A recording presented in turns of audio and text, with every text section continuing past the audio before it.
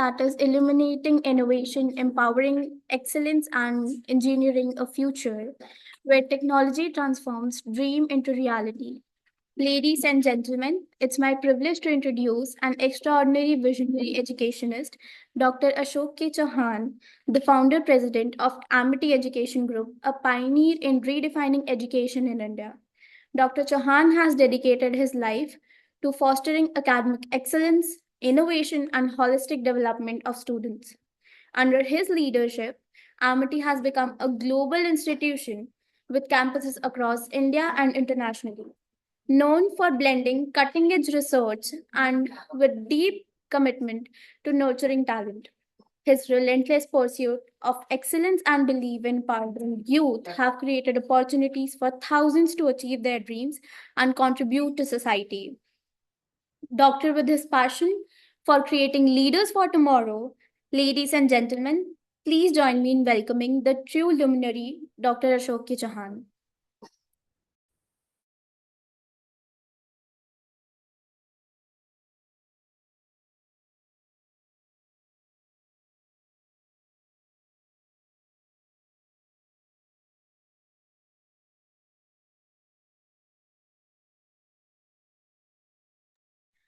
An exceptional leader, Dr. Atul Chauhan sir, the Chancellor of Amity University and the driving force behind one of India's leading education groups. With a deep commitment to fostering innovation, academic excellence, and global collaboration, Dr. Chauhan has transformed Amity into a globally recognized institution, empowering thousands of students to achieve their dreams under his leadership. Amity has established a presence in multiple countries, setting benchmark in research, innovation, and holistic education. His relentless pursuit has dedicated to prepare students for a rapid evolving world has not only enriched academia but also made Amity a hub for nurturing future leaders. Please join me in welcoming a true pioneer of education.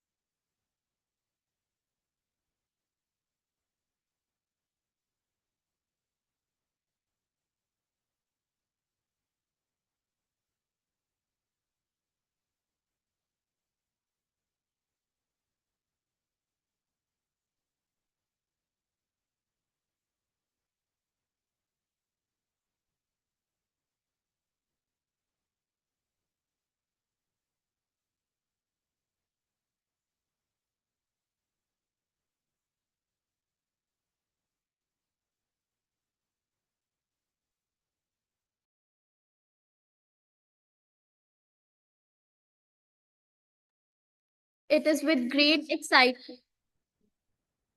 It is with great excitement and anticipation that now I have the privilege of introducing our esteemed session chairs.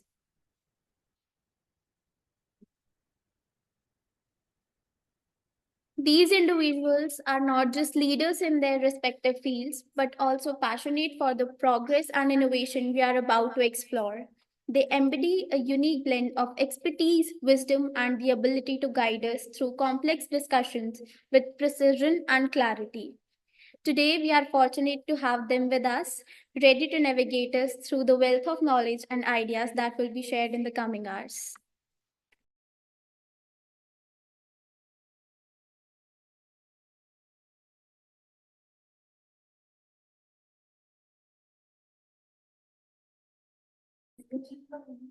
Yeah.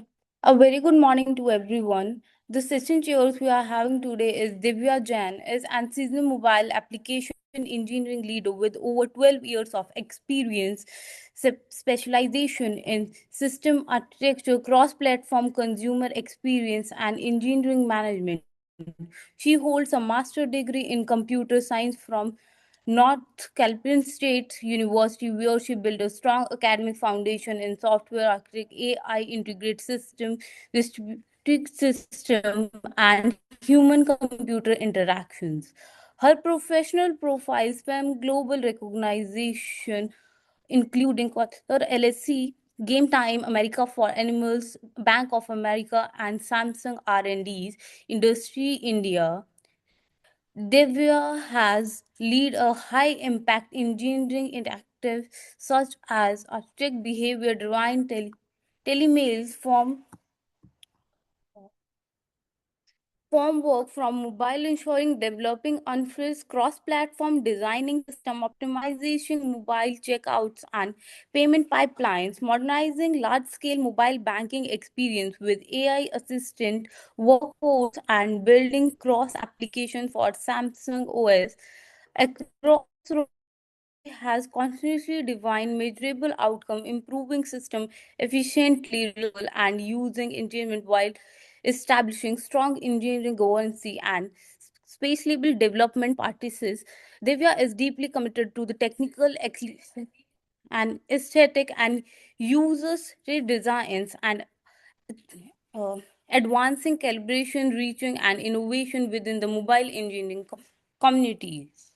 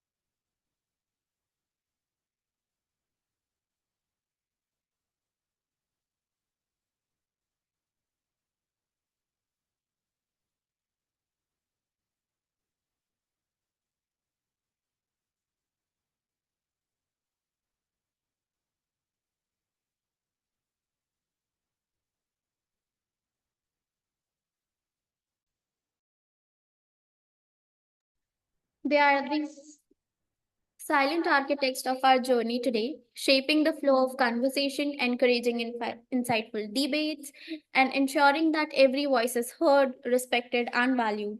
They are not only our facilitators but our guides, making sure that we extract maximum value from every speaker and every moment in the session. Please join us in extending a warm welcome to our session chairs. who are here to ensure that we not only leave with knowledge but with inspiration to take the next step forward in our respective paths. Let us look forward to the leadership and expertise as we have dive into today's discussion about Amity University. Amity University is a globally recognized institution known for its commitment to excellence in education and innovation. With a strong focus on holistic development, it offers a wide range of undergraduate, postgraduate, and doctoral programs across disciplines like engineering, management, science, and humanities.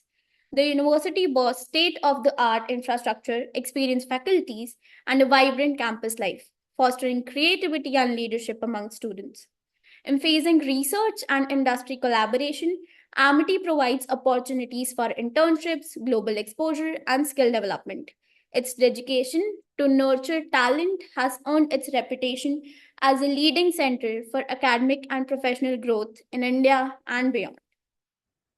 Amity and its collaboration with IEEE, Amity University is a leading private institution in India, renowned for its excellence in education, research, and innovation.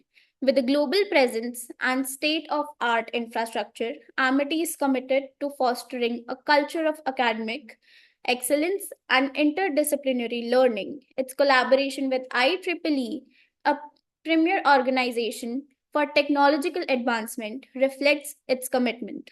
Together, we aim to enhance research, innovation, and knowledge in engineering, technology, and related fields about IEEE. It is the world's largest professional organization dedicated to advancing technologies for the benefit of humanity. With over 4 lakh members in more than 160 countries, IEEE provides a platform for engineering, scientists, and professionals to collaborate, innovate, and contribute to technological advancements. Through its publications, conferences, and standard development, IEEE drives progress in a wide array of fields, including electrical engineering, computing, robotics, and more. Its partnership with academic institutions like Amity University ensures the seamless integration of industry expertise and academic excellence.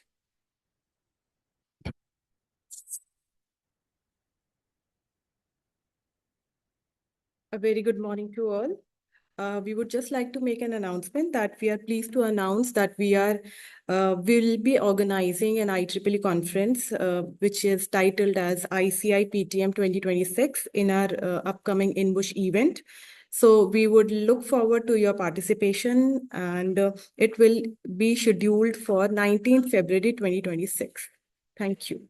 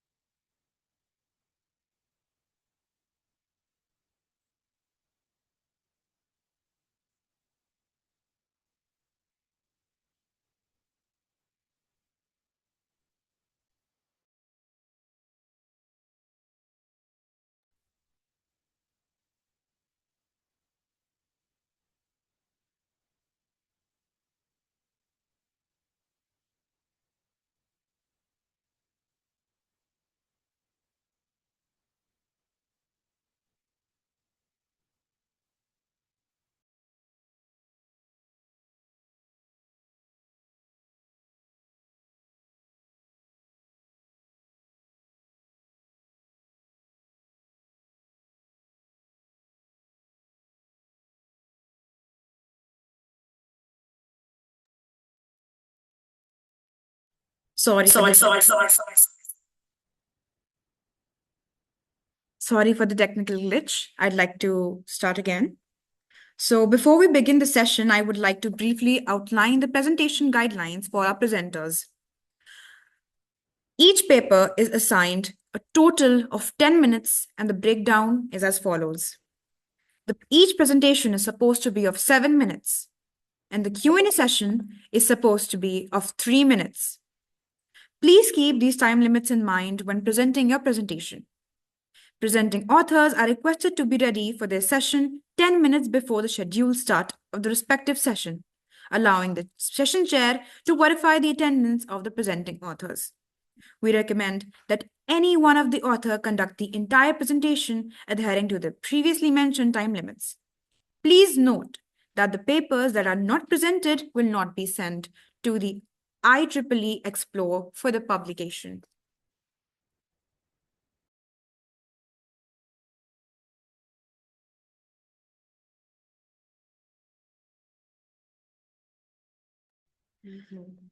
Please note that the certification for the presentation will be given to the presenter only and will be mailed to corresponding author.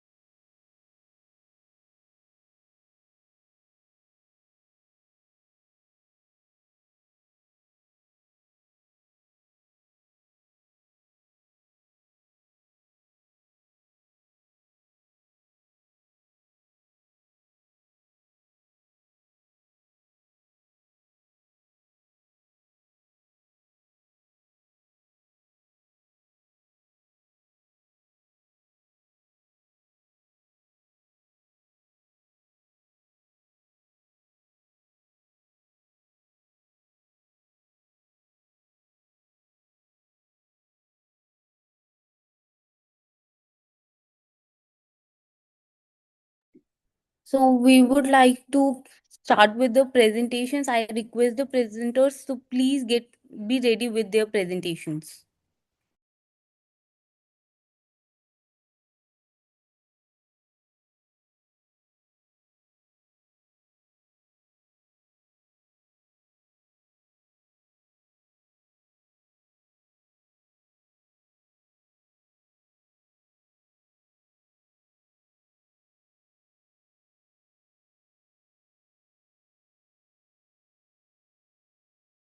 ये बोलना है?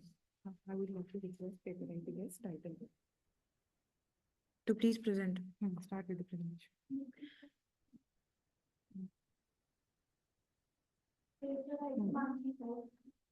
Now I would like to request paper ID 134 to please start the presentation with the title AI Modeling for Evaluating Healthcare Accessibility Through Social Insurance Scheme.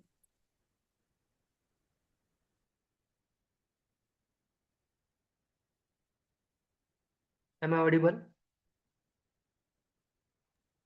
Hello, am I audible? Is it Mr. Chandraji? Chandrasekhar ji?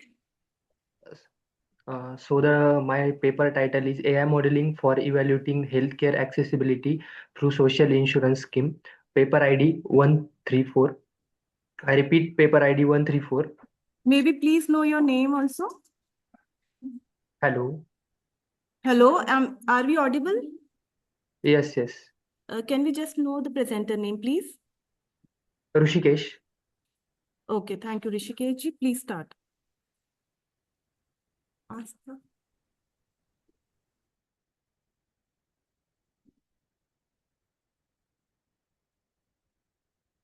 Coming to the abstract and investigating of the function that the social insurance program from of Tamil Nadu plays and improving access to medical care for the general people is the focus of the study, as the need of health care that are both expensive and accessible for all individuals continue to rise. Social insurance has emerged as a crucial intervention of purpose of achieving health equity. In order to analyze awareness, use satisfaction, and uh, previews progress in healthcare access, the research draws insights from 120 respondents who were randomly selected from across districts in Tamil Nadu state. The research demonstrates the connection between demographic characteristics and the availability of healthcare by employing statistical statistical methods such as percentage analysis and chi-square testing. The findings have important reference for policymakers who are working to increase the effectiveness of social insurance programs in order to achieve more comprehensive and equal health outcomes. Introduction. A fundamental obstacle that continues to be faced in developing nations, particularly certain regions of India, is access to high quality medical treatment. The state of Tamil Nadu, which is known for its forward thinking health efforts, has introduced a number of social insurance programs with the intention of easing the financial burden that is placed on economy disadvantaged groups. One a significant part is played by the Chief Minister Comprehensive Health Insurance Scheme CMCHIS, which is one of these investigations investigating whether or not such programs are able to effectively narrow the accessibility gap in public healthcare, is focused on research in order to shed light on both the success and gaps in Tamil Nadu's healthcare insurance infrastructure. The study examines demographic data and measures the degrees of accessibility of healthcare after membership. Literature survey. The observation that although public health insurance in India helps lower out-of-pocket expenses, it frequently fails to have a major influence on the accessibility of healthcare in rural areas. The fact that lives of knowledge and education are significant factors in determining the use of social insurance schemes in the state of Tamil Nadu, discovered that in implement of private hospitals under the CMCHIS has a effect on preferences and lives of satisfaction of patient. The sta- the stated that there has been a significant increase in number of hospitalization that are covered by social insurance. Nevertheless, the benefits are employed by urban peoples in disproportional manner. So methodology of paper to access Tamil Nadu social insurance scheme influence on healthcare accessibility. This study has the descriptive and analytical methods. The descriptive design describes the respondents, demographics, and awareness, whereas analytical approach uses statistical methods to examine variable correlates. The survey captures real-time perspective experiences the healthcare access among the state social insurance beneficiaries. Random spelling ensures that every population member has equal probability of being packed. The strategy lowers sampling base and improves generalization to represent varying healthcare experience. 120 Tamil Nadu residents representing rural and urban regions were recruited. So this is analysis and intervention table. Demographic variable category, frequency percentage, gender, education level, age gap, and occupation. Result and discussion. To access Tamil Nadu social insurance scheme influence the healthcare accessibility. The study uses descriptive and analytical method. The descriptive design describes the respondes demographics and awareness, whereas analytical approach uses statistical methods to examine variable correlates. The survey captures real-time perspective experience the healthcare access among the state social insurance beneficiaries. Random simple sampling ensures that every population member has a equal probability of being picked.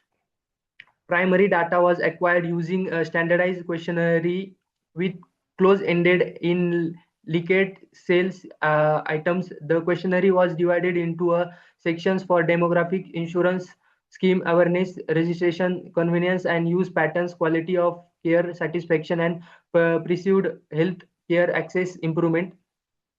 So the conclusion is the research widening the gap, evaluating the healthcare accessibility through Tamil Nadu social insurance scheme, examine how will the system improve healthcare access. Research examines awareness, convenience of registration, service consumption, satisfaction, and produce healthcare access improvement from 120 randomly selected beneficiaries. In conclusion, Tamil Nadu's social insurance program is potentially inclusive healthcare model, but it needs continual monitoring and adaptation, and citizen center improves to be effective.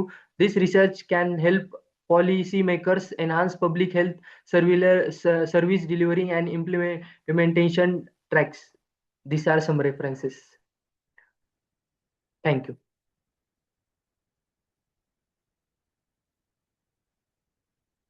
Thank you.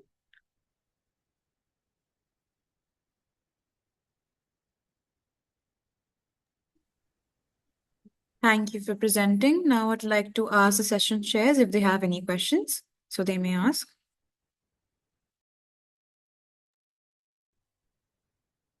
Yeah, I have one question. Mr. Rishikesh, so the paper title refers to AI modeling, right? Yes, sir. Can you explain like what is the AI model used in this paper?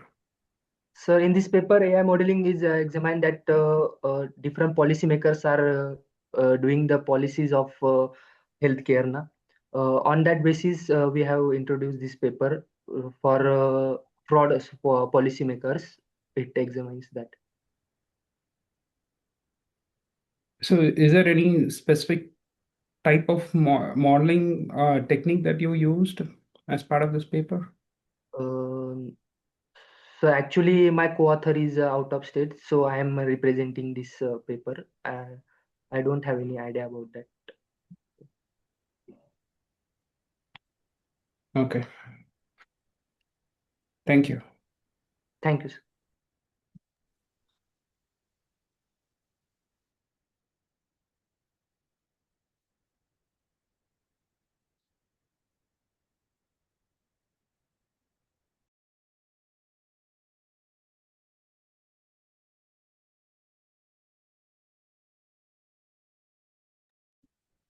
Just a gentle reminder to the session chairs, Ms. Divya and Mr. Satish. Evaluation sheet has been given to you. We would like you to evaluate the presenters on the basis of their presentation. Thank you. Next.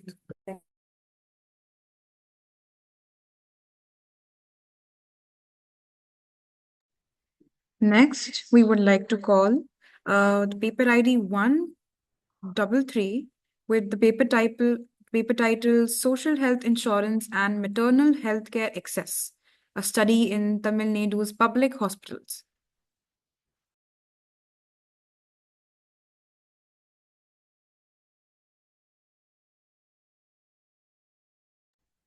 Do we have the presenters for the paper ID 133?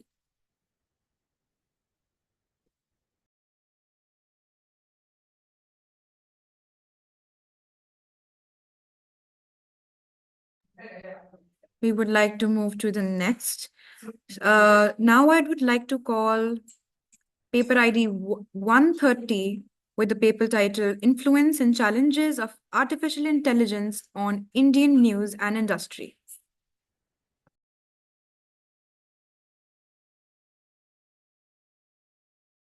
Do we have paper ID 130?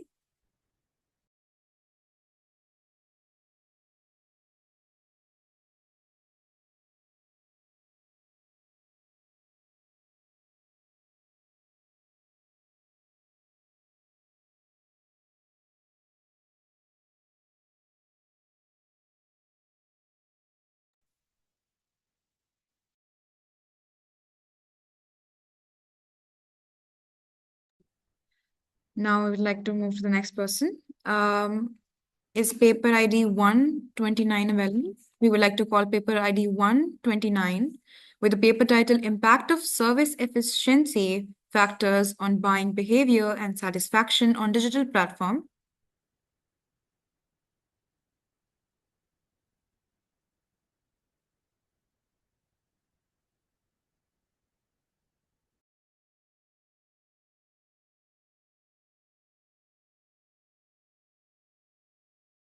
Ma'am, hello.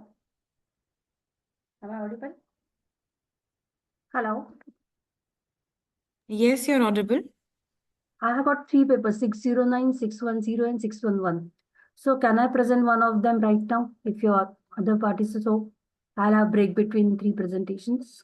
Ma'am, may we please know your paper ID? 609, 610, and 611. Okay, ma'am. Okay, ma'am, you can go ahead with the presentation of any one paper, just because we don't have the presenter yet. Maybe they will be joining in a moment. Yes, ma'am. So you are presenting which paper, ma'am, now? 609. 609. Okay, ma'am, please. My paper ID is 609. I am Mrs. Nandini Go, multispectral deep learning for crop health monitoring and sustainable food security planning. Ma'am, can you please switch on to the full screen mode? 1 minute, ma'am. 1 minute. That's fine.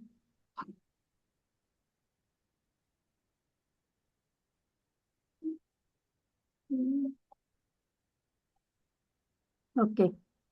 This is my introduction. Yes, ma'am. Yes, This ma'am. is It's the better. introduction, Please. problem statement, literature review. So this is the flow in which I'll be doing. So global food security is under increasing pressure because of population growth and the climate change. So conventional agriculture practices are inadequate for further demands and necessitating the shift towards a precision agriculture using multispectral imaging and deep learning. So which can help in improving the robust crop. The main goal of this is to develop and rigorously evaluate the deep learning framework, integrating the CNN and VIT for the multispectral crop health detection. The scope includes full data pipeline acquisition, modeling, policy level applications, and for food security planning. Current practices are labor intensive, subjective, and respond to crop stress, often missing early stage problems. So we need to develop an automated, scalable, and predictive support system which can provide timely, granular crop insight across the diverse conditions. So the expected outcome is accurate segmentation and classification of the crop stress in multispectral imaginary, scalable monitoring tools, adaptable from field to rigorous scale, actionable analytics for resource optimization and food policy making. So traditional spectral analysis, vegetation indices, and early machine models and recent deep learning advances that are being used in agriculture, but methods like SVM, random forest, on handcrafted features for disease and stress classification, but they struggle in capturing the complex spatial patterns. Deep learning like CNN, UNet, ResNet, they learn both spectral and spatial features, which enables more precise segmentation and classification of the crop anomalies. So vision transfer improves global context in modeling by capturing the long spatial dependencies. Hybrid VIT CNN models can combine strengths of CNN and transformers for superior scalable performance in multispectral health assessment. So limitations, the current work is that I already told that what is the novelty or approach is that we are using VIT, that is visually transferred CNN hybrid architecture with multitask learning for both segmentation and image level stress classification, scalable to regional monitoring. So this hybrid ResNet, so input of multispectral image patches first processed by ResNet, convolution layers and residual block to extract the rich local spectral patterns, which are essential for the crop stress identification. The resulting feature map is then flattened and segmented into patches. These patches are passed through the multiple vision transform blocks, where multi-head self-attention mechanism model, long-range deep learning and aggregate global text context across the entire image patch. For segmentation, encoder output is fed to the decoder for pixel-wise mask prediction, while multi-layer perception layer is used for classifying the concurrently predicts the type 1, the presence of the crop stress for holistic assess. The final outputs are segmented for marking stress regions and stress class predictions. This is the flow of my diagram. So data set from UAV flights and satellites over field of the Punjab, they have been taken, which focus on the rice, wheat and maize. So this data set contains 32,450 images, multispectral image passes. The 70% we use for training, 15% for validation and 15% for testing. So this is the rice. We are taken total 12,500 patches. Healthy are 7,100. Nitrogen detections are 2,000, so 4,500. Bacterial level 1,580 and water stress 950. Wheat 11,200 patches total we are taken. Maize we are taken 8,750. So total we are taken 30,450 patches. So these are the results what we are getting with our system. These are the SVM results where you get approximately 40% MIUN dice you are getting. That is F1 score you are getting around 55%. Unit. So we can say that proposed VIT CNN model benchmarks achieving dice coefficient 0.87 for segmentation, 91% for 91.2% accuracy classification. Abundance studies validate that contribution of each architecture we are used. Model generalizes well across the crop type and stress conditioning, more granular and actionable insight than existing models. Integrating local feature extraction CNN with global context enables the VIT CNN model to detect both subtle and wide range of the stresses, surpassing the limitations of either approach alone. Multitask learning enhances the generalization and robustness, as improved by the matrices in segmentation and classification compared to the model. So this performance boost is most novel for diffuse stress patterns across the varied crop species and suggesting strong transferability and scalability for real-world agriculture applications. So this research demonstrates that transformative potential for multispectral deep learning for crop health and food security. Proposed architecture allows the early detection and intervention for the crop stress, advancing sustainable agriculture quality. Hybrid VIT CNN architecture maximizes both local and global feature extraction, supporting robust crop health across the diverse environment. This approach not only improves the yield prediction accuracy, also promotes the efficient resource management and advances sustainable agriculture and long-term food security. So we can integrate the hyperspectral imaginary, integration of hyperspectral imaginary we can add in the future scope, development of explainable AI for stakeholder trust, or deployment of edge devices for real-time in field analytics.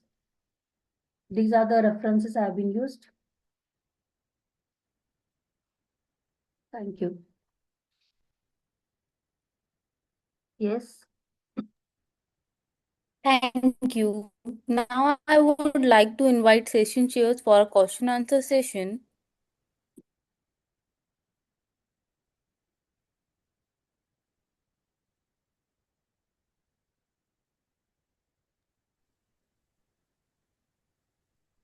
Yeah, thanks for the paper, Ms. Nandini. That was really good.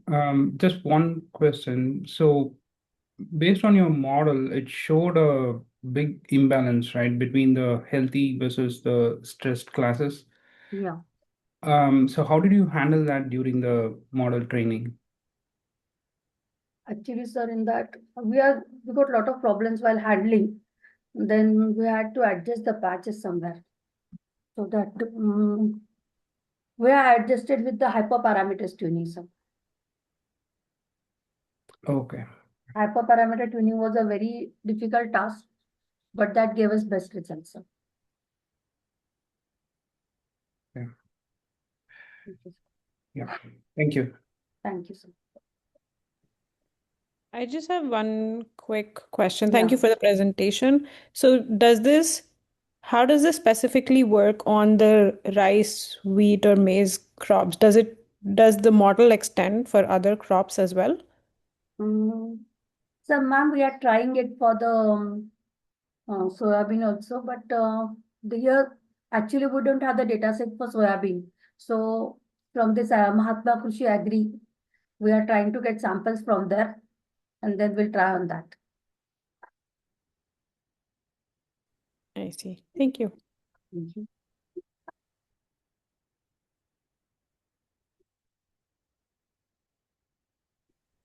Okay, now I would like to call the paper ID 1025125 hybrid machine learning approach for classifications and recommendations of EDM.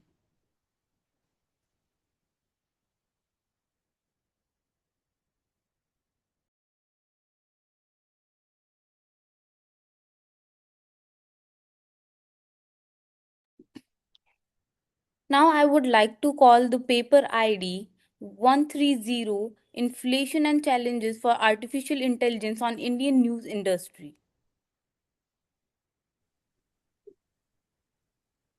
Hello, everyone.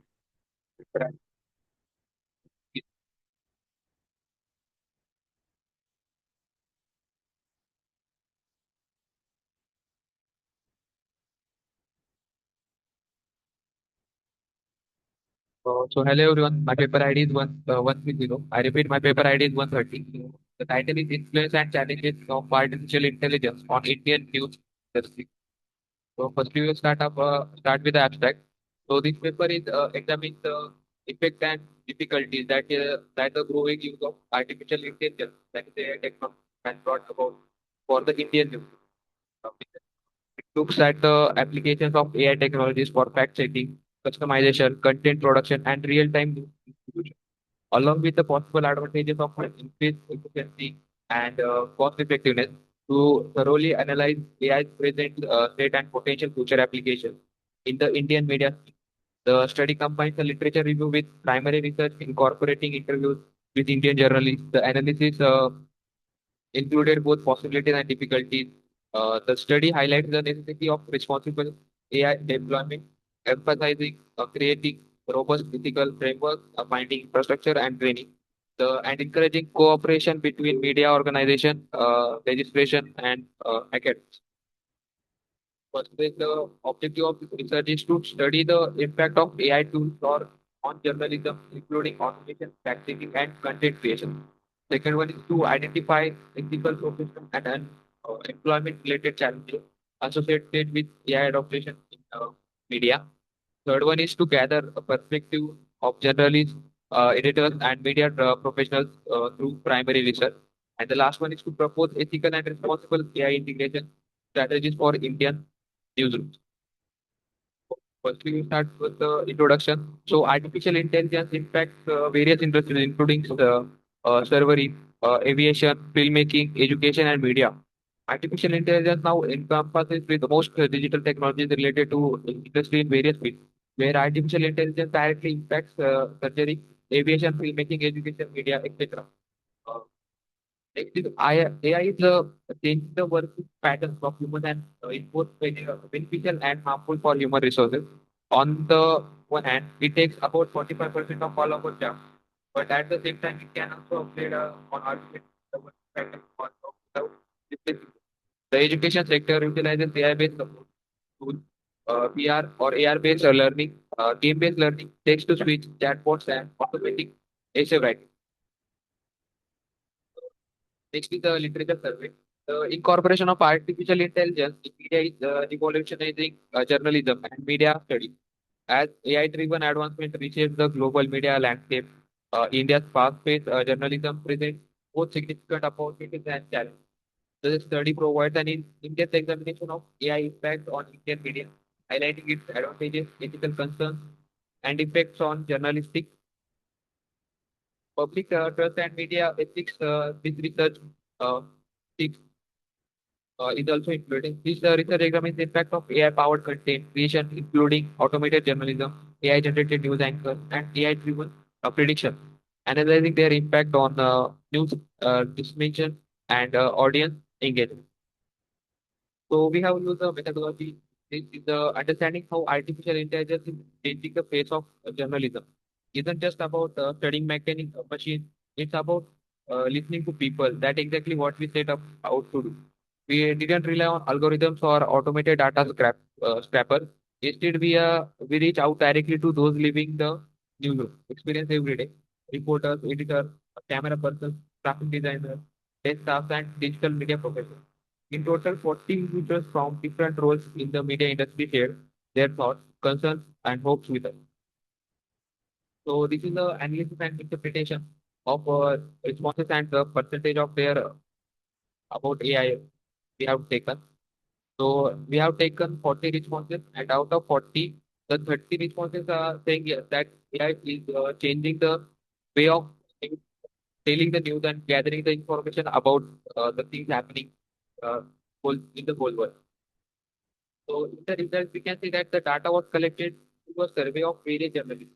Out of 40 respondents in study, 5 people are from the desk, 21 are reporters, 3 are editors, 3 are camera persons, 4 are graphic designers, and 4 work in the digital media. In the initial phase, we tried to find the usage of AI in different media platforms, and it was noticed that 30% of respondents adopted AI tools citing their ability to analyze massive data sets and identify patterns.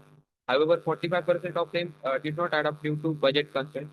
17.5% plan to adopt AI after the election. 55% did not disclose their AI usage, and 2.5% could not disclose due to company protocol. While answering the second fundamental question, that AI will affect human potential and replace human jobs, 17.5% of respondents believe AI can replace human jobs. So in conclusion, I want to just say that, yeah, on the basis of our study, we have taken every possible person review for the two questions that AI taking job or AI is useful for us. So there are you can say percentage chances that some are saying it is possible it is taking job. Some are saying that it is creating things for us and it is our efficiency to work harder. We have taken for the research.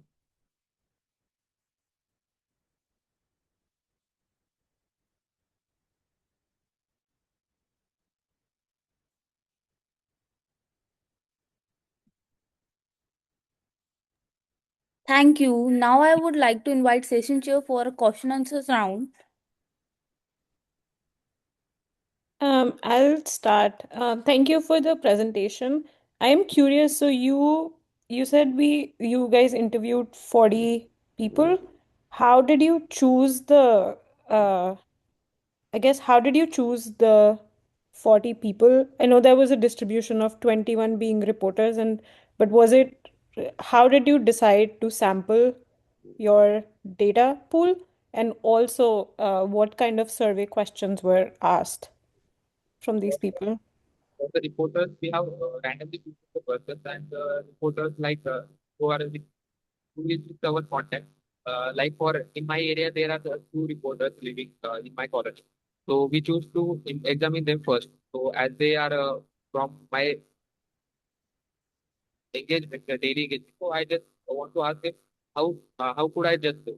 So I will ask them to like what kind of AI you use, like what kind of AI tools you are using to gathering the information for your newspapers or your news articles. So they said like we don't use. We have some colleagues that they provide us the information. So I asked them, can they give us an interview for the survey question? So through them we have the 21. I see. And so your results are pretty much the results around the AI usage and how it's changing the media industry is based on the 40 people that you interviewed.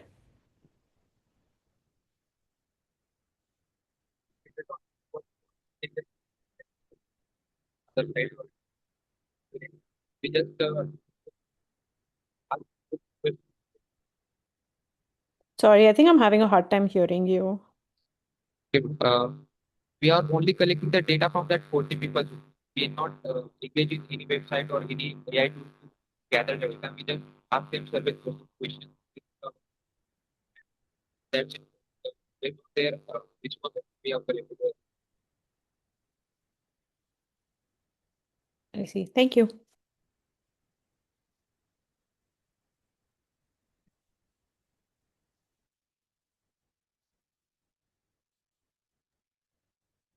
Now we would like to call paper ID 129 with the paper title Impact of Surface Efficiency Factors on Buying Behavior and Satisfaction on Digital Platform.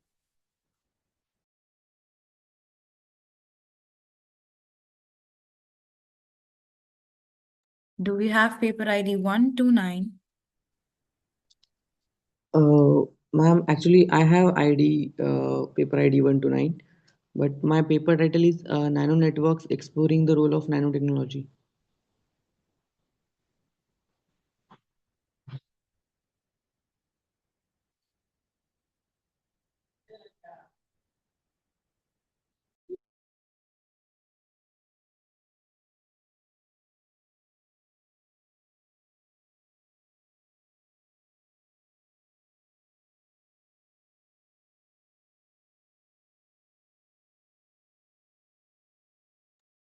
We're just checking your title in our records. Until then, we would like to call paper ID 125 with the paper title Hybrid Machine Learning Approach for Classification and Recommendation of EDM.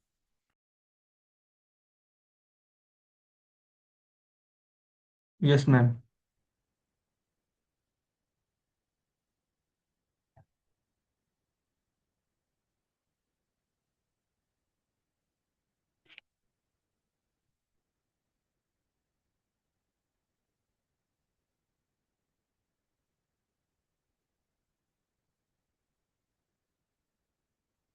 Paper title is AI Machine Learning Approach for Classification and Recommendation of Idiom.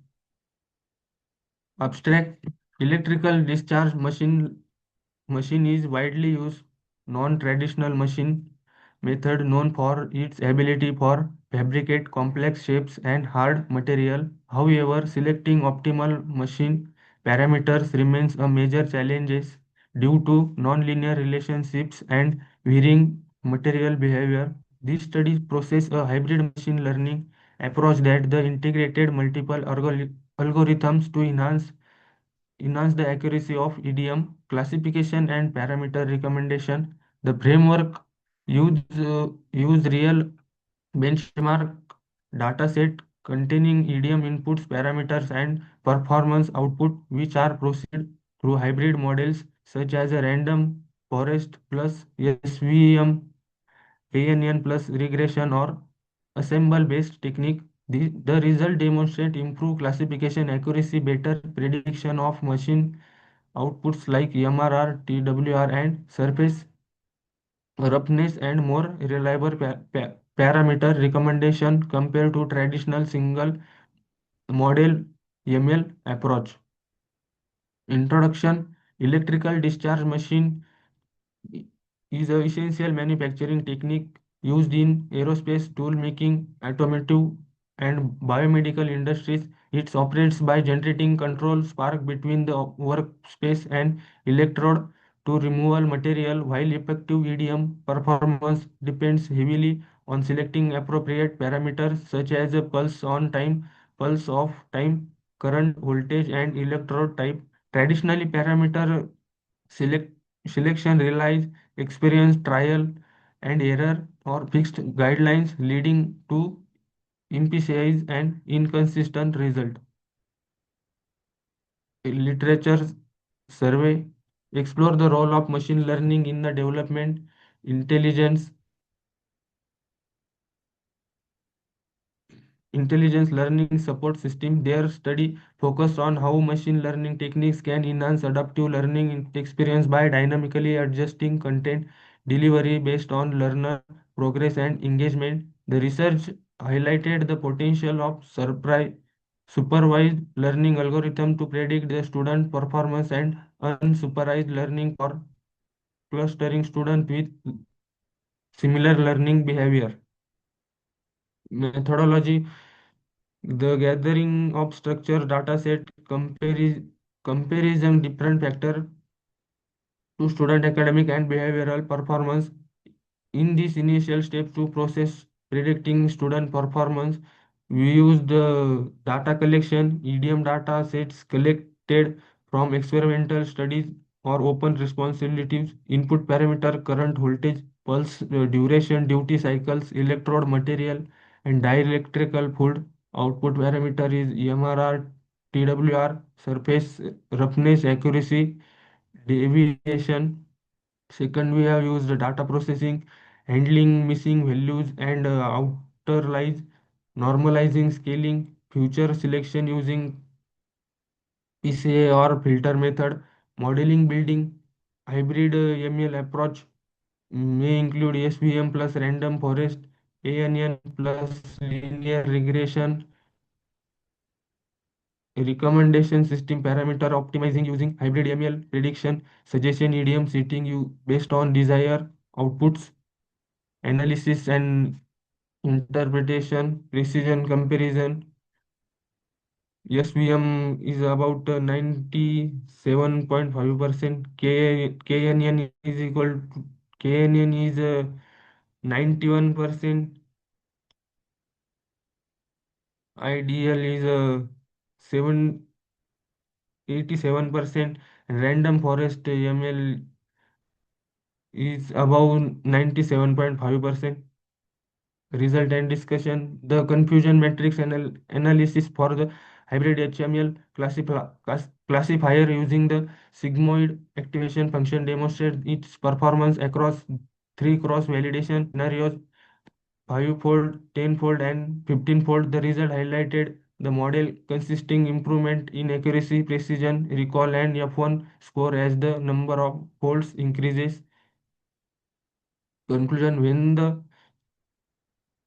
when used to predict student performance, machine learning models like support vector machine, K nearest neighbors, ID3, C45, and random forest offer important insight into academic trend and aid to early detection of students who may be at risk. Because each technique has a unique benefit, they can be used with various kind of student data sets. The HML is the most successfully model in this situation since it is exhibit the highest classification accuracy is 97.80%. This great accuracy is SVM capacity to improve prediction precision by identifying the ideal hyperplan that maximize the margin between various performance categories. Thank you.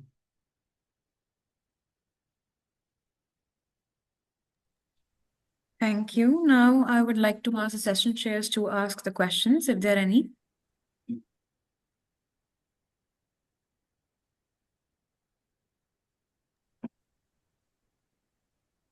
Yeah, thanks for the presentation. Um, what does HML stand for? Is it hybrid model? Like, what is that? That was never mentioned.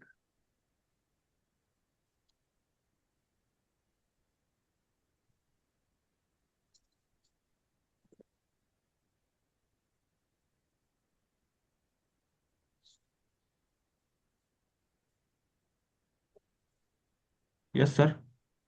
Yeah, like HML refers to hybrid machine learning. Is it?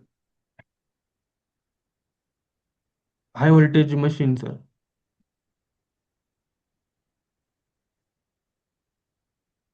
And what is the architecture specifically used for this? Because I didn't see any reference to it.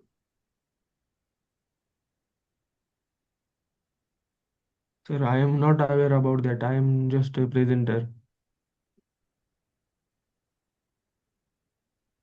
Okay. Yeah. Thank you. Hello, this is paper 1 to 9.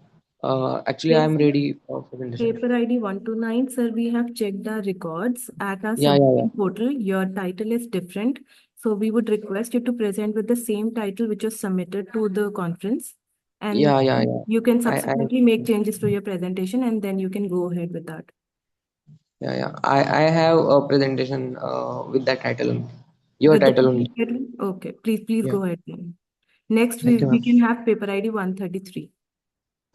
After 129 paper ID, we can go ahead with paper ID 133.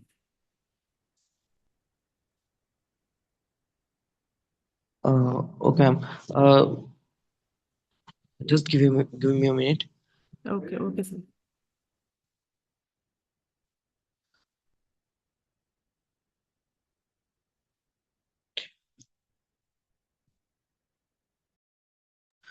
Ma'am, can 133 present until then?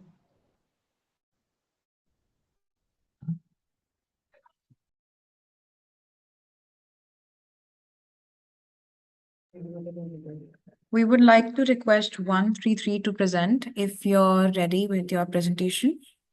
Yes, ma'am.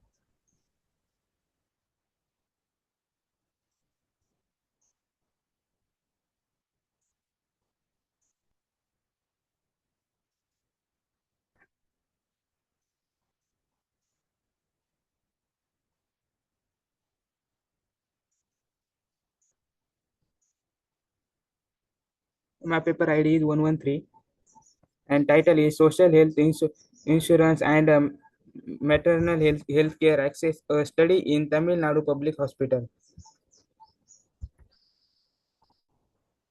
Abstract. This study investigates the role of social health insurance, specifically the Chief Minister's Comprehensive Health Insurance scheme, in the enhancing access to maternal healthcare service in Tamil Nadu Public Hospital. Using a structured questionnaire administrator to 115 response, the research employed exploratory factors analysis, reliably test regression analysis, and the percentage analysis to examine the relationship between insurance awareness, financial protection, healthcare assembly servicing equally, and maternal healthcare access. The finding revealed five major components influencing material care utilization: awareness of the CMCHIS, financially covered and affordability, accessibility of the services equally to care, and actual access to maternal health care. The study including that CMCHIS significantly contributes to improving maternal health care access by the reducing financial barrier, raising awareness, and the enhancing service delivery standards. Introduction. Public health policy continue to place a strong emphasis on maternal health, especially the developing the nations where the inequality in access to health care are still present. In India, social health insurance has emerged as a key facilitator of the numerous government efforts aiming at the improving the quality of the maternal care and lowering maternal mortality. In order to increase access to necessary health care and offer financial protection, Tamil Nadu are one of the India's most advanced state in term in a health indicator. The have put place a number of health insurance program including the Chief Minister's Comprehensive Health Insurance scheme, maternal and reproductive health treatment in the public is affiliated privacy hospitals are now included under the program, which was initially designed to assist low income families. Literature survey: 10 creative programming programmatic interventions that have been employed in Tamil Nadu since the National Rural Health Mission in 2005 are highlighted in this policy brief. The goal of this initiative is to improving the delivery of the primary health care, especially in the areas of mother and child health.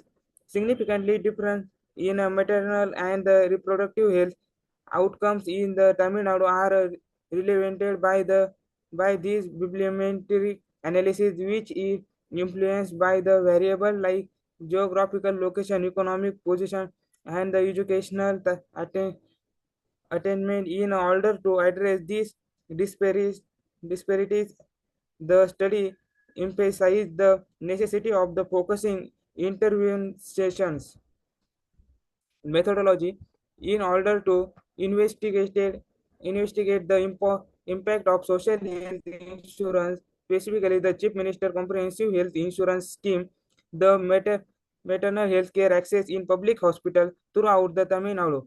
The current study used in a quantitative research approach. The purpose of this exploratory and descriptive study is to determine how well maternal service consumption is impacted by the awareness, financial coverage, accessibility, and the care quality under the CMCHIS.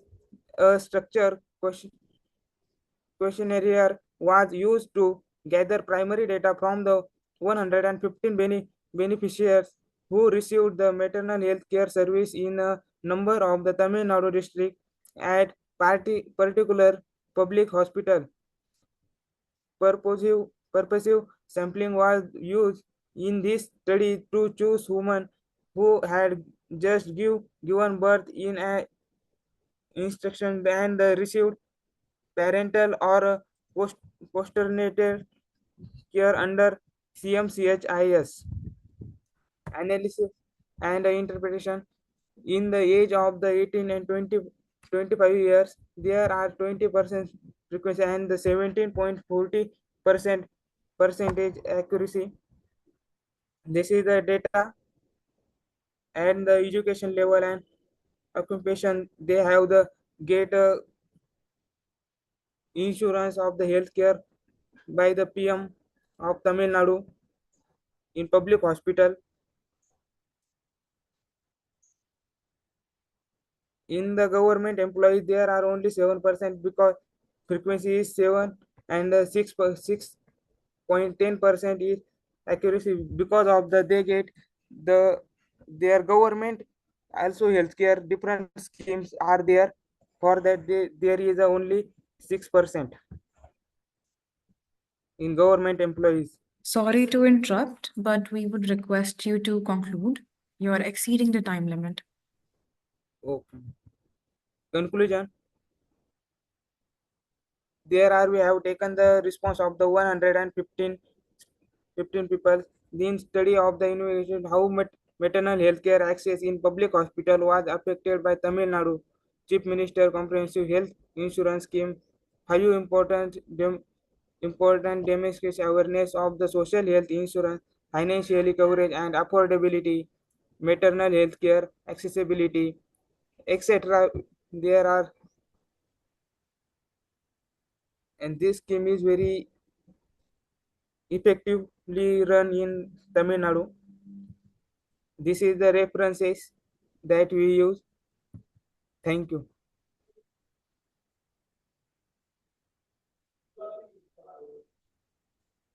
Thank you. Now I would like to invite session chairs for question answer round.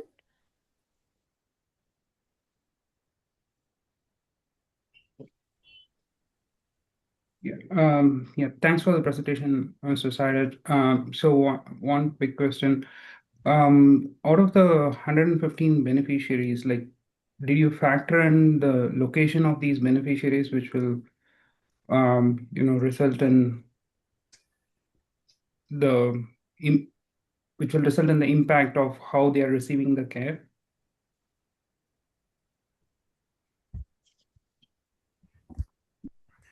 Actually, all the schemes are they get the all benefits in online mode directly into bank accounts, and this is not a specific only one hospital. There are Mhm. many they have consumed this scheme.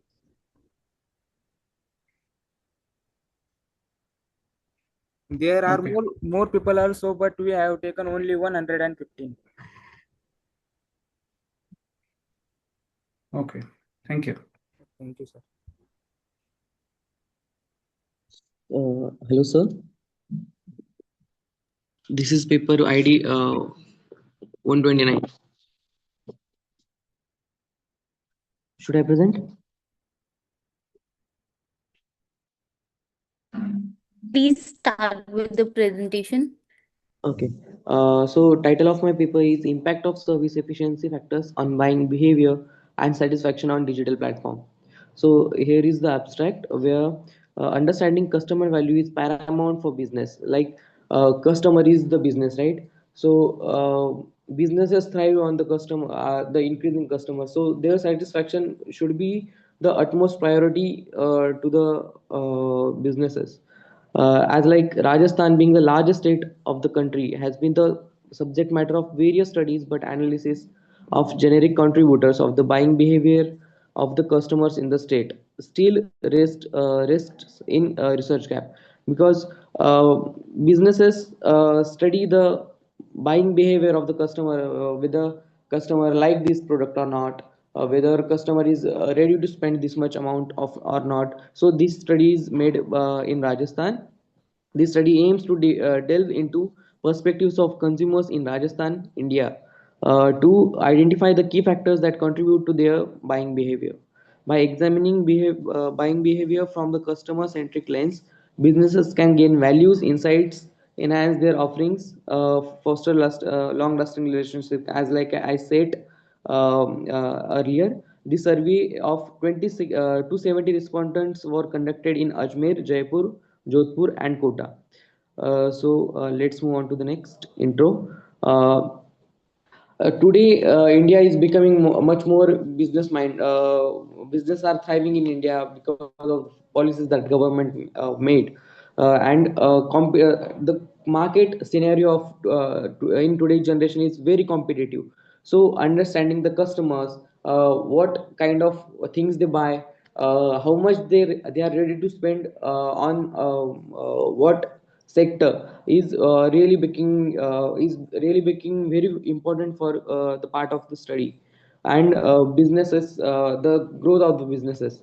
The customer value, often defined as the perceived benefits a customer derives from the product or service relative to its perceived cost, is a complex instruct influenced by various factors.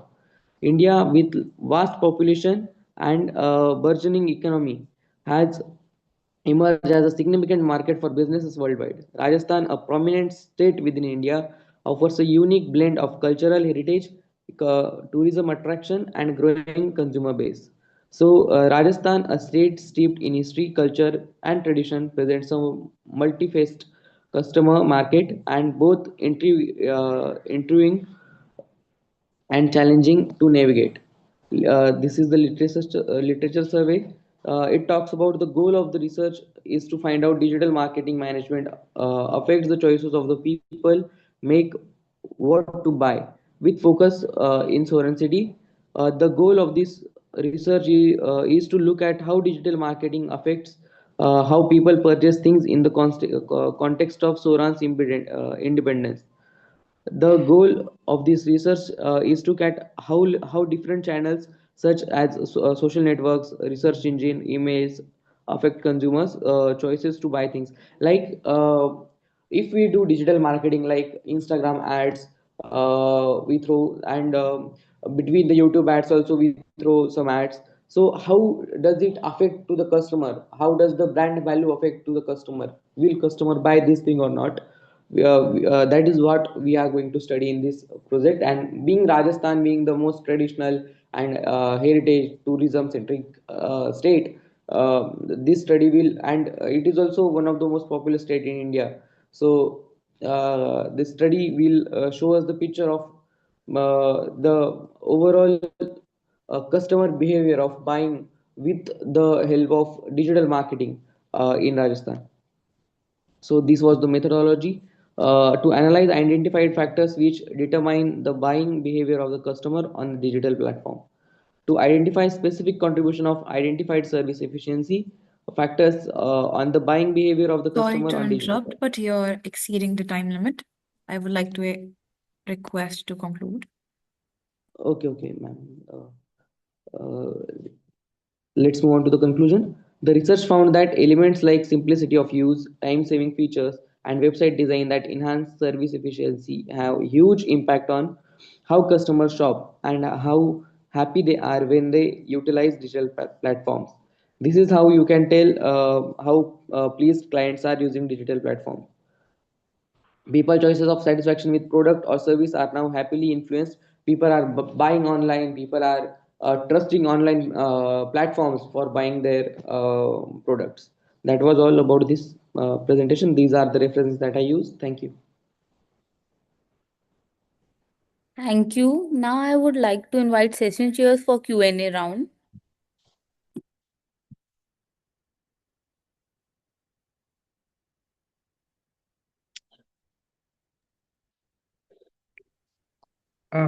Thanks for the presentation, Mr. Shivam. Which specific digital platforms were used for this study? Maybe I think we skipped over that. Like digital platforms like Amazon or Flipkart were used.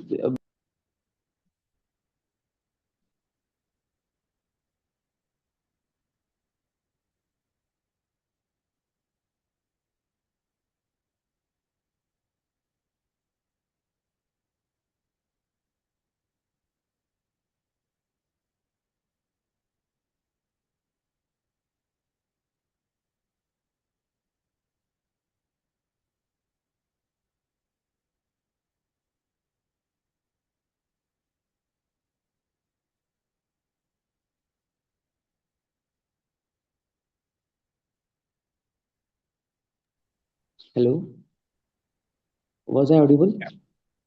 Yeah, your voice dropped in between. Yeah, please go ahead. Okay. So we didn't just ask for a specific platform. Like we have asked them about various platforms like Amazon, Flipkart, JioMart, Instamart. People are also get influenced by Instagram ads, YouTube ads in between the videos. So how does it affect the customer to is he ready to buy product by just seeing on Instagram ad? So that is digital marketing done by the businesses. So various kinds we have just not focused on just digital platform where from where to buy. We have actually asked them about the ads that businesses spend on the Insta and various other platforms. From that platform the customers are ready to buy or not. Okay, so the studies focus more on the marketing point of view. Marketing, digital marketing, and the perspective of the customer to buy. Okay, thank you. Thank you, sir. Paper ID 111 shall be present. 111.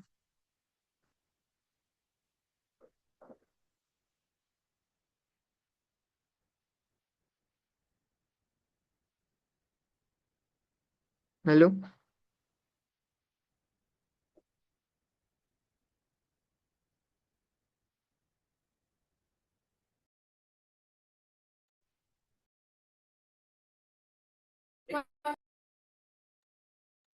Ma'am, paper Please ID wait 100 for and your 11. turn. Hello. And please wait for your turn. And now I would like to call paper ID 120. The paper title, Development of a Smart Crop and Fertilizer Recommendation System Using Machine Learning.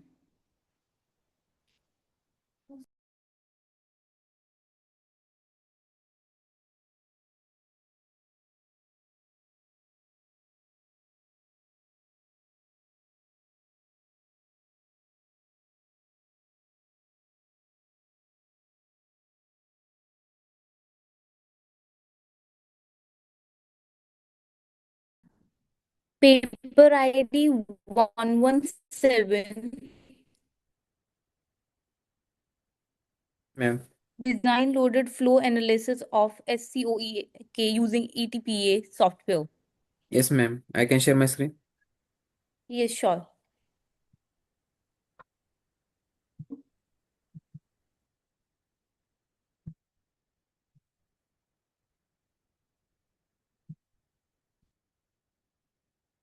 Yes, ma'am. Screen is visible.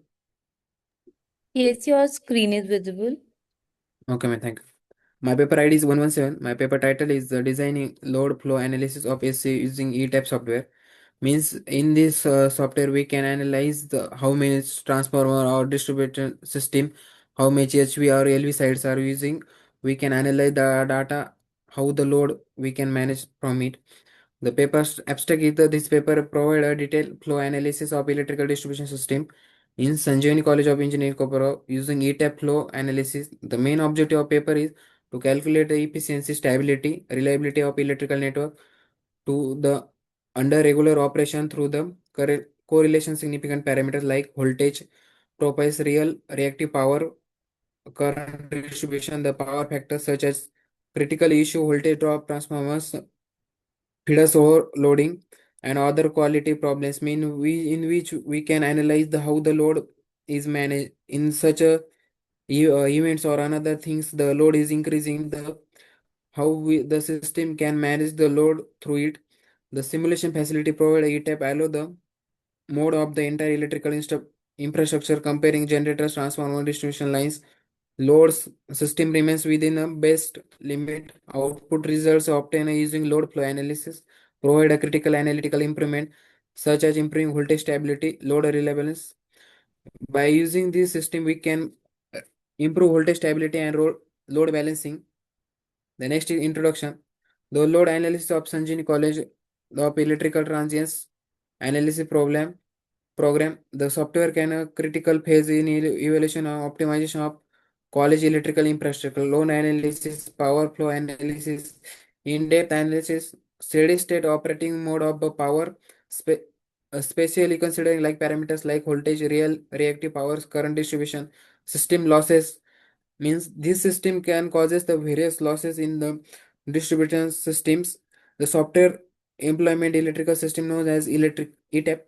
The college and can simulate the operating conditions electrical network. Mean we can calculate the actual data by software at, simulating the all components in a software by taking the each parameters, by taking the load graphs, instability and overloading transformer or feeders, low power factor made render the system insufficient, even the leading output voltages.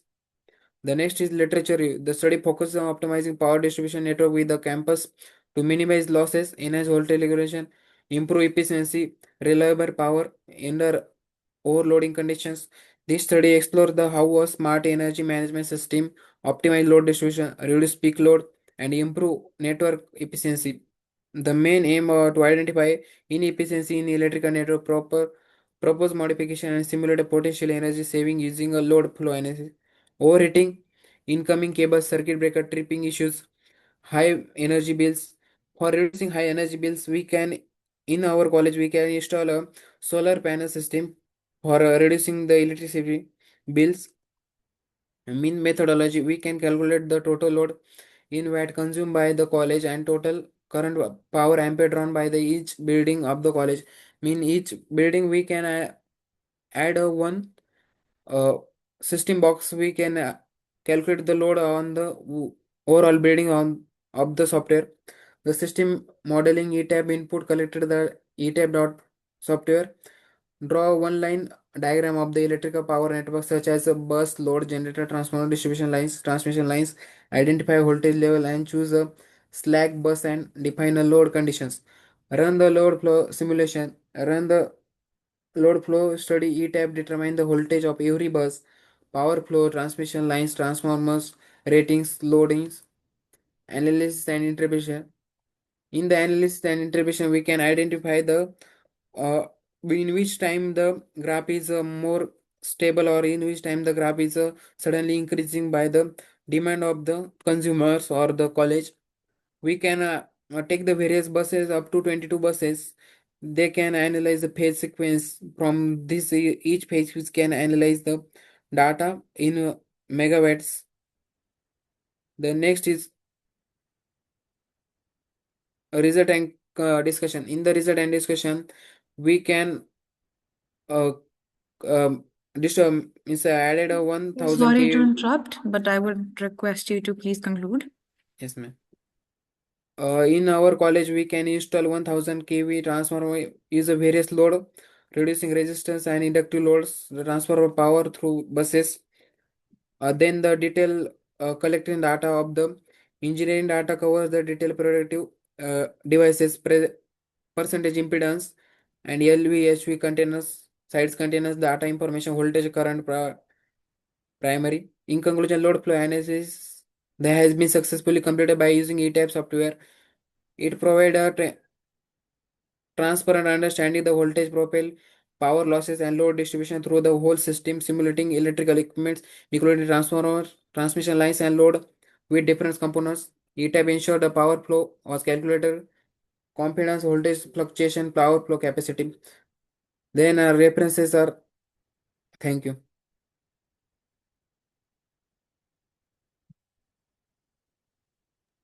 Thank you. Now I would like to request the session chairs to ask questions if there are any.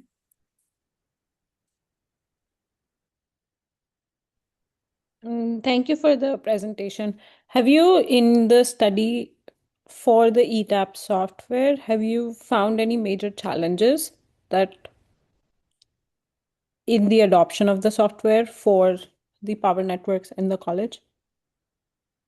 Yes, ma'am. In the networking means how much capacity we can install after how much regular supply. Sudden the demand of the consumer is increasing, but we can maintain the stability of the loads. I see. That's the challenge. Okay. Yes. Thank you.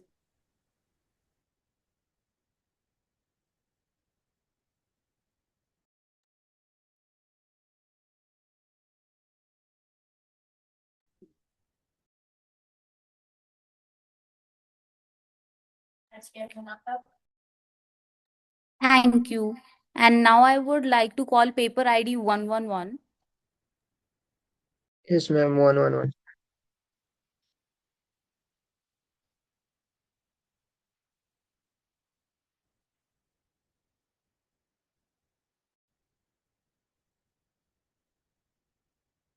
My paper ID is 111. So the title AI-based strategy for sustainable engagement and productivity in the workplace management.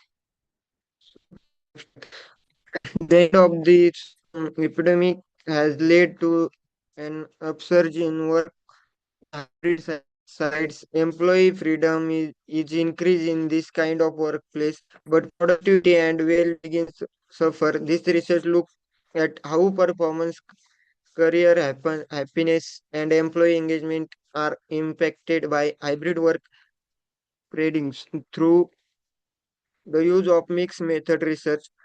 255 employees from the variety of sectors took part in a sectional survey. Job satisfaction is unaffected by this workplace in the absence of other well-being metrics. According to the result and comprehensive strategy that incorporates of communication management supports and mental health activities may effectively addressing loneliness and the digital factor. So the goal of workplace making is to increase the employee engagement and productivity by focusing on the spatial dynamic of hybrid work. This meets the final goal of this frame. Introduction. Hybrid work model combine working from home with working and an office settings. So are gaining popularity as the result of the COVID-19 pandemic, which has created a dramatic shift in the traditional workplace. In the process of addressing the issue that have surfaced as the result of the pandemic, several, several companies have discovered that this modification, which was the first implemented as the reaction of the crisis management in a solution that can be used for the sustained future. So there are downsides associated with hybrid work models that may have an impact on the well-being and productivity of workers. So despite the fact that these models provide flexibility and possibility of improvements in the work-life balance. Among these negative include difficulties and feelings of isolation and the blurring of the barriers between one personal life and the work life. So next is the literature survey. So during the post-pandemic periods, the purpose of this research is to investigate the connection that exists between hybrid work patterns and the level of productivity and well-being experienced by employees. The study will place particular attention on the tactics that may be used to Sorry to optimize interrupt, this but I would like to request you to conclude, please. You're exceeding the time limit. in analysis and interpretation. This study showed that the several factors affect hybrid workplace workers' well-being. This includes work-life balance, digital connection, managerial support, and organizational culture. So flexibility in the workplace boost employee engagement and productivity. However, people still deal with isolation, digital media fa- failure, and the blurred personal professional boundaries. Con- Come to the conclusion. This research illuminates hybrid work models, dual character, emphasizing their issues, digital execution, long lineage, and the blurred work-life boundaries.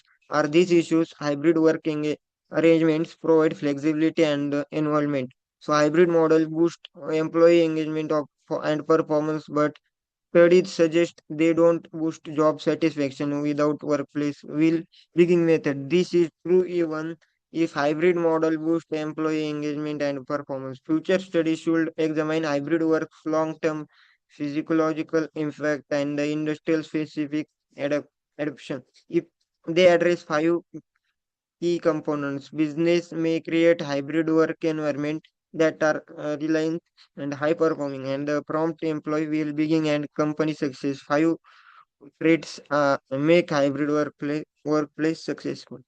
So these are the all 10 references. Thank you.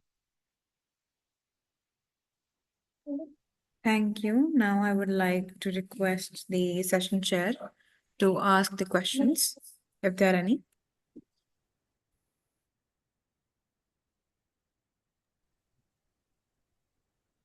Yeah, thanks for the presentation. It's just that, like the title mentions AI-based strategies. Like, how is artificial intelligence used in your study?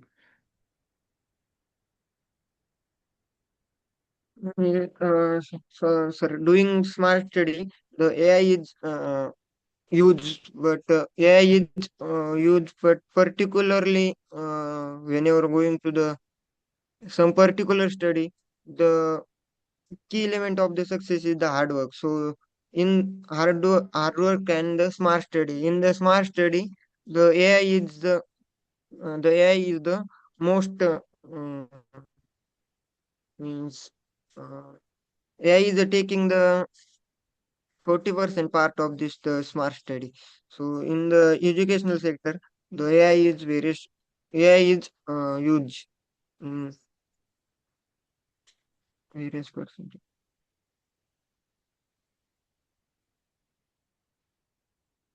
Okay. Yeah. Thank you.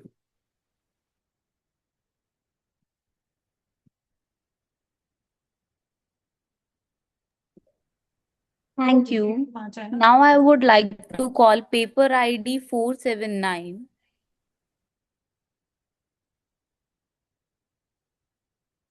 Yes, ma'am. Okay. Is my voice heard there? Okay. Yes, your voice is clear. Thank you. Let me share my presentation material. Okay.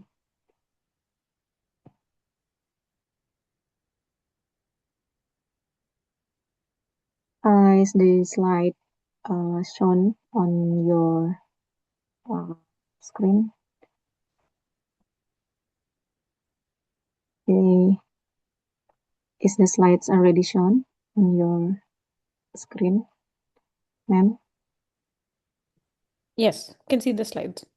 Okay, thank you. Well, good afternoon, everybody. All professor here. It it is very glad, yeah, to us to present to get this opportunity to present our research paper entitled "When Inertia Drives Transparency: The Role of Business Environmental Uncertainty in Inner and Alert Firms' Sustainability Disclosures." Paper ID 479. Me, Madi Irma Lestari, together with my authors member, Pandu Dwi Luhur Pambudi, Emni Harnayosi, Stephen Walker Simangunsong, Arinda Cinta Lestari. We are from Bina Nusantara University, Jakarta, Indonesia. And Dr. Netnapa Chami Sampan from National Tsinghua University of Technology, Taichung, Taiwan. So, without further ado, let me begin this presentation. This research has central phenomenon of this research lies in a paradox that challenges conventional assumptions in organizational and sustainability theory. So, from inert firms characterized by rigidity, low adaptiveness, and slow strategic response to demonstrate a stronger positive relationship between business environmental uncertainty and sustainability disclosure compared to alert firms. Indonesia's business landscape especially has become increasingly volatile due to economic policy shifts, global supply chain disruptions, climate-related pressures, and the rapid evolution of ESG regulations. First thing first, I'd like to explain about the environmental uncertainty in business. It refers to a condition that companies are increasingly facing in the era of globalization, financial market dynamics, and regulatory changes and stakeholder pressure. In this research, we use grand theory such as legitimacy theory and signaling theory. And this is our GAPS research. Companies' response to environmental uncertainty can vary depending on its level of adaptability. In European firms, economic uncertainty impacts their sustainability performance. The firms restrict their environmental and governance-related activities and address immediate issues to survive during periods of high uncertainty. Conversely, companies tend to enhance their sustainability disclosures during periods of uncertainty as a means of maintaining organization legitimacy. From first and fifth of our references prior journals. Our research aims to analyze the effect of business environmental uncertainty, exploring inertia-driven transparency, comparing alert versus inert firms, and to contribute in theories on legitimacy and adaptation of organizational. So this is our research methodology. The study used data from all public companies across 12 sectors listed on the Indonesian Stock Exchange or IDX over a 3-year period of our research. So there are 363 public companies that become our subjects and become our objects in this research, and in a total of 1,089 observation data. The research scope of our data we categorize into two groups with key means with two clusters serves as the primary model completed by Gaussian mixture model or GMM for robustness. So after we gather the alert forms and inert forms categorized, we use partial regression analysis to test effects of business environmental uncertainty as our independent variables on sustainability reporting as our dependent variable.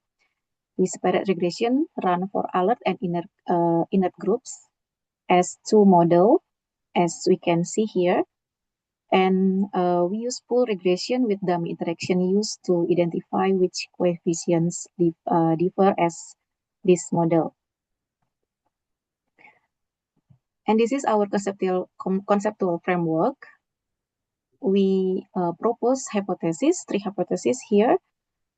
The first hypothesis of our research is business environmental uncertainty has significant effects on sustainability reporting on alert companies. The second hypothesis is business environmental uncertainty has significant effects on sustainability reporting on inert companies. And the third hypothesis that we propose here is there are significant differences between alert and inert companies in how business environmental uncertainty affects sustainability reporting. These three hypotheses that we propose based on our grand theory. They are legitimacy theory and signaling theory, and based our preliminary analysis that becomes our background of our research. So the analysis that we conducted, we use CHO test result, CHO test and full regression integration with dummy variables here, as we can see in table 2 and table 3 of the result, the analysis result. Based on table 2, CHO test result, there is a significant difference in how business environmental uncertainty affects sustainability reporting between alert and inert firms. This result means the relationship between the variables is structurally different across the two groups. From the pool regression with dummy variables, as we can see in table 3, confirms that the magnitude of the effect differs significantly between alert and inert. The effect of environmental uncertainty is stronger in inert firms. And the additional findings of our research, there is a relationship structure differs, meaning inert and alert firms respond to uncertainty in different ways. And the study explores the influence of business environmental uncertainty and accounting conservatism on sustainability reporting for all listed companies in Indonesia as our data to categorize alert and inert companies. And from this model summary, we gather that our R-square value indicates that 72% of the variation in sustainability reporting can be explained by business environmental uncertainty. And both alert firms and inert firms show positive and significant effects of our dependent variable. This means that when the business Sorry to environment... disturb, but you are exceeding the time limits. Please conclude. Okay, thank you. So the findings of this research, all of our hypothesis is accepted. Environmental uncertainty positively affects sustainability disclosure in both alert and inert companies. The impact is stronger in inert firms, showing that less adaptive companies tend to use sustainability reporting as a defensive strategy to maintain legitimacy and reputation. Inert firms, despite being less adaptive, demonstrate higher transparency when facing uncertainty, supporting the legitimacy theory and signaling theory as our grand theories. This study introduced a new perspective by differentiating performs based on adaptive capacity, alert versus inert, contributing to legitimacy, signaling, and organizational adaptation theories. The findings confirm the inertia transparency paradox here, that organizational rigidity can drive greater transparency under pressure. So, from our findings, we suggest for companies, firms should ensure that sustainability disclosure reflects real actions, not just symbolic reporting, to build genuine stakeholder trust. For regulators, we suggest for authorities should strengthen ESG reporting standards and monitoring to prevent SDG washing or superficial compliance. For future research, we suggest to extend the current findings by integrating additional theoretical perspectives, using cross-country comparisons to test the generality of the inertia transparency paradox. And we also suggest to exploring whether the inertia drives transparency effect also occurs in other types of disclosure, such as human capital disclosure or risk disclosure quality. And these are our references for our research. Thank you so much for the opportunity. Thank you. Now I'd Yeah. like to request session chair for Q&A round.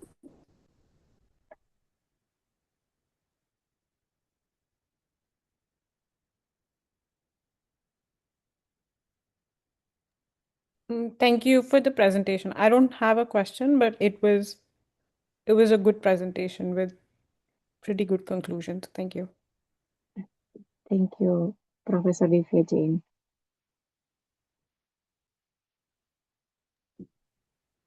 Thank you. Now I would like to call paper ID 120.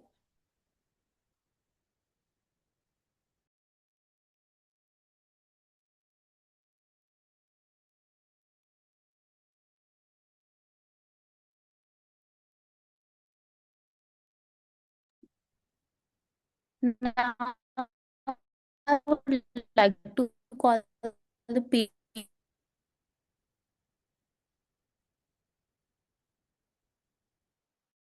Is this visible?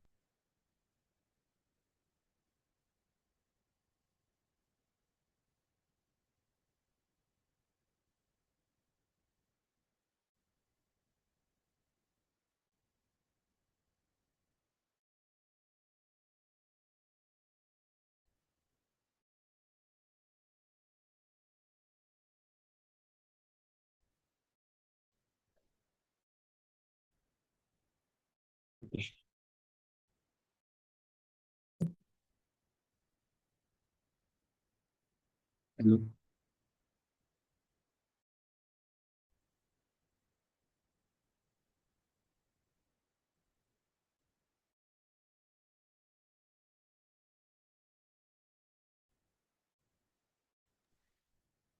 Paper ID 120, you're not audible. Are you going to present?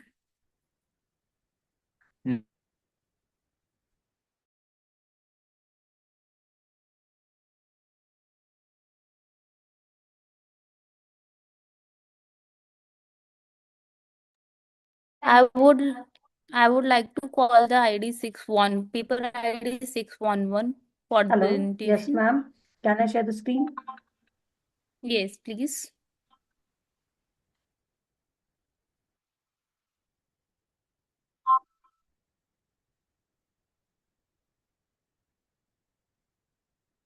Hello. Is my screen visible? Yes, your screen is visible. Hello. My paper ID is 611. The title is I'm Ms. Nandini presenting this paper, Neurosymbolic AI for Cognitive Interaction in Humanitarian Voice-Based Interference. This is the flow for this thing: introduction, problem statement, literature review, then method, data set, and result conclusion. So introduction, conventional deep learning techniques, interferences, advanced speech recognition, and language understanding They remain brittle and opaque when deployed in chaotic, multilingual, and high-stakes humanitarian environments, often failing to reason, adopt, and provide transparent justification for the decisions.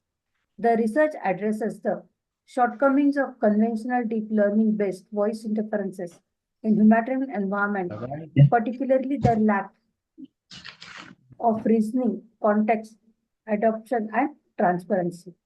The main goal of our research is to develop a neurosymbolic AI architecture that combines neural networks for speech recognition and intent detection with symbolic AI for logical reasoning, ethical validation, forecasting cognitive interactions, and trust building hashtag low resource contexts.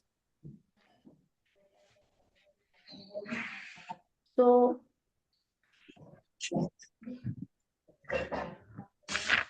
we overcome the limitations of deep learning integration, neural network, symbolic AI for robust perception of transparent reasoning. We are facilitating cognitive interactions, including explainable decisions, adaptive dialogue in noisy and multilingual crisis environments. We ensure ethical compliances and trust by providing verificability justifications for every system action. Develop and deployable neurosymbolic architecture tailored with disaster response and humanitarian aid delivery. So deep learning excels at perception basis language tasks, but fails in low resource language conceptual adoption and logical reasoning. Symbolic AI can encode the ethical rules and logic, but lacks in robust capabilities require real-world voice interferences. So our system yields, which offer better interpretability, dialogue, and ethical safeguards, as seen in recent task-oriented benchmarks on multimodal human narrative, human AI integration research. So this is the system, neuro-audio perceptions. The neural layer performs speech-to-text conversion and in-text slot from raw audio in noisy and multilingual settings. The symbolic layer manages the world model, scenario, track dialogues applied to ethical rules, and orchestrates the response using explicitly logical and constraint check. Interaction loop generates explainable actions with justifications and controversial strategy to user context, examples, stress or confusion, and adheres to ethical policies before action and execution. Deployment, hybrid cloud edge setup to ensure resilience with neural networks scalable in the cloud and symbolic reasoning at the edge for real-time operations. So this is what you can say, this is a model, what we are using in our this thing. Dataset, we are using UMA SAR dataset that can be used for scenarios where voice perception is combined with the real world context. It offers multimodal data, which includes audio, text, and sensor streams collected from actual search and rescue exercises.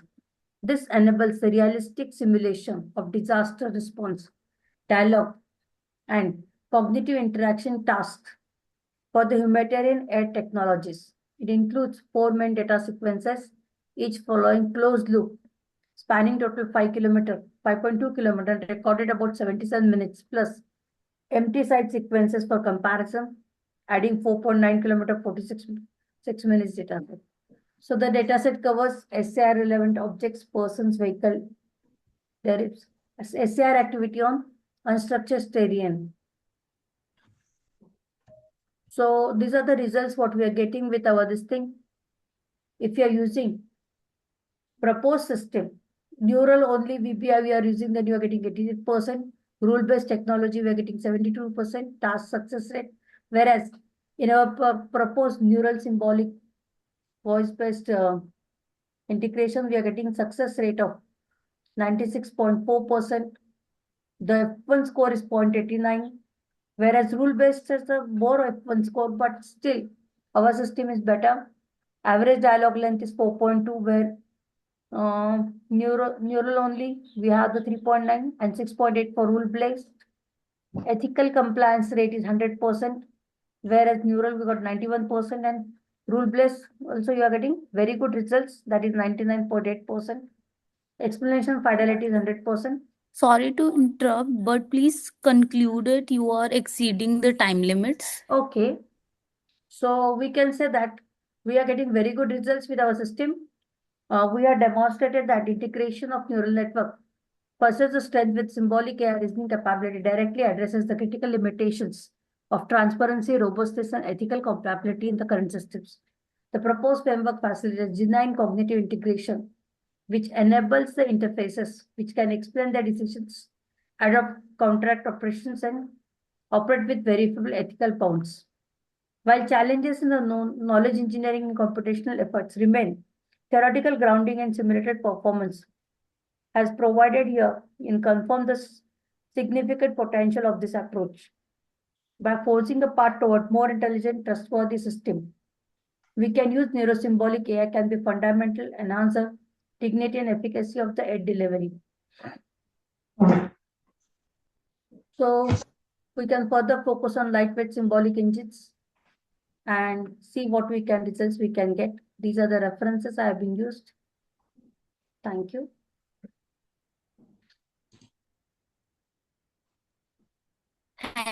Thank you. Now I would like to invite session chairs for Q&A round.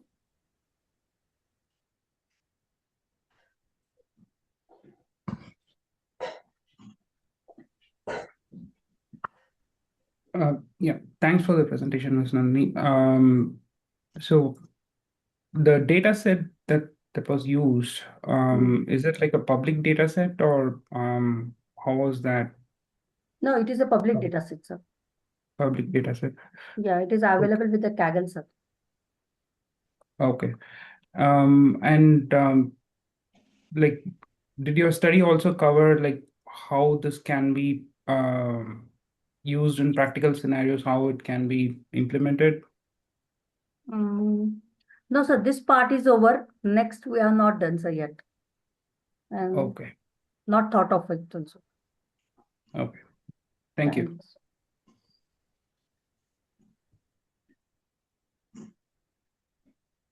Thank you. Now I would like to call the paper ID 120.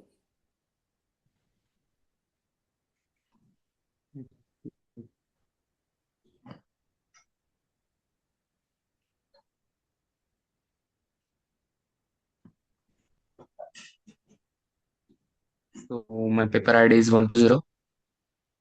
So the title of my paper is to development of the smart crop fertilizer recommendation system using machine learning for the precious agriculture. So if we look towards the abstract, so increasing need of the food and agriculture.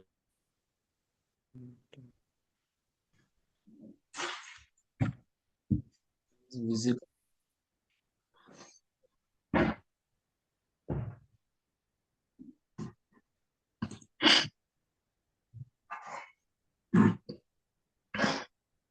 So increasing need of the food and global scale of the scarcity of the resources and the delight needs of the environment are all focuses or factors that are contributing to the farming to rise of precision agriculture as essential components of the sustainable farming.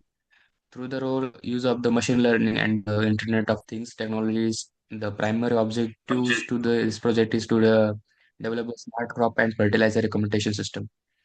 So the system that has been proposed in the capable of the collecting data in real time on the crop characteristics, environmental parameters, so like temperature, humidity, pH, rainfall, and soil nursing by the use of the sensors, networks, and cloud database. So whereas machine learning algorithms include random forecasting and neural networks are trained in the order to the discover the. Hello. Yes, hello. काय आहे? तू थांब सुबह.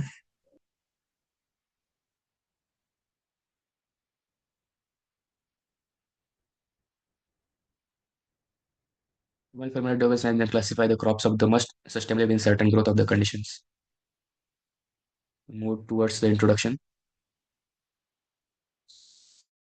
Technological revolution in agriculture sector is being driven by the need of the increasing the food output in the manner that is both sustainable and comprehensive, satisfying the needs of the rapidly and rising global population. The driven behind this revolution is the need of the fully boosting the food output. So they are basic in the nature, and conventional agricultural methods often rely on the general plans that ignore the temporal and the geographical validation of the crop and soil supplement access. This is really turns even in the digital techniques. The results of this circumstances includes the deadline in the yield, less efficient use of the resonance and the environmental premium, resulting the too heavy and use the fertilizers and so water. Over the last 7 years, the new strategies that address problems has emerged. It's called as a precision agriculture among the modern technologies employed in the system versus the data-driven agriculture decision sustainable in the specific field. Conditions include the cloud computing, machine learning, and the Internet of Things. So literature review. So literature review in simple, like agriculture is a visual of the company overall, 75% of the depend on it. So the soil fertility and environmental factors strongly affect the crop production. So the population urbanization increases the soil quality. Some AI and IoT-based precision farming improves some crop prediction, fertilizer rotation, museum outperforms in the models in studies. So these are some objectives to develop the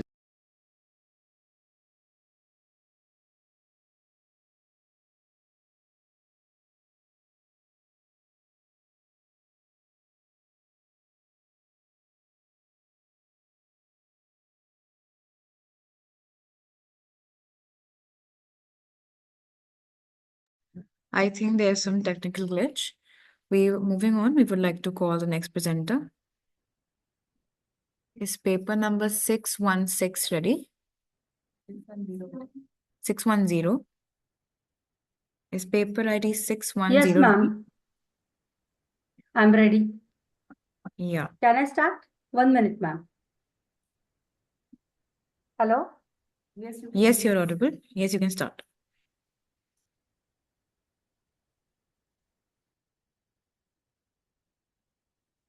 My paper ID is 610. I'm Mrs. Nandini. My topic is explainable AI for ethical decision support in humanitarian robotics.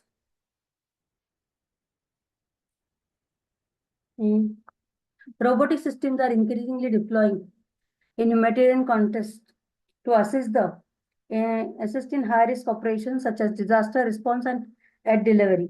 These systems offer substantial benefits, but their autonomous decision-making capabilities make them must be ethically robust, transparent, and accountable to foster trust and compliance with humanitarian principles.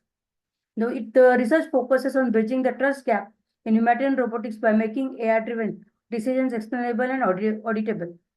Integrated ethical principles, integrating international law and moral philosophy into operational robotics through interpretable XAI techniques. This analyzes the impact of multi-level explainational conventional on the system reliability and human operation trusts. To design a robust architecture where every autonomous decision is accompanied with transparent context-aware justification for human operators to improve the reliability, accountability, and trustworthiness of robotic agents in humanitarian mission.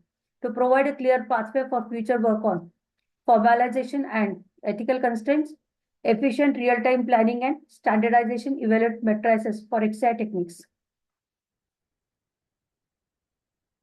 The literature spans explaining artificial intelligence, ethical framework for anatomy, human and robot interactions. So the existing models, they're using XI technologies, methods like LIME and SAHP. Contextual explanation are used for generating the interpretable rationalization for decisions made for the complex AI models. There are inherently interpretable models like decision tree rule-based systems. They are favored, but for their built-in transparency to audit the robot decisions and humanitarian tasks. Constant Markov decision process. Formal models allow the robotic agents to satisfy the ethical constraints while optimizing the operational goals. So these models can encode humanitarian principles as quantifiable rules for planning.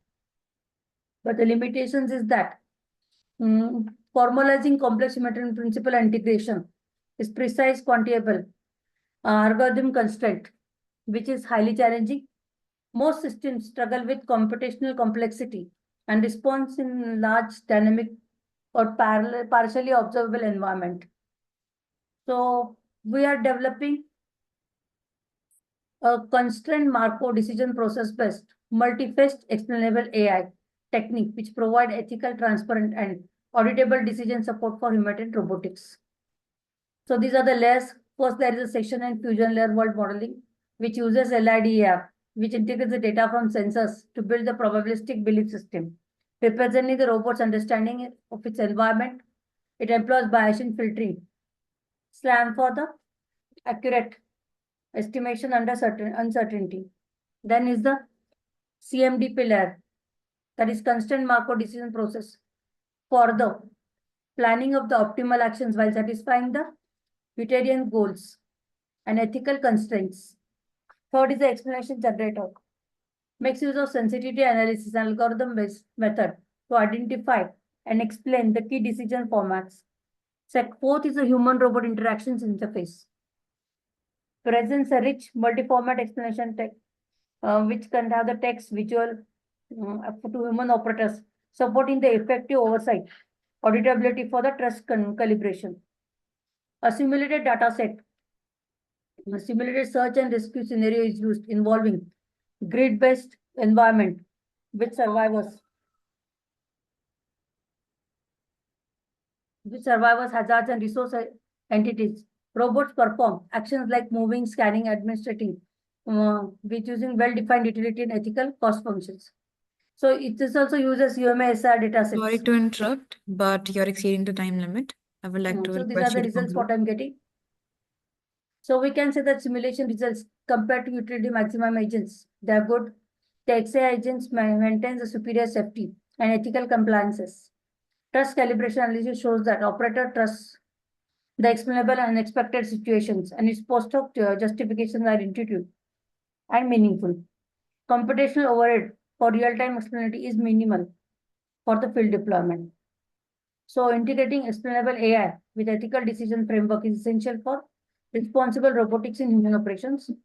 The formal approach enhances operational reliability, human accountability, serving the blueprint for ethical constraints of the robots.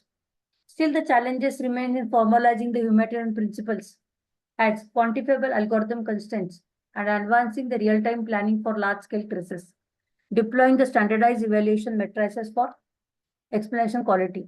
We need the interdisciplinary collaboration among the technology, ethics, and field practitioners for achieving the better goals in these results. These are the references which I am using. Thank you. Thank you. Now I would like to request the session chair to ask questions if there are any.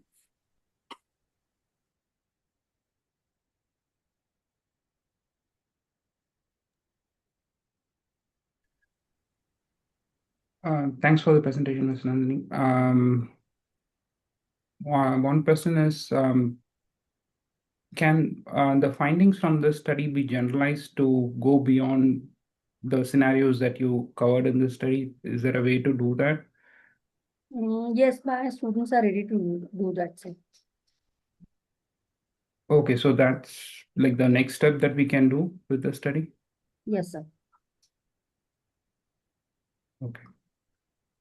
Thank you. Thank you. Moving on, now I would like to call paper ID 470.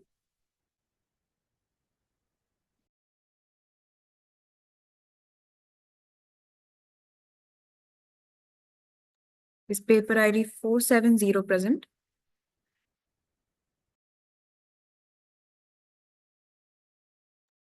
Moving on to the next person.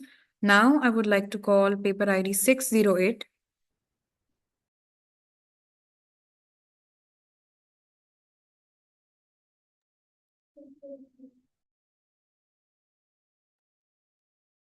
Moving on, now I would like to call paper ID 607.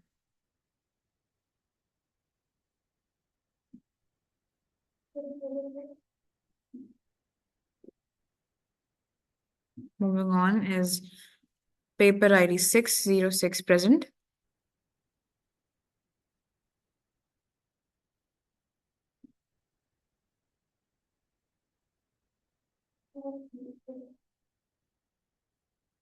Is paper ID 454 present?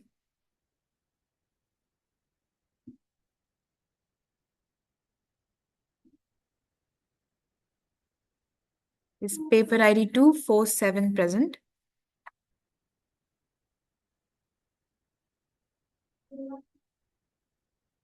Is paper ID 313 present?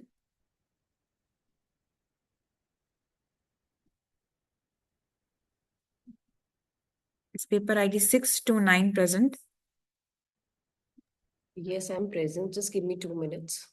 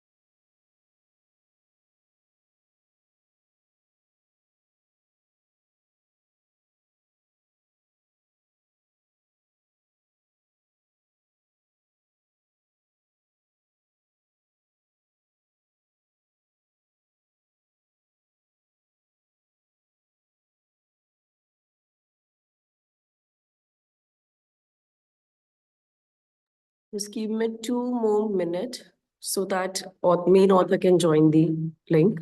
Just give me 2 minutes.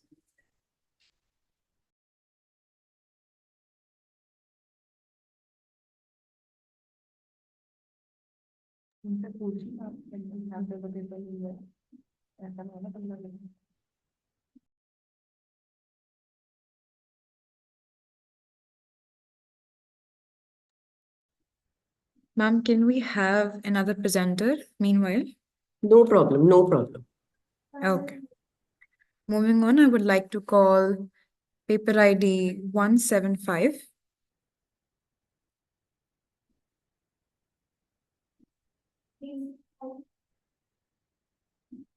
Moving on, I would like to call paper ID 365.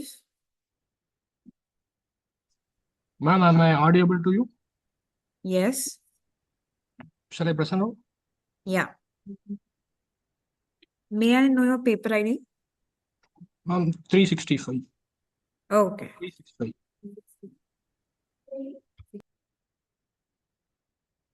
Is my screen visible to you? Yes, sir.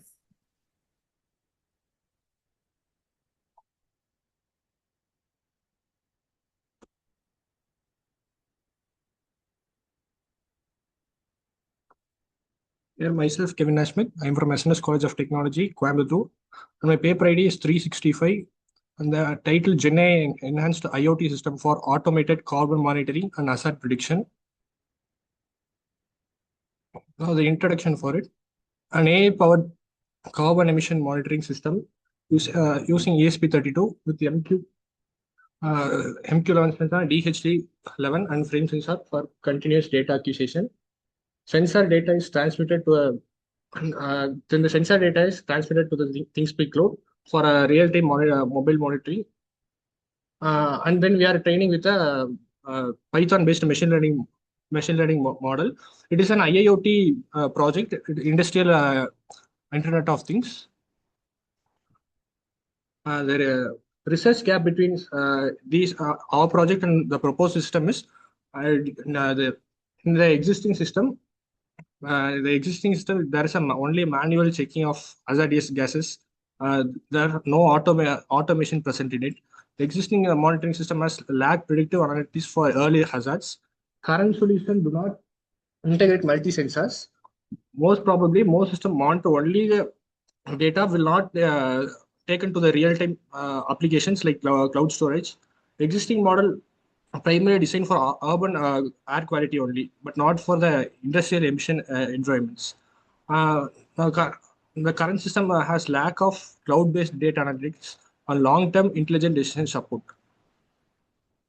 Main objective of our project is to have an IIoT emission monitoring system which measures the carbon-based gases to measure temperature, fire risk, and also transmit the real-time data to the cloud. And we are using a, ESP32 microcontroller for the as a microcontroller. And then a Python-based machine learning model is used to predict the emission risk levels, safe, like it's safe levels, whether it is safe, warning, or a critical level.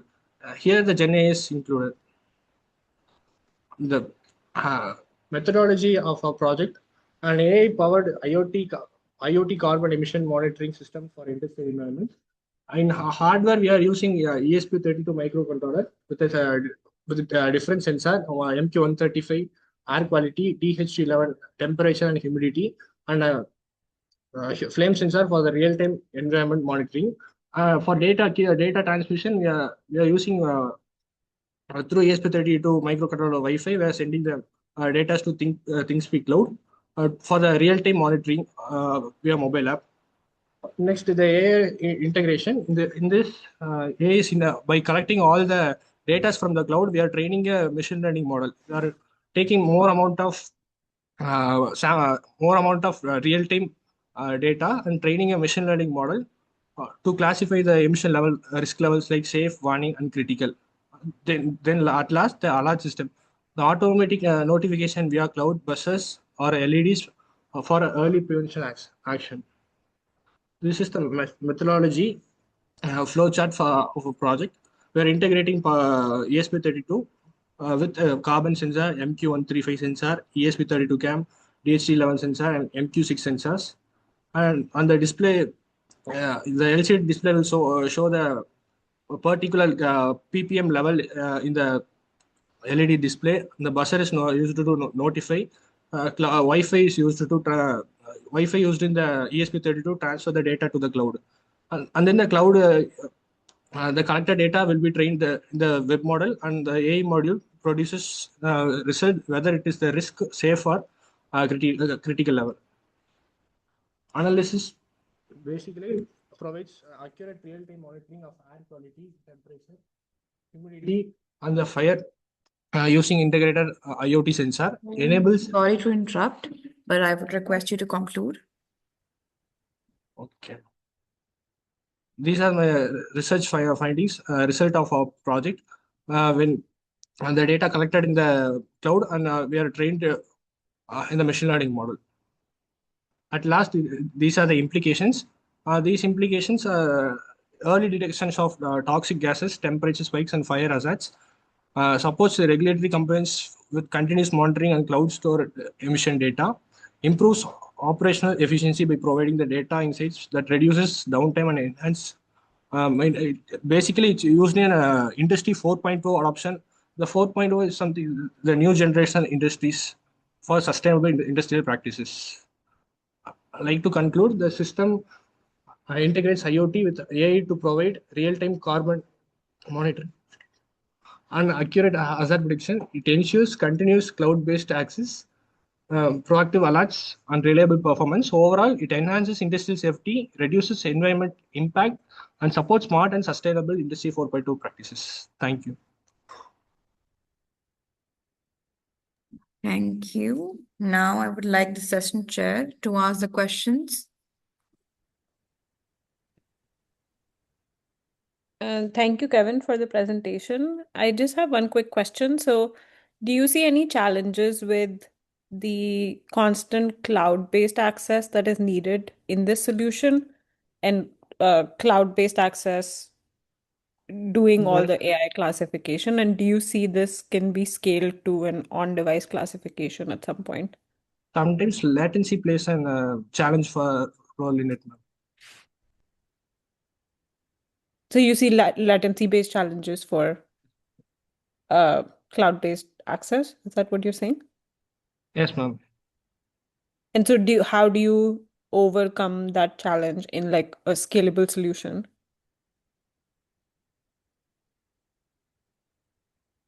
Based on by using 5G new gen technology, we can overcome latency now.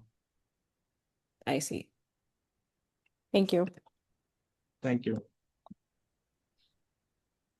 Moving on. Now I would like to call paper ID 351. Hello, ma'am. Hello. Hello. Moving on, I would like to call paper ID 363. Yes, ma'am. Am I audible? Yes. Hello, ma'am.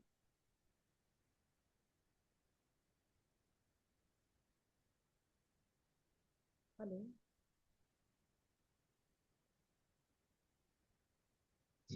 Is my screen visible, ma'am? Yes, your screen's visible. Shall I start? Yes. Hello, everyone. I am Nitish Yam from SNS College of Technology. Our project title is IoT-based intelligent monitoring system for real-time human-wildlife conflict prevention using YOLO V8. Our paper ID is 363. Hello, ma'am. Introduction. Human-wildlife conflict is intensifying due to habitat expansion. Traditional methods like static fencing and manual patrols are uh, conventional systems respond after wildlife has already breached the boundary or entered a human zone. There's no early warning mechanism, which means interventions happen too late to prevent damage. Maintaining fences, conducting regular patrols, and deploying human personnel around the clock requires significant manpower. This makes them operationally demanding and financially unsustainable for many regions. Wildlife movement is dynamic and unpredictable. Static fences can be broken or bypassed, while manual patrols cannot provide continuous 24/7 monitoring. As well, so these traditional methods often fall short in delivering timely intervention when it matters most. Research gaps. The problem in existing systems include false positives. The model has poor performance in remote areas. Then there is a latency. There is lack of real-time response. Then power consumption. There is energy efficiency is very low. Then there is no differentiation whether it is a human or an animal. And mostly all the systems that are currently used are passive, which means they lack smart alerts. Moving on to objectives, the objective is to design an IoT-based intelligent surveillance system capable of real-time human-animal classification. The secondary objectives include energy efficient edge computing, real-time classification, differential alerting, extended field autonomy. Then there's methodology. The first step is to listen. The sound sensor detects acoustic anomaly above threshold, then wakes the Raspberry Pi and camera, which are activated. Then the image is captured. Then it is processed. It is processed using YOLO V8. It detects whether it is a human or animal. Then, based on the process, it acts accordingly. If it is a human, it uses buzzer, and if it is an animal, it makes a silent log. Next, the analysis. In the right side, we have given the block diagram of our project. The stage one is called as watchdog. To make it more energy efficient, low power sound sensor is continuously monitors ambient noise. It is only activated when an anomaly is detected. Next is the brain. The Raspberry Pi and Pi camera wake up when an anomaly is detected to capture the video. YOLO V8 processes the feed locally to classify the object. Then it is stage 3, the responder.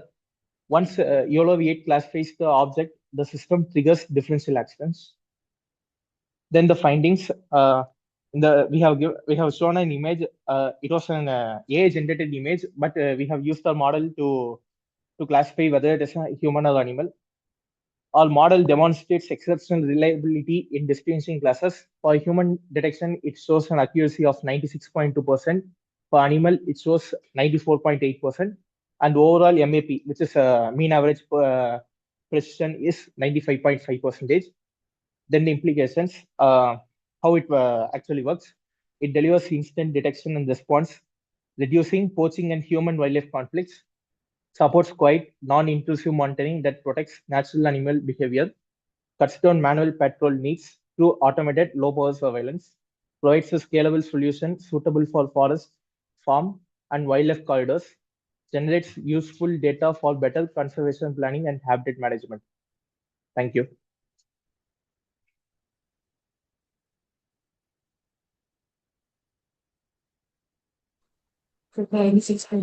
I would like the session chairs to begin with the Q&A session.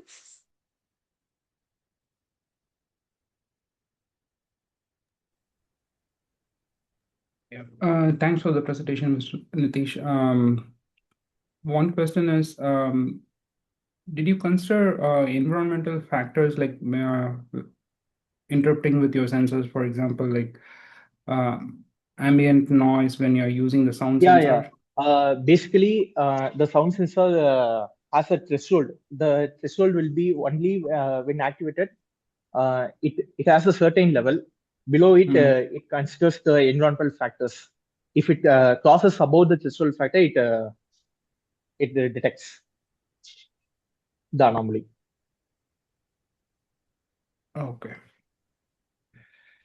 Thank you. Yeah, thank you. Now, I would like to invite the paper ID 470. Okay, thank you so much, ma'am.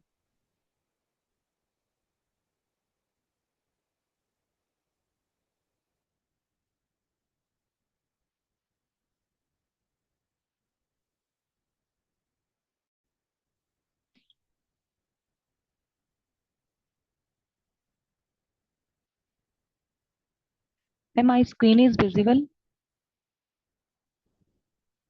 Yes, ma'am, your screen is visible, but your connection is interrupted, it says.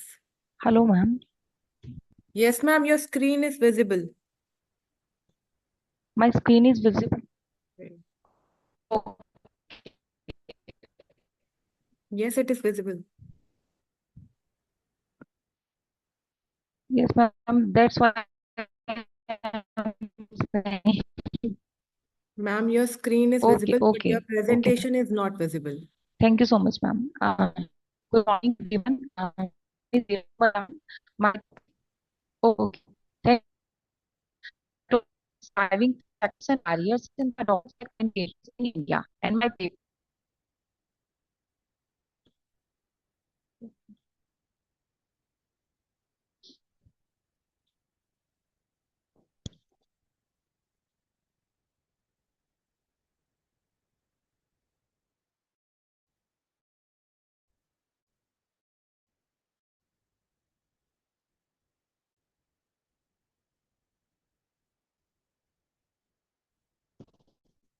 Is it visible, ma'am?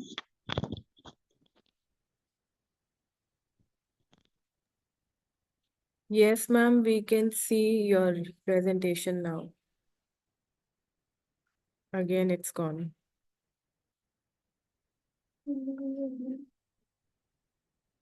I think there is a internet connection issue. We can call upon the next paper ID. I would like to invite paper ID 154.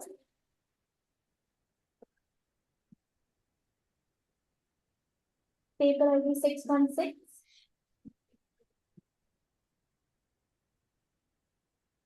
Paper ID 596.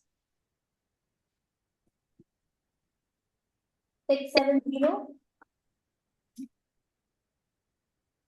608. Do we have paper ID 607?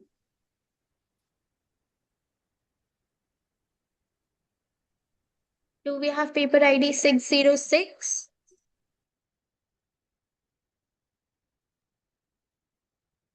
Do we have the presenters for 454?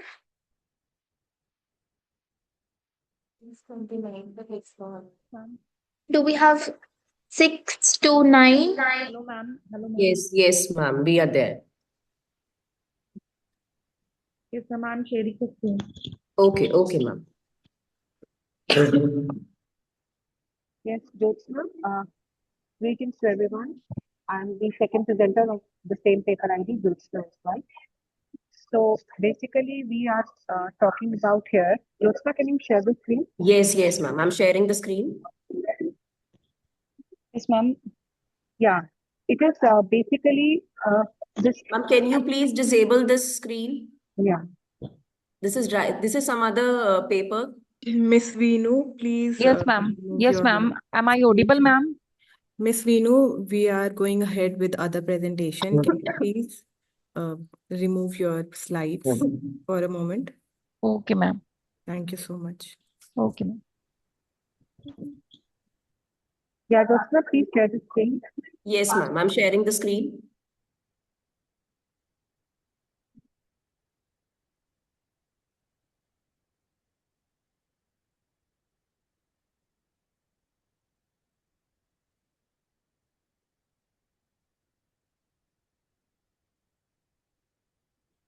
Is it visible? Yeah. So Jyotsna, I will just start and then I will just give it to you. The basically topic what we are going to present today is navigating the ethical and psychological terrain of robotic integration and its challenges and solutions of the workplace. So every major transformation in the society begins with one question. How do we improve the people's life in a real and lasting way? Whether we speak of education, technology, business, or governance, progress cannot be measured only by growth or innovation. It must be measured by how fairly the opportunities are shared, how the responsibility resources are used, and how effectively the systems empower those who have been historically left behind. So when the institutions take these goals as central rather than optional, they build the environment that encourages the talent, creativity, and dignity. And when they ignore them, even strong systems eventually weaken. So the path forward is therefore not about doing more, it's about doing better with clarity, evidence, and integration. So with this introduction, I give the virtual dais to my co-presenter, Jyotsna Oswal, to move forward with the presentation. Okay. Jyotsna, please. Yes, On ma'am. stage. Okay, if I talk about the research questions or the objective, in this we are going to study the psychological effects of incorporating a robotic workforce on employee at a various organizational level to determine and evaluate the ethical threats of automation-based decision making in the workplace settings and to develop the evidence-based strategies, policy recommendations are needed that would help to reduce the psychological risk, maintain the ethical standards, and create a balanced employee focus approach to robotics in this. So if I talk about the comparative research methodology, it's basically a multi-source data integration, advanced sentiment analysis, and the statistical methods used in this study is the structure equational model and the OLS regression with the role-based stratification and industry controls. And validation and robustness, basically we have five-fold cross-validation, cluster Robert standard errors, and the psychological biomarker triangular. So if I talk about the role-based psychological impact, the 34% high stress, 42% navigates the negative narratives, and 63% is the peak negativity. Now, if I talk about the structure equational model, unpacking the relationship, if you see the employee stress is less than 0.01, that shows the positive relationship. Job satisfaction, if I talk about, that is less than 0.05, that is the negative impact stress meditation. And emerging ethical concern in the automated workplace is the data privacy violation, workplace surveillance, algorithm biasness, and the accountability gaps. From the data to action, the strategic recommendation we are going to suggest from the study is the role-specific reskilling pipelines, transparent communication framework, employee participation in the task redesign, and the privacy by design data governance. And the path forward, the balancing innovation and the well-being towards the human-centric automation, successful robotic workforce integration requires reconceptualize the automation as a social technical transformation rather than purely technological change. Organization must balance the operational efficiency with robust ethical safeguards and the psychological support system. This includes ensuring the algorithm accountability, maintaining human dignity, and fostering the inclusive workplace culture. Evidence-based policy, regular impact assessments, and the continuous well-being monitoring, which enable the responsible advancement that protect both productivity and people. Now, if I conclude my research, the research contribution, the first large-scale study linking the automation intensity to the role stratified psychological outcome using multi-source data and advanced analytic. And the practical implication is the evidence-based framework for reskilling, communication, governance, and ethical oversight in the automated workplace. Now, if I talk about the future direction, longitudinal study, cross-cultural validation, and the policy development for sustainable human robotic collaboration. That's all from my side. Any question?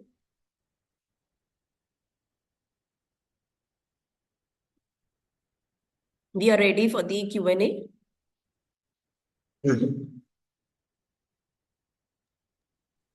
I would like to invite the session chairs for the Q&A session.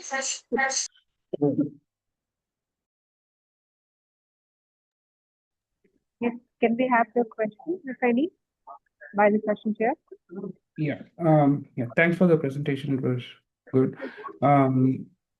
One question is based on the findings from the study, right? Like if an organization needs to take this forward, so what are the main steps that can be taken as a first step? I'll just answer this question. So, based on the findings from this study, if we are going to start with the robotic integration and how it impacts the overall institutional impact, is that first of all, the it is very important to present the findings exactly as the data shows. So basically, as we have reported that 62% of the respondents reported that across the three institutions, female employees consistently scored the lower one. Interview participants highlighted three dominant themes: lack of awareness, fear of retaliation, and procedural delays. So first of all, we have to make the people ready for the robotic integration in terms of giving them skills, in terms of the apprehensions they have, and we need to actually prepare them if we need to actually move forward. So these findings are very, very important for us to integrate for the future leadership also, in terms of the employee motivation also. So as we do the robotic integration, definitely we are going to advance with the production, we are going to enhance with the motivation level, etc. So the finding number one, as we said, the job security, supervisory support, and career progression were the most influential. So definitely all these things have to be incorporated. So we have to align each finding with the research, what we have taken, the factual data, and also we need to prepare the workforce that definitely we have a fear of loss, that our jobs will be lost and stuff like this. So we have to prepare the whole force for this kind of robotic integration, as we are in the century where this is no more a imperative. This is imperative and this is most important to integrate these, because we are going to increase with the speed and all that. So these are the steps as Professor Satish has asked me that how you're going to move forward. So whatever are the findings, each step by step we have to make the way forward, and then only we can integrate. So first of all, we have to clear the roadblocks what we have in the minds of the people. We have to prepare them, etc., and then we can move forward, because this is strategic imperative that we move on with the robotic integration. Thank you. Thank you very much.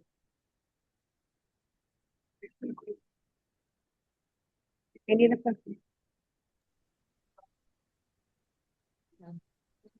Thank you. Now I would like to invite paper ID 470. Thank you. Can you share your screen?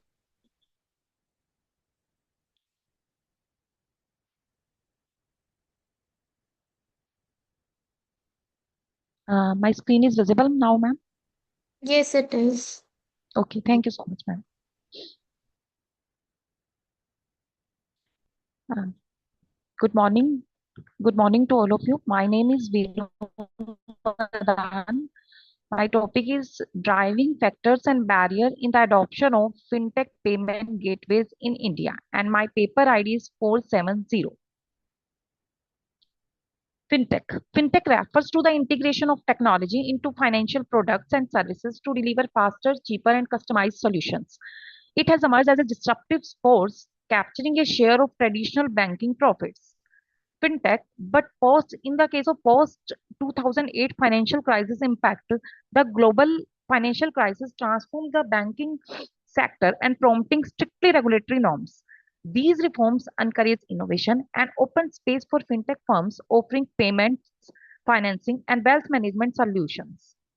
What is the role of digitalization in promoting the fintech payment gateways? Advances in IT and digital technologies have reshaped financial services business models. Demand is rising for information driven financial products with minimal physical interactions.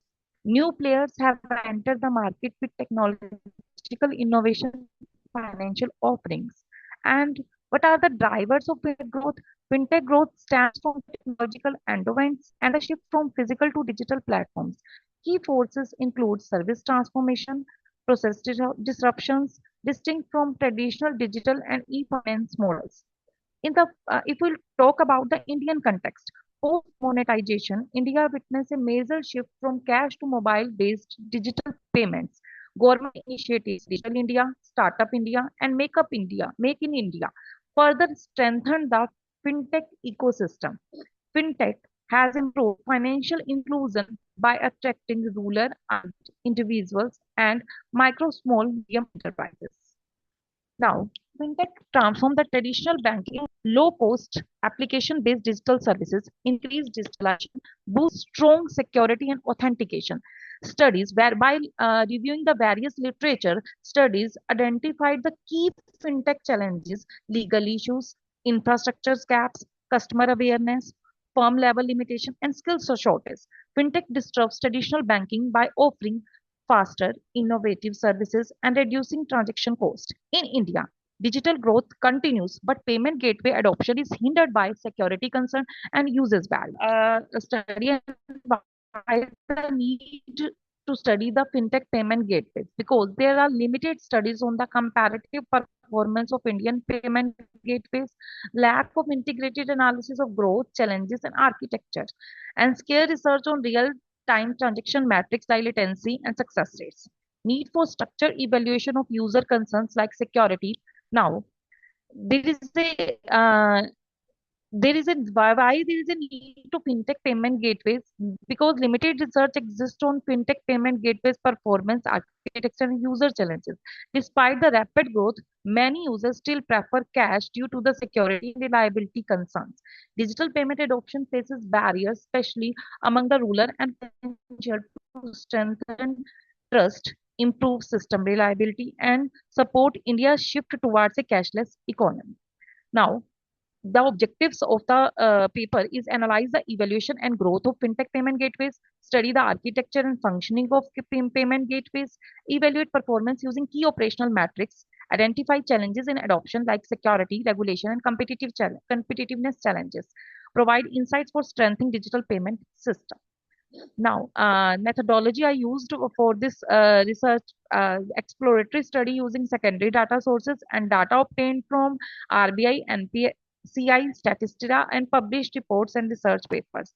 Literature synthesized to identify the patterns and challenges.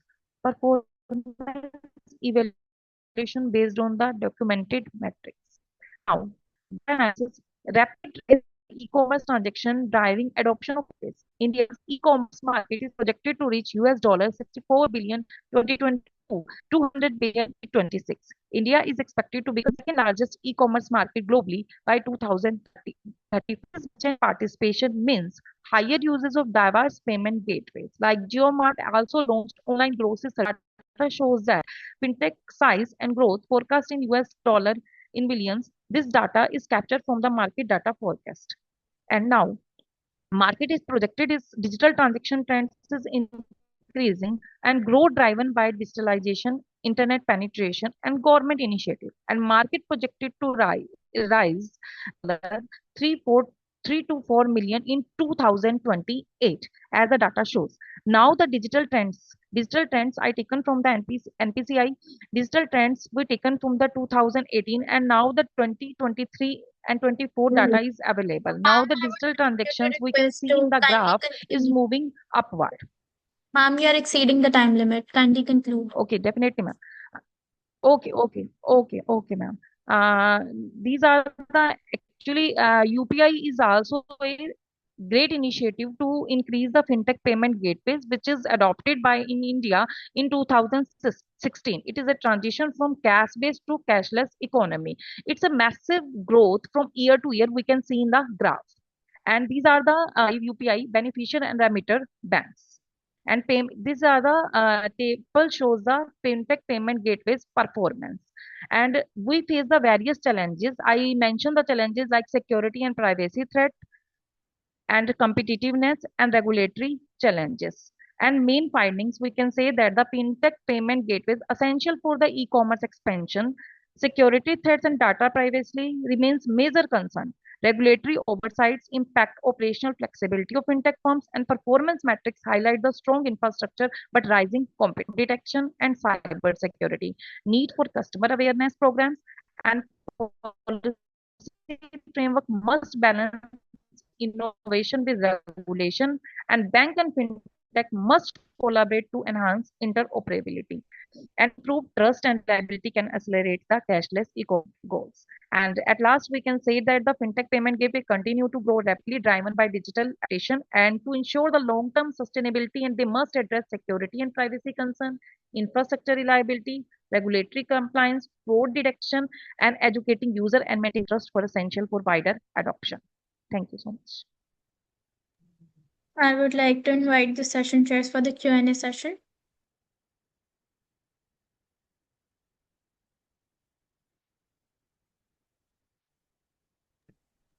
Um, Thank you, Vinu, for the presentation. I think my only question is, can you repeat what data sets did you use in order to derive this, in order to determine the driving factors and the barriers? Yeah. Yeah, I use a data set taken from the NPCI website, National Payment Corporation of India, and RBI statistics. I see. And this covers all across India, like data across different sectors of India. Is there any I took up variability? the some payment gateways, like major payment, like top 5 payment gateways, which are working gateways like UPI and other Paytm and Google Payment. I analyze the 4 to 5 data, 4 to 5 major fintech payment gateways. I see. Thank you. Thank you. I don't know, Satish, if you had any follow-up questions. Yeah, I don't have follow-up questions. Thanks for the presentation. Thank you. We would like to invite paper ID 606.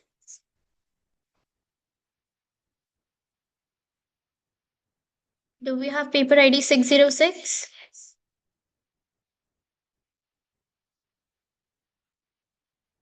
Paper ID 247. Yes, ma'am. 606 without 247 paper ID.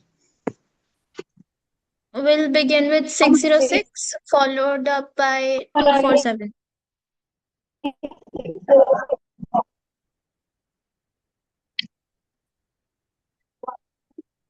Kindly share your screen.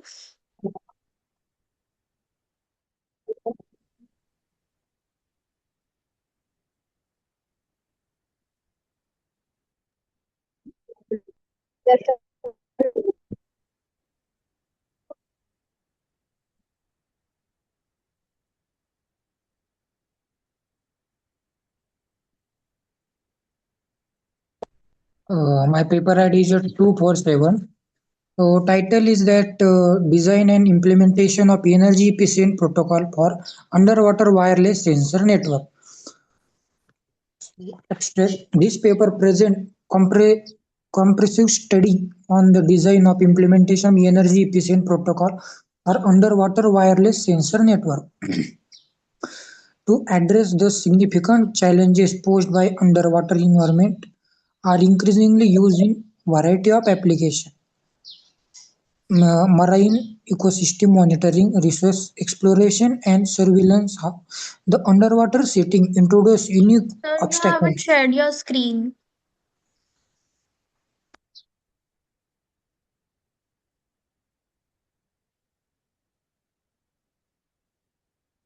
You need to share the presentation in order to present.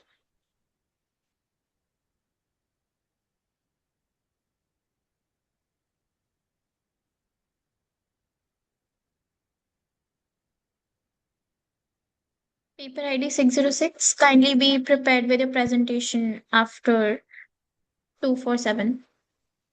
So my paper ID is 247. Title: Design and Implementation of Energy Efficient Protocol for Underwater Wireless Sensor Networks. So abstract is that this paper present comprehensive study of the design implementation underwater sensor network to address significant challenge post underwater environment. Increasingly used variety of application include marine ecosystem, monitoring, resource exploration, and surveillance. However, the water setting introduce unique obstacles such as limited energy resource and complex node deployment necessity the development of specialized protocol. So introduction is on underwater wireless sensor network could be used for oceanographics research, environmental monitoring, underwater exploration, and surveillance. Deep ocean data transmission use this network. Many academic and business projects benefit from their marine ecological data. Lack light, sound, and energy. We need restrict to UWSN means the underwater wireless sensor network working energy use vital while creating recommendation. So literature, so many people find the underwater sensor idea especially since it has so many possible application in the present environment. This field for application include among other things active monitoring environment monitoring under research and natural catastrophes, performing surveillance in various locations and many other uses. So we are use in methodology is the design and implementation of energy efficient protocol for underwater wireless sensor network. Research technique organize energy efficient protocol creation and evaluation. The study started with the through literature assessment of underwater wireless sensor network challenges and solution. So analysis and interpretation. Research approach that save energy increase underwater wireless sensor network. We need simulation framework, algorithm, real world testing, and continuous improvement to do analytical system adaptation to changes ocean condition is demonstrated. So result and discussion in this study comprehensive investigation of a crucial feature of energy consumption and latency in carried out when compared to the traditional depth based routing and the energy efficient protocol that have been suggested in particular the energy efficient depth based routing. So in conclusion, the paper illustrates the successful creation of the energy efficient protocol that cater to design, demand, the UWSNS, the comparison of protocol revival, the importance of energy aware design in extending the network lifetime and enhancing overall performance. References. Thank you. Thank you. Now I would like to invite the session chairs for the Q&A round.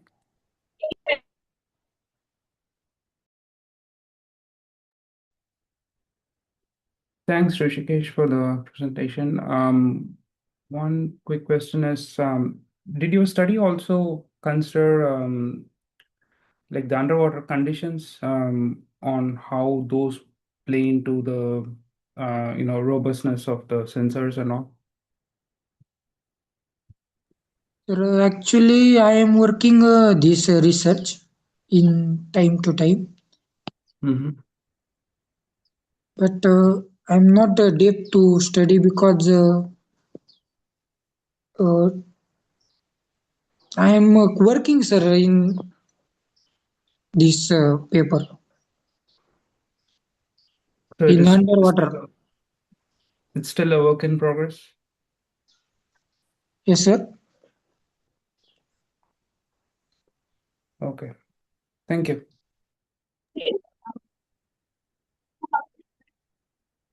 Shall I start with the Now I would like to call paper ID 606.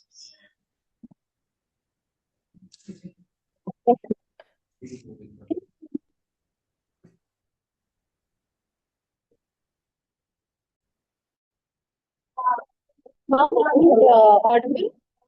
Right,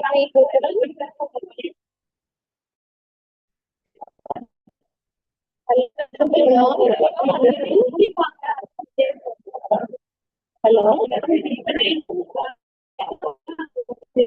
606, you're not audible.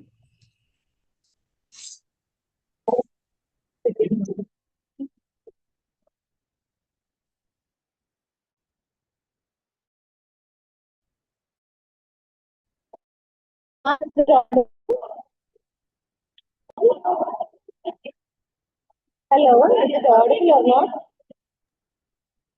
You're audible, but there's way too much background noise. Share the screen now.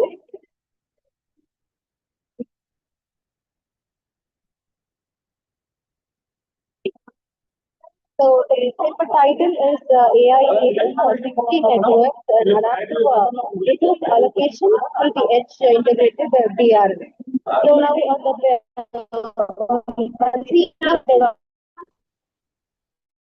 when the CG networks are expected to be complementary AI narrative, and the AI will embed it directly into the network fabric.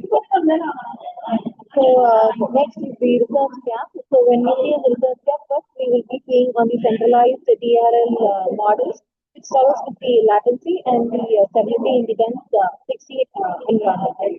And second, we would be seeing on the DRL model, which requires a large amount of data, challenging under the high dimensional network states. So then we will also be seeing on the third distributed learning into introducing new problems that repair accuracy and the modern pictures. So here these gaps motivate the needs for the robust and the edge integrated DRL.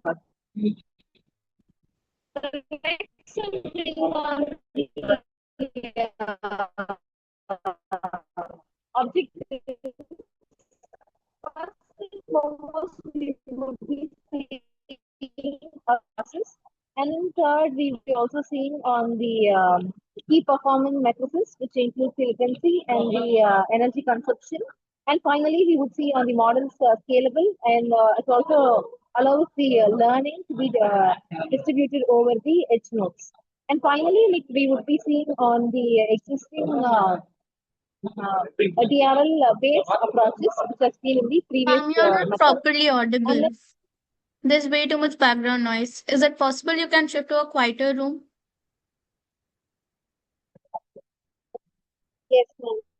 Switch it. So when we see on the methodology, our methodology starts by modeling and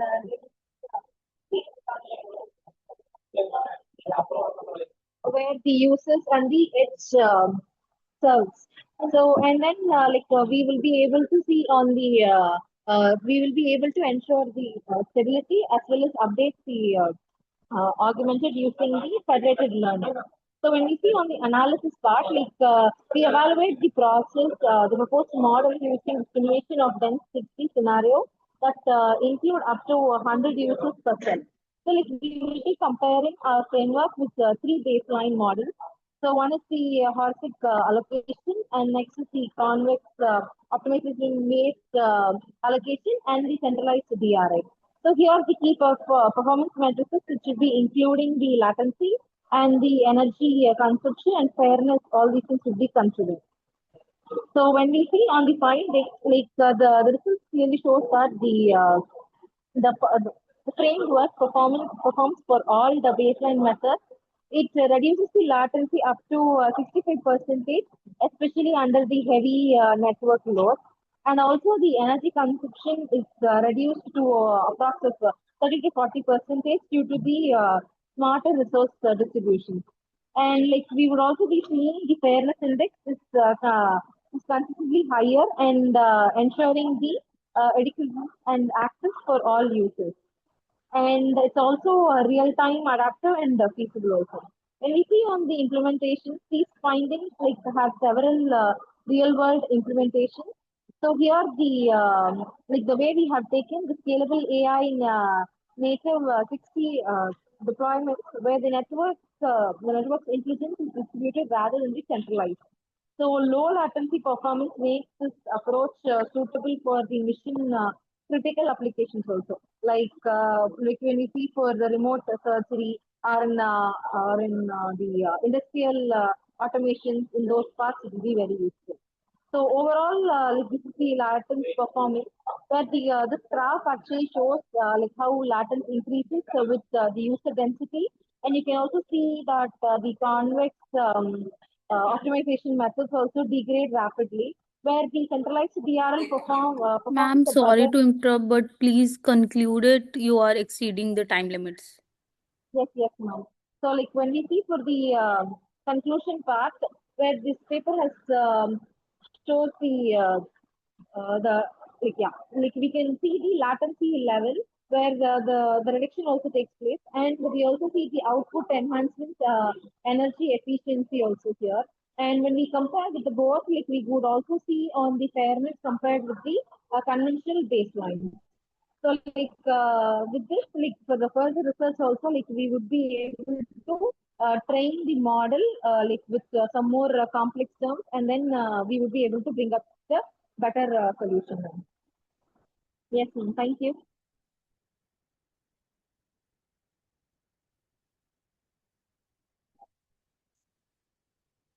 Ma'am, I still have two more papers of my colleagues also. Like that also, shall I proceed? Ma'am, is it audible? Am I there inside the link?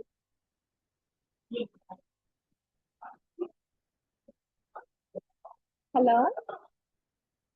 Hello?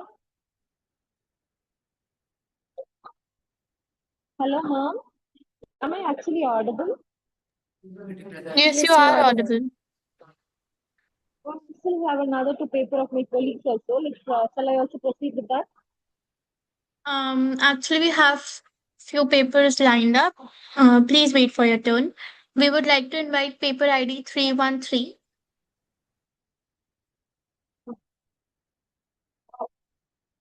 Hold on for this confusion. We would like to begin with the Q&A for paper ID 606. Yes, ma'am. Yes, ma'am, there. I would like to invite the session chairs for the questions.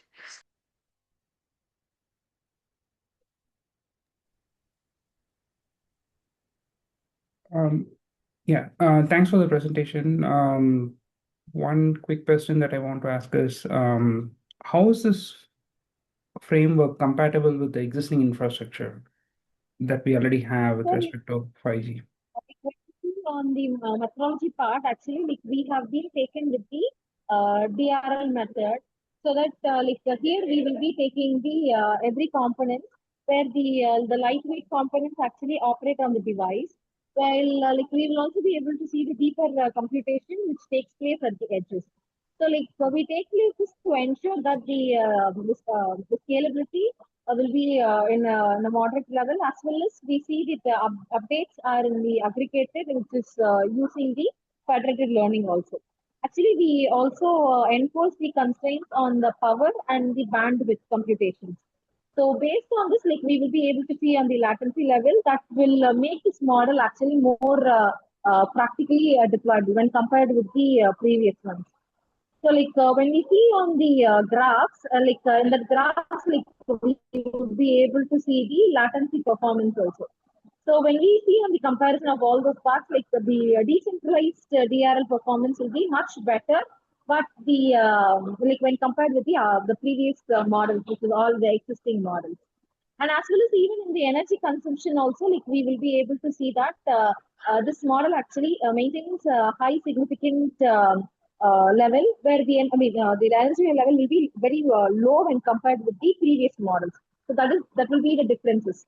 So this can be actually implemented in the ideas of the battery power devices, those kind of places which will be more useful. Okay. Thank you.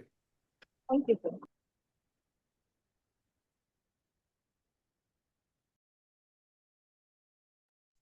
Moving on, now I would like to call paper ID 313.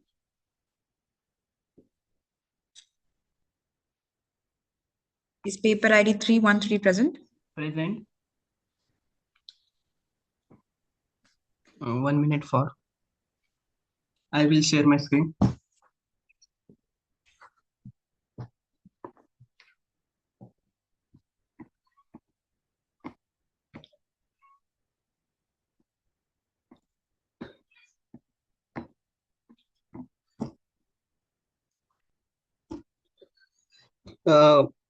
My paper ID is 313. The title of my paper is Intelligent Modeling for the Legislative Reforms in Enhancing the Women Employment. Let's talk about the abstract of the paper. This study investigates the impact of the legislative reforms, particularly the 73rd Constitutional Amendment and subsequent state-level policies increasing women reservation on women political empowerment within the Indian Panchayat Raj institutions. Utilizing the mixed method approach, the research integrates the quantitative analysis of the election data and participation trend with the qualitative insights from the interviews with the women leaders in Kerala and Uttar Pradesh. It examined how the reforms enhance the women participation, leaderships, decision-making powers, while identified the persistent barriers such as the particle norms, proxy presentations, and institutional gaps. The study also explored the state-specific variation to highlight the influence on the empowerment outcomes. Let's talk about the introduction part. In India, the patriarchal customs, the lack of the resources and institutional barriers have traditionally made it hard for the woman to become involved in the politics. The 73rd Amendment to the Constitution in the 1992 made it possible for the Panchayat Raj system to Panchayati Raj system to work. This was the big step towards the woman more authority in the local decision and the making the government less centralized. Initially, just the 33% of the peoples in the Panchayati Raj institutions were women, but the several states, including Kerala and Bihar, ultimately raised the ratio to the 50%. The purpose of these changes was to get the more women interested in the local government and to provide them opportunity to get involved. The lot of change in the Indian political scenes. By 2023, more than 1.4 million women will be chosen to present the wide range of organization. Being empowered is the more than just having the voice. It also means being able to make decision, lead, and change the future of the community. Let's talk about the objective of the paper. to examine how the legislative reforms, especially the 73rd constitutional amendment, have improved the women political participation in the. Sorry to interrupt, but you're exceeding the time limit. We would request you to conclude. Okay, let's see in shorts the objective of the paper. Institution to analyze the impact of the increased reservation for the women on the leadership's decision making and representation. To study the state-wise difference by comparing the women empowerment outcomes in the Kerala and Rajasthan. To identify the barriers such as the patriarchal norms, proxy leadership, leadership's lack of the training that still limits the woman real empowerment. To evaluate the effectiveness of the legislative reforms using the both quantitative data and qualitative insights. To provide recommendation for the strengthening the women agency leadership skills and the participation in the local governance. Let's see in short what are the methodology.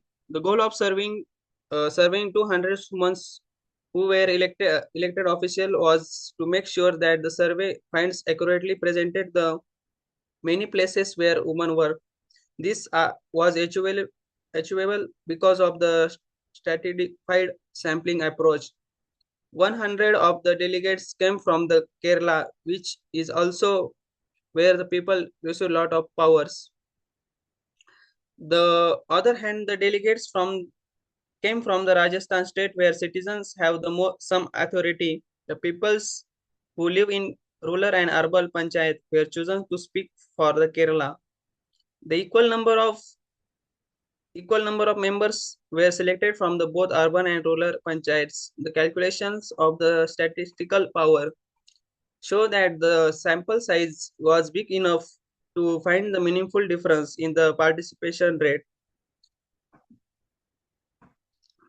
These are the analysis and the interpretations. Comparison of the women selected and the leadership positions across the states. Let's conclude. In the conclusion, the study comprehensively evaluate the impact of the legislative reforms, particularly 73rd constitutional amendment and the Rajasthan 50% reservation policy on women's political empowerment in Indian local governance.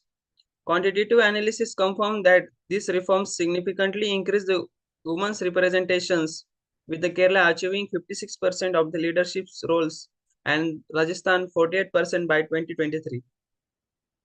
Qualitative insights reveal that while participation grew, decision making Kerala women's leaders demonstrate greater agency due to the support policies and high literacy rate. Whereas Rajasthan leaders face barriers like the proxy representations and norms. Comparative analysis highlights the state-specific dynamics. Kerala Kadam Bus program and decentralized funding amplified the empowerment, while Rajasthan limited training and social culture constant curtailed the progress. These are the references which are used. Thank you. Thank you. Now I would like to request the session chair for the questions, if there are any.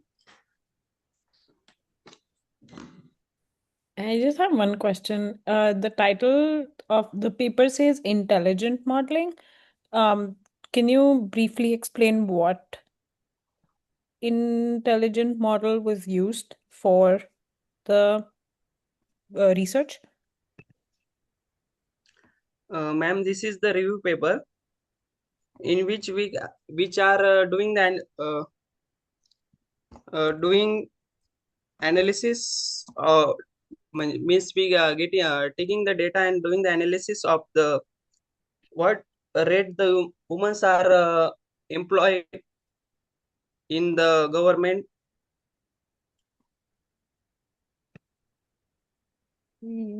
I see.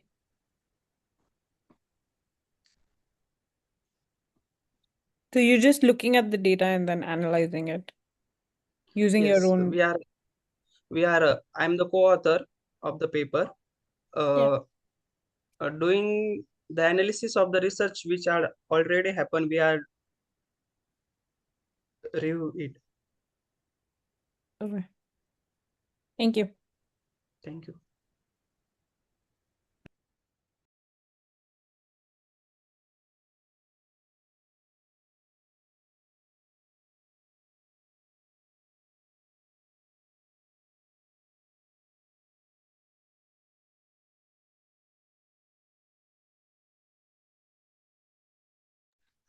Moving on, I would like to call paper ID 351.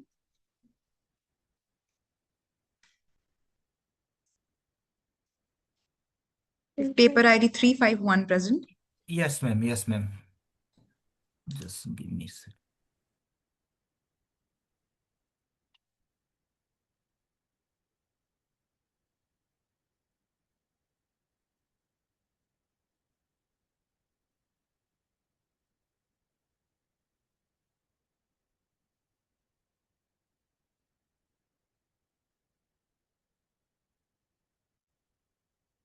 Is it visible, ma'am? Yes, it's visible. Yeah. So, good afternoon, respected session chairs and participants. My name is Dr. Virendra Kumar Verma from Symbiosis, Bangalore. So, I'm presenting my topic, the machine learning potential and application in manufacturing sectors. This is all about the review paper and adding in a methodology and giving the overview about what are the important parameter when manufacturing sector will use machine learning tools and techniques. So this is the flow of my presentation: introduction, research gap, objective, application, methodology, analysis, result, finding, implication, and conclusion. So now go for introductions, all about the machine learning in the case of manufacturing sectors is the entirely a new era where the data automations and integration needed.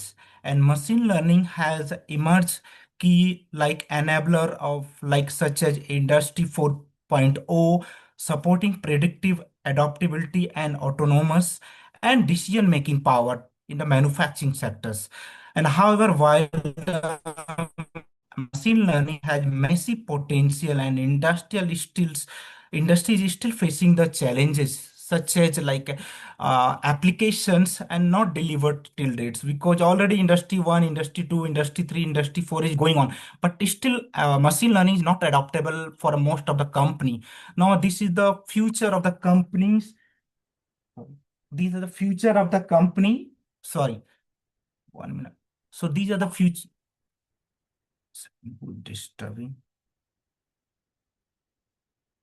So this research evaluate the machine learning application using methodology AHP approach, analytical approach.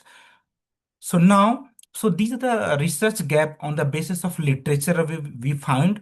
In this case, we calculated approximate 66 paper from the database of Scopus, Web of Science, and IEEE database.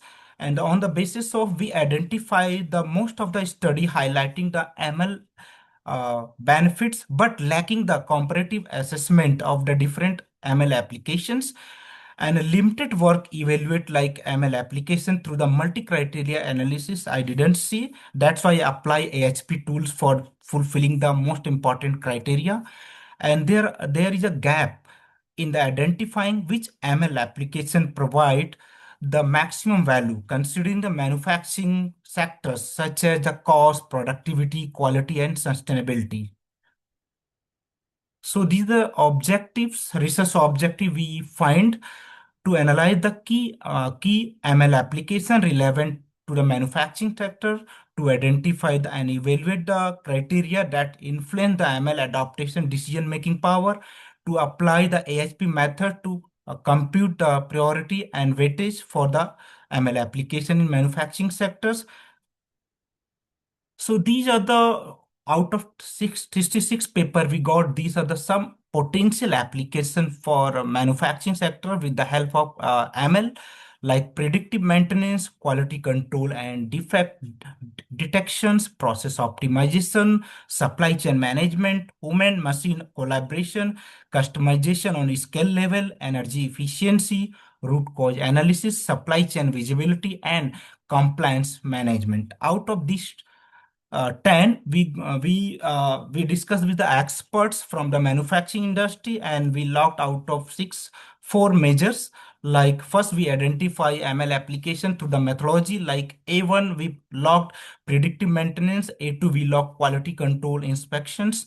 And A3, we logged process optimization and automation. And A4, we logged supply chain optimization. Now, stage 2 AHP analysis. In this case, we developed a criteria such as operational efficiency C1 code and cost reduction C2 code and technological feasibility C3. Okay, on the basis of 5 experts pairwise comparison criteria, we goes for like these are the identify and fix with the help of experts C1, C2, C3, A1, A2, A3, A4. On the basis of these are the my calculation pairwise comparison and weightage and final results. You can see based on the AHP computational calculation, Sorry we to analyze. interrupt, but Yes, you're ma'am. exceeding the time limit. We would like you to Okay, conclude. conclude. Okay, ma'am. On the basis of yes, ma'am. Yes, ma'am. On the basis of AHP and expert input and calculation, we got insight for result like predictive maintenance is the most top priority. Okay, that can reduce the downtime, enhance assess performance, and provide the imminent ROI to the companies. And quality control is a more reliable in second priority, like increasing use of ML drive visual inspections. Then the last process optimization, supply chain optimizations. So these are the findings and implication. Final conclusion from my side. Machine learning hold a huge potential for upcoming manufacturing industries, and our AHP based analytics identify the ML application, deliver the highest valuable things, and framework support the data-driven decision-making power to manufacturing sectors. And challenge is still primary data is data, and data is not secure till dates. And we need more skilled workforce for the manufacturing industry. And also future is like how industry 4.5 like human and machine interaction and make a sustainable environment for the society in the manufacturing sector. Thank you so much, ma'am, giving me an opportunity. These are the references. Thank you so much. Okay. Thank you. Now I would like to request the session chair to ask questions. Yes.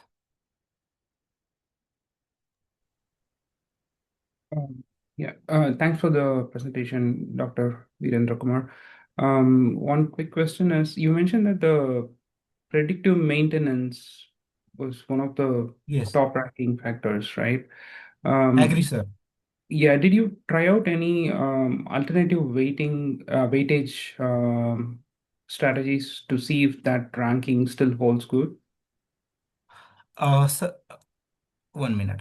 So predictive maintenance is a most important parameter because these are the given by the expert opinion. When we calculate and weightage calculation is showing no, preventive is the most important because this impacting total manufacturing processes. For example, you are manufacturing a product mobile, you follow the 20 processes. Out of 20 processes, what happen, maybe 3 processes downtime is too high.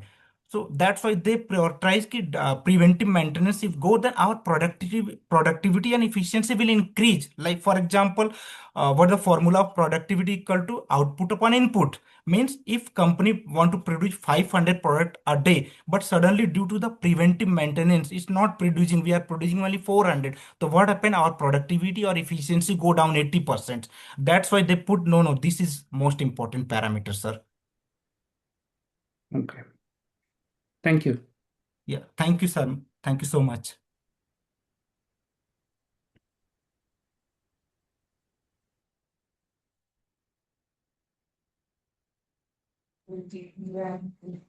Thank you. We would like to invite paper ID 670.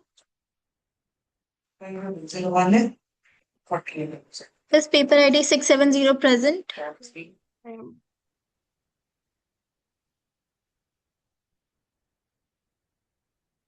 Paper ID 670.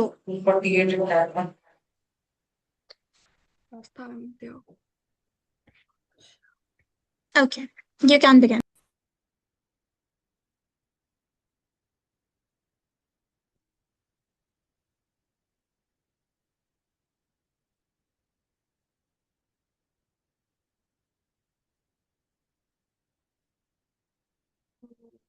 Can I just get a minute to share my PPT?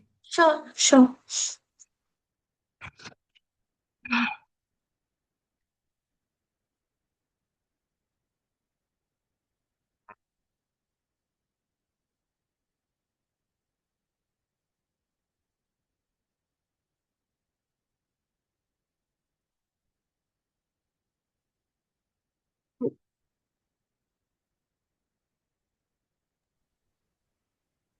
Please begin. Uh, Good afternoon, everyone. Myself Vinita Singh, and today I am present on the topic detecting traumas in CT scans using deep learnings, models, and analytic studies.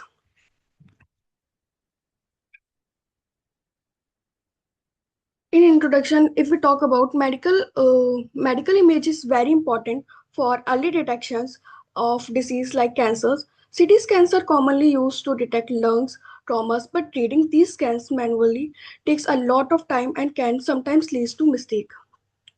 Deep learning, especially CNN, help computer learn pattern from image. In this study, I analyze how deep learning can automatically detect traumas using LIDC and IDRI lungs CT scan dataset. If we talk about problems, traditional trauma detection depends heavily upon radiologists, but there are challenges. There are thousands of CT scan images to check. Trauma a lot in size and shapes. Begins where trauma can be difficult. Manually checking can lead to errors. There's also research gap. Very few studies compare different deep learning models for lung cancer and CT scan detection. In literature view, previous research showed that CNN works very well for medical images and images like CT scan, MRI, and X-ray. Models like VGG16, RSNet50, and INSEPT30 V3 have already shown good results in cancer detection. However, issues still exist. Overfitting, small data set, imbalance between begins and manually images needed for a better explanation of how model decide. If we talk about theoretical framework, uh, the deep learning base trauma detections, input CT, pre-pose CNN transform learning models, feature execution and classification of trauma. Core CNN components, core convoluted layer learn features, pooling layer reduce size, fully connected layer finally prediction, softmax give classes probability. Transform learning help model use previously learned knowledge and improve accuracy. In methodology, dataset we use LIDC and IDRI dataset with 100 lung CT image verified by radiologist. Um, Pre-processing include normalizing the image, resizing to 2 to 4 into 2 to 4, data augmentation that rotates, flips, and zoom. Model uses in this are customer CNN, VGG16, RSNet50, and INSEPT5. We use an 810 10 validation 10 test split in data analysis. Among all models, Reset 50 performed the best. It achieved 94.3% accuracy. Transfer learning models work better than the customer CNN because they exert a feature more effectively. Challenges faced notice in this is some overfitting, some imbalancing. But benefits that we see are faster assistance for doctor, early diagnose, better treatment planning. If we talk about results and discussions, the results show that deep learning, especially learning, is very effective in detective trauma. Net 50 was a top performing model. This proved that AI can support the radiologist and reduce their workload, but still need real world validation. If Let's go to the conclusion. CNN are very effective for trauma detection. Transfer learning models work better than basic CNN. Deep learning improves diagnostic accuracy. More clinical trials are needed before using it in hospital. Future work can include assembling models for even better accuracy, combining CT with MRI and PET scan, explaining AI like grid cam for heat pad, testing in real hospital setting. Thank you so much. Do we have paper ID 607?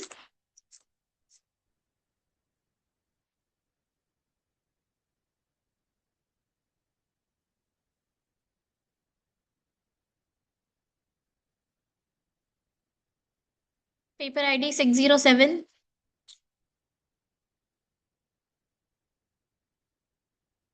Paper ID 351.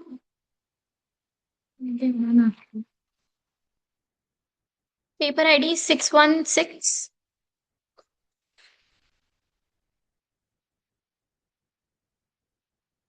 Paper ID 608.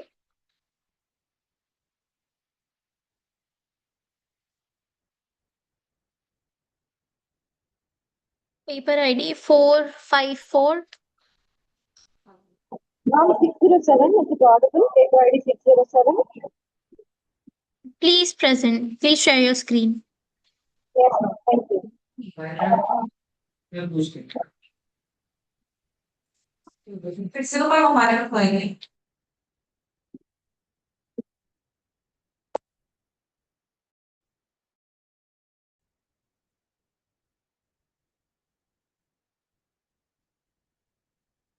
Now,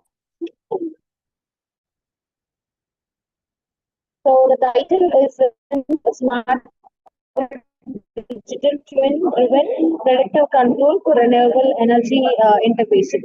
So, moving on to the introduction, the Ma'am, you broadly are not properly benefits audible. are of There is way too much background noise. yes, just a second.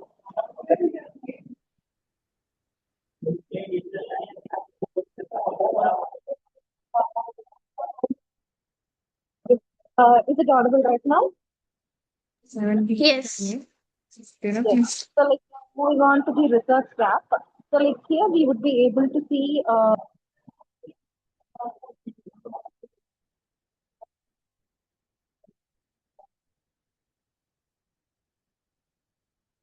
when we see on the most of the studies, we explore the technologies separately, but not as an intelligent reference.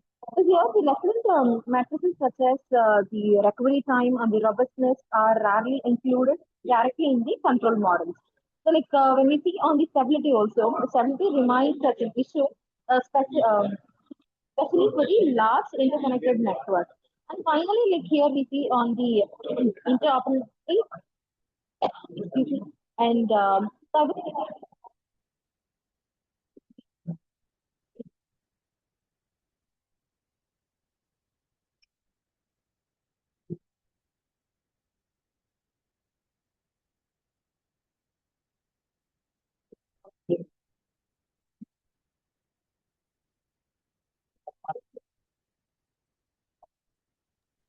Ma'am, you are not audible.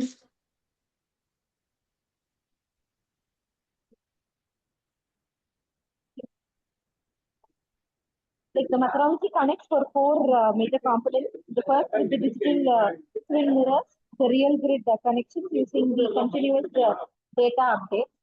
So, and the next we would also be seeing on the renewable forecasting model, which actually predict the fluctuations in solar as well as in the wind generation here. And when we see for the third model, like we will be seeing on the predictive control optimizes the grid decision while accounting for the future disturbances here, all the things. So when we see on the analysis part, to get the framework, like we have taken two standard systems. So the system will be taking with the IEEE 33 bus distribution grid as well as the IEEE 39 bus transmission system also. So like when we see have when we see on the board, so like a high renewable energy presentation also takes place. The DP and the MPC approaches also are compared against the traditional control using the matrices like the renewable so when we see on the final part, like we will be able to see the voltage deviations and the frequency fluctuations, especially during the disturbances, decreased by at most 70% here. And when we see on the resilience indicator also, like it will be able to improve around 30%. And altogether, like we see that the demonstration that the CTNPC framework is highly effective at the managing uncertainty and the maintenance ability too.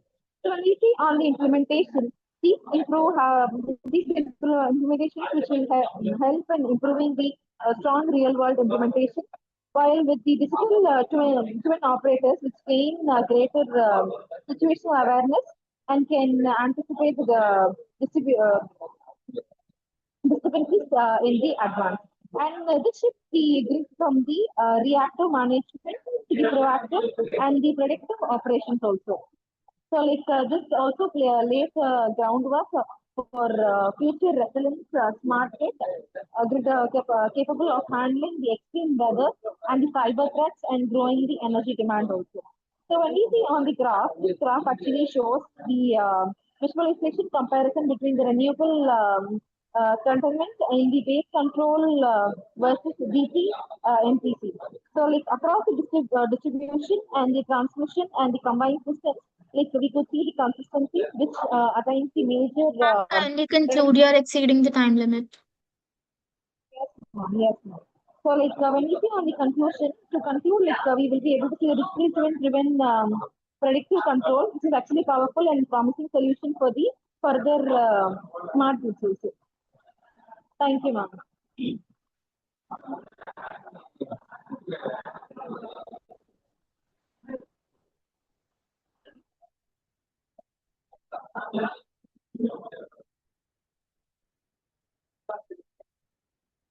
There is also one more paper. Shall I proceed with that? 608. Shall I make it quick and shall I wind it up? I would now like to invite the session chairs for the Q&A round.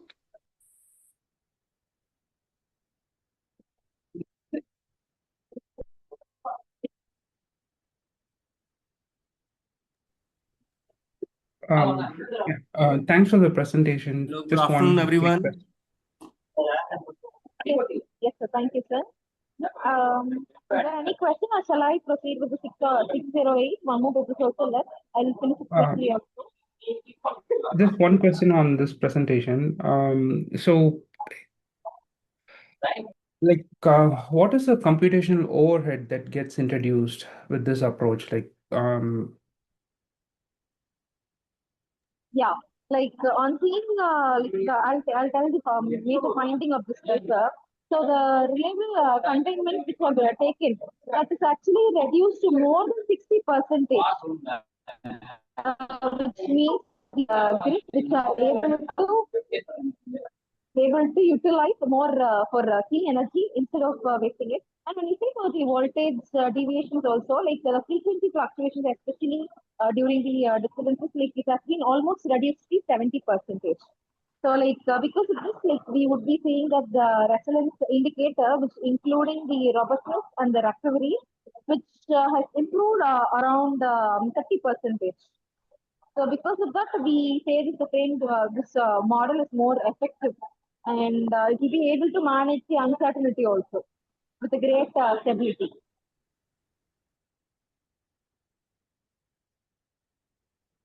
Okay. Okay. Thank you. Thank you, sister. I still have another paper, 608. Shall I finish it up soon?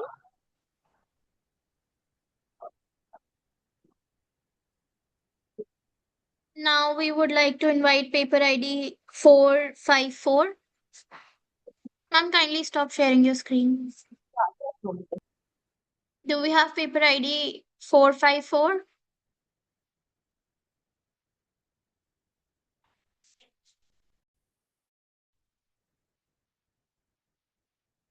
Kindly begin.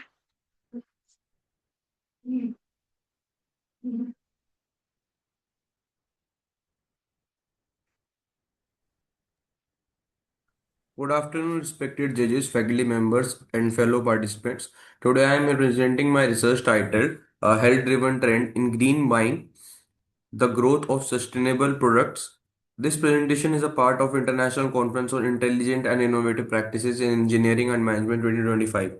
To start with the presentation, let's go through the introduction first. In recent years, we have seen a major shift in how people think about the environment and the products they consume. With rising global awareness about climate change, pollution, and health concerns, more people are now choosing eco friendly and sustainable products. Governments and industries are also moving towards green marketing practices. This study therefore focuses on green perceived value, green perceived risk, green trust, green purchase intention. Additionally, the role of gender is examined as a moderator, especially in the relationship between trust and purchase intention. While reviewing existing studies, we found several gaps. There is limited research on how companies practically apply green marketing strategies, especially in emerging markets. There is also a lack of clarity on how perceived risks affect consumer decisions in the green product category. Similarly, the gender differences in trust and purchase intention have not been explored deeply. In short, studies rarely combine all variables, that is value, risk and trust, to understand their collective impact on green buying behavior. Based on these gaps, the study aimed to examine relation between the four variable GPV, GPR, GT and GPI. Understand how perceived value and risk influence trust. Study how interest influences purchase intention. Analyze gender as moderating factor. And finally, provide empirical evidence from an emerging market perspective.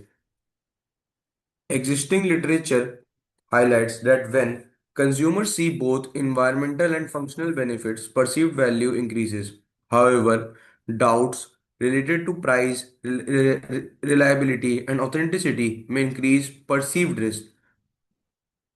Trust plays a major role, which grows when claims are transparent and supported by certifications. Purchase intention depends not only on awareness but also on personal values. This framework is supported by theory of brand behavior and theory of perceived risk. This research followed a quantitative casual research design. Using snowball sampling, we collected responses from 214 participants through a structured online questionnaire consisting of 23 validated statements measured on a Likert scale.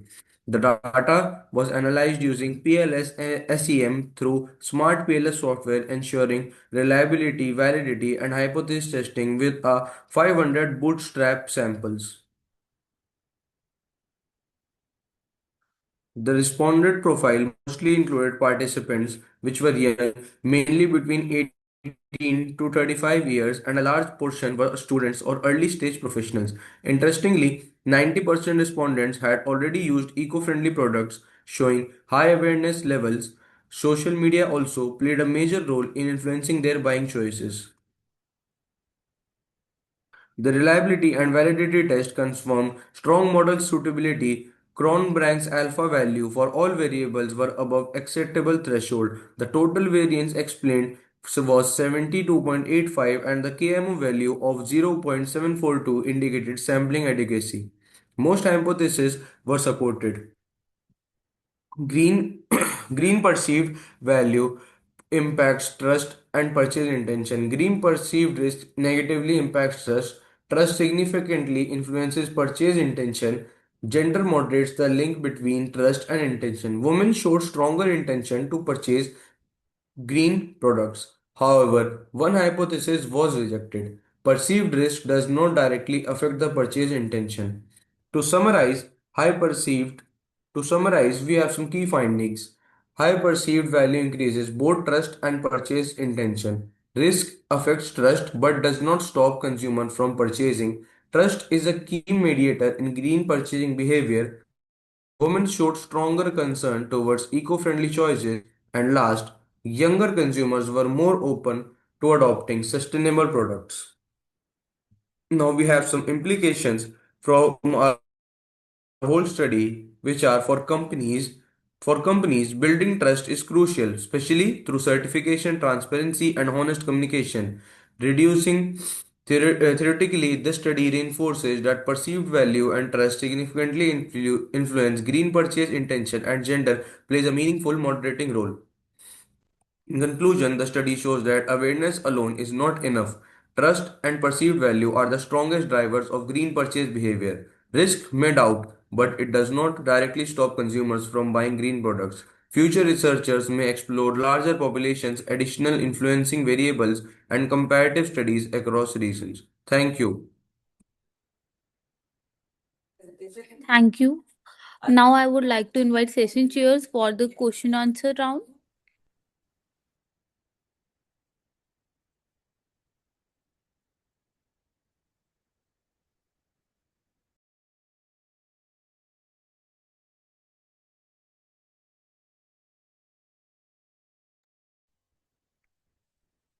Yeah, thanks for the presentation.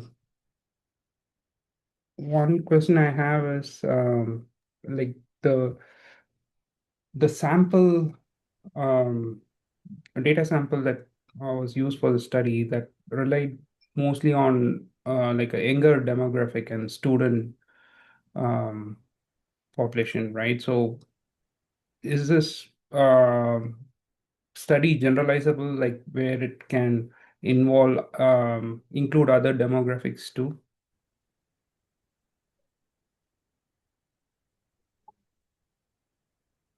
Yes, absolutely, sir. The study can involve other demographics and other age-related students and other working professionals too. And we have also mentioned it in the last point that other researchers may explore larger populations and additionally influencing variables. So yes, they can be included for sure. Okay. Thank you.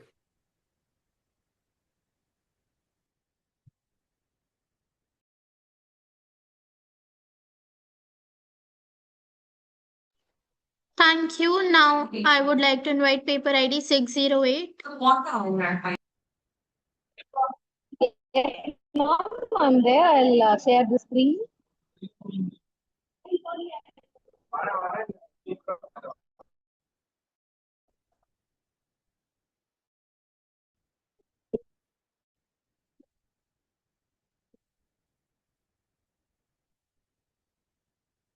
There's a screen visible right now. So the paper title is Big Data Pipeline and Fairness Aware and Privacy Preserving Knowledge Discovery Framework. So I think on the introduction, on the big data pipelines, the power may have a high stake and You are sensitivity. not audible However, if we properly. see on like when we see on the pipelines and the scale, introduce a risk such as the privacy needs as well as in the intended discrimination and the lack of transparency. So, like one thing on the objectives, like we will be able to see on the model may treat individual unfair and because of the sensitive attributes, as well as the data collection might intentionally enforce the social biases. So the privacy breaches may expose the personal or the organizational information. So this research actually addresses these issues by proposing a bottom-wide approach where the fairness and the privacy are integrated and not as add-ons but as core components of design. So So when we see on the research gaps which is identified, we see that the fairness and the privacy are often treated separately, and more techniques are operated at a single stage, and the tools for the real world deployment also are limited, and the evaluation frameworks also takes place here. So these are the major gaps, motivate the needs for the integrated framework that addresses all the components of the pipeline in the undefined manner. So the objective is, for the analysis, like yeah. Uh, first, the adult income data set, the fairness sensitive, and the next is also the on the healthcare data set privacy sensitive. So these three model configurates are computed here. So first, the baseline fairness or privacy, and the fairness on these bases. So the privacy plus the fairness will be framed for the proposed model. But the matrices include the accuracy, the fairness, and disparity, and the privacy loss. This actually helps in reveal how the fairness and the privacy interventions affect overall utility. So when we see only model actually significant uses the prediction. Fairness and privacy performance actually depends overall the balances. So, although the privacy mechanism reduce many accuracy loss, the model still performs strong. And this part is also dropped around 0.19 and nearly 0.06, which shows a large improvement in the So, and finally, we will also be able to combine the framework that we produce the highest utility scores for both the data sets. And then the results which we have seen is actually demonstrate that it is actually practical to build and pipeline that are both fair as well as the privacy preserving without any sacrificing any performance also. And we move on to the implementations. These implementations of this work are significant, and the organization can adopt this framework completely with the emerging regulations with the AI governance law also. And it also ensures that the automatic decisions are more transparent as well as it is editable and protect the user privacy also. So the sectors, this could be also used in some sectors like healthcare, as well as the public services, and which can also more benefit for the trustworthy and the auditable analysis. And importantly, the framework supports the ethical AI development by the integrating fairness and the privacy from the start of the pipeline. So, when you see on the graph, and this graph actually shows that the model shows the accuracy changes with different privacy budgets, and the lower privacy budgets also offer a stronger protection but reduce the accuracy slightly. When you see on the higher budget, it's actually increases the accuracy, but it weakens the privacy. Digitalization, which helps the stakeholders, can in a Kindly balance. conclude. You are exceeding the time limit. So in conclusion, we can also see and comprehensive framework for building and fairness awareness and the privacy preserving and the big data pipeline. It also shows that the fairness and the privacy do not have to compete with utility. Instead, they can be integrated throughoutly by creating a trustworthy, responsible AI systems. So, the future works will focus on the scaling and the frameworks to the real-time analysis, which is addressing the domain-specific as well as the fairness methods also. And integrating additionally its dimensions like the robust and predictability. So, thank you.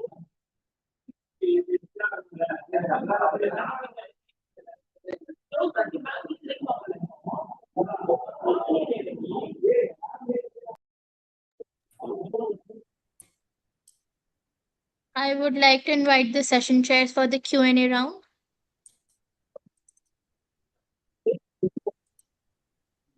Thank you for the presentation.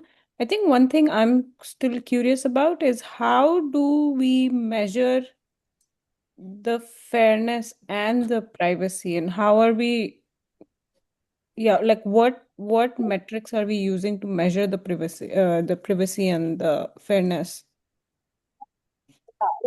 When we see like in the beginning, like we will train the model with the mathematical models of fairness, which constraints such as the demographic party, and it also has the equalized odds and the privacy guarantees.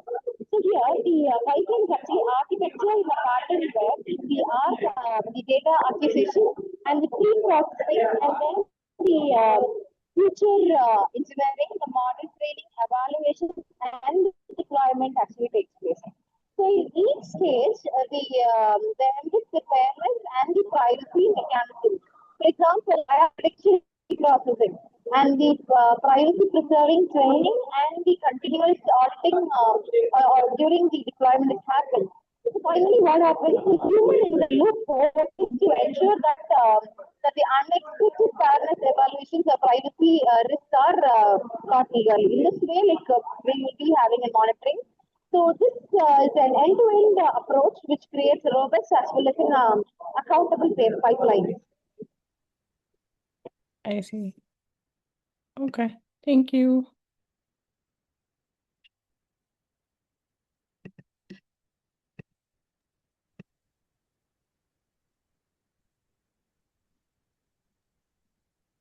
Now we would like to begin with the paper ID 364.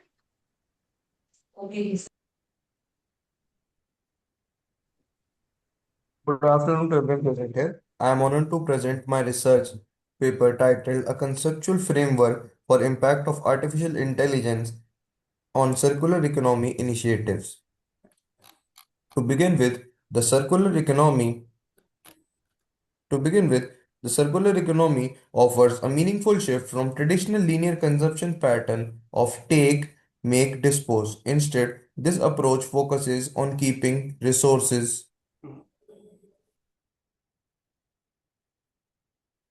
This approach focuses on keeping resources, materials, and products in use for as long as possible.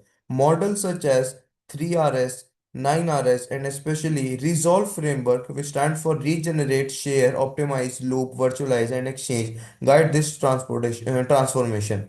Interestingly, most existing studies focus only on isolated applications of AI rather than its broader strategic role in enabling circular transformation. My study attempts to bridge that gap by integrating existing literature and proposing a conceptual framework using the resolve approach.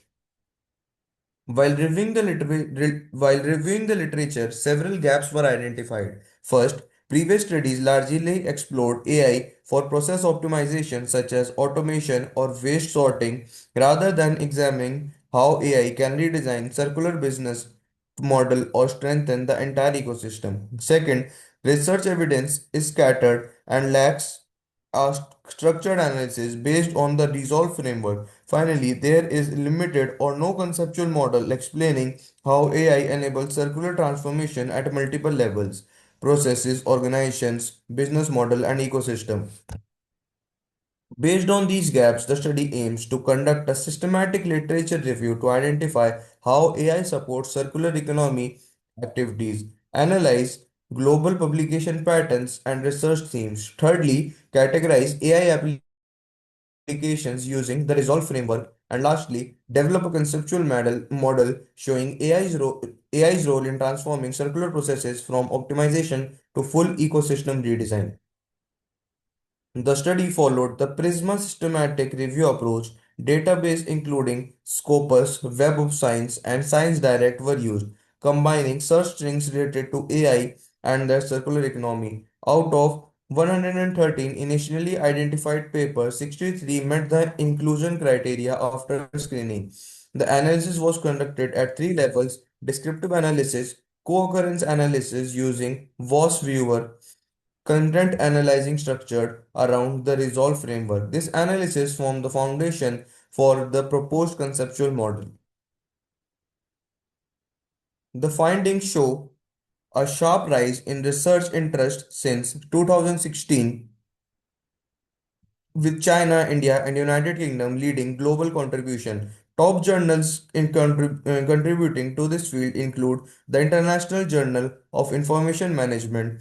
Through keyword mapping, four thematic research clusters emerge: technology and waste management, sustainability and decision making, supply chain and operations, and ecosystem innovation. Mapping the selected papers onto the Resolve framework revealed interesting patterns. Most studies focused on optimized category, which include applications such as resource efficiency, predictive maintenance, and energy optimization. The second most common theme was loop, related to recycling material, recovery, and remanufacturing. Other areas such as sharing platforms, virtualization, and material substitution showed emerging but less developed evidence. Even through regenerate had the least research coverage, it still demonstrated promising use cases such as AI supporting environmental restoration and sustainable resource identification. The review highlights that AI plays a crucial role in minimizing waste, improving sorting accuracy, and enabling smart recycling system. Neural networks and image recognition, for example, significantly improve remanufacturing efficiency and secondary material use. Beyond operations, AI also contributes to business innovations through models such as product as a service, intelligent refurbishment, and second life platforms. This shows that AI is not only improving processes but also reshaping value chains and enabling new forms of circular business ecosystem. The implications are threefold from a theoretical perspective. This work provides only one of the early attempts to integrate AI with Resolve framework and highlights AI as a strategic enabler. From a managerial point of view, organizations can use these insights to optimize resource flows, redesign supply chain, and adopt digital circular platforms. AI-enabled decision making can significantly improve sustainability outcomes. And finally, for policymakers, the study highlights the need for data sharing frameworks, incentives, and ethical AI governance to strengthen circular adoption globally. To conclude, AI presents a powerful opportunity to accelerate the global circular transition, moving industries from incremental optimization towards systematic redesign. While progress is underway, a coordinated effort across research industry and a policy is necessary to fully unlock AI's potential in building a regenerative and resource efficient future. Thank you.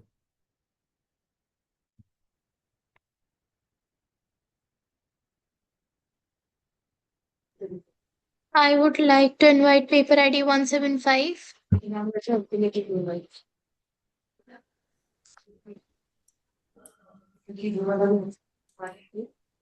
Do we have the presenters for paper ID 175?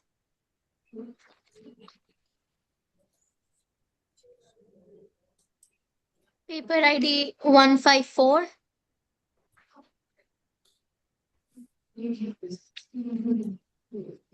Paper ID 616. Yes, ma'am. I am here to present. Can you mention your paper ID, please? Okay, where I have to enter? Can you mention your paper ID, please, sir? Okay, ma'am. 161. Wo 616. 616. 616. Okay, please go ahead with your presentation. Okay, ma'am.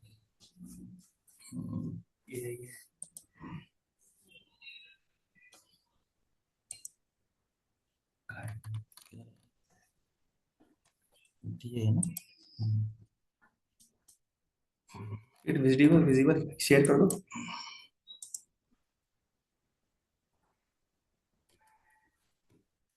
Madam, PPT is visible? Yes, it is. Okay, Please thank you, begin. ma'am. Thank you. Good morning, everyone. I'm Upin Saxena, and today I will present the research title POI-driven predictive maintenance in industrial system using deep neural network. This explore how smart industries monitoring can predict equipment failure early, avoid downtime, and improve productivity.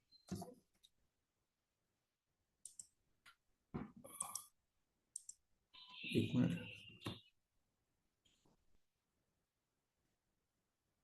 Introduction. The traditional maintenance methods are reactive. Repairs occur after breakdown. This leads to high repair cost and production losses. IoT sensors continuously monitor machine behavior like vibration and temperature. Deep neural network processes this data to identify usual pattern and predict fault early. And it is just a main function of this to predict the fault early through the deep neural network. This aligns with industry goal for automation and reliability.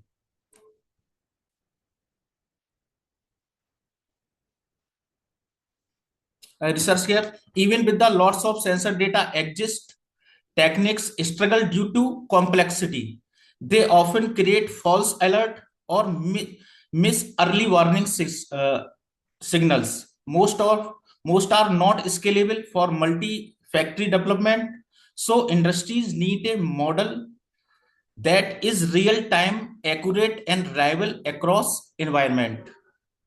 The objective of my research, the goal is to design predictive maintenance framework, combine IoT and deep learning. We aim to detect fault early and reduce downtime. The model should improve accuracy, enhance efficiency, and ensure scalability. The methodology for this research,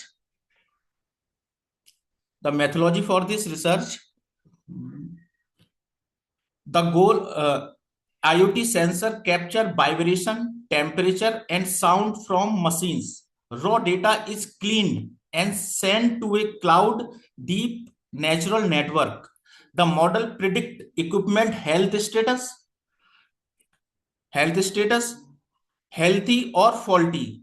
If a risk is detected, alert are issued so technician can act before the machine failure. And this is a mathematical model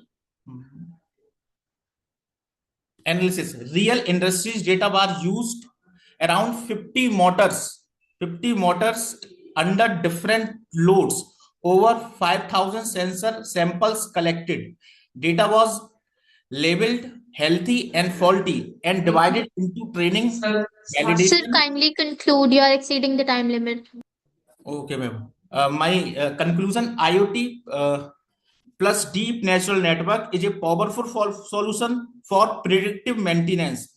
It is accurate, scalable, suitable for modern industries. Future improvement includes federal learning for privacy and informance learning for automation. This is a final conclusion of my research. Thank you. Do we have paper ID 175? Yes, ma'am. Yes. Kindly share your presentation.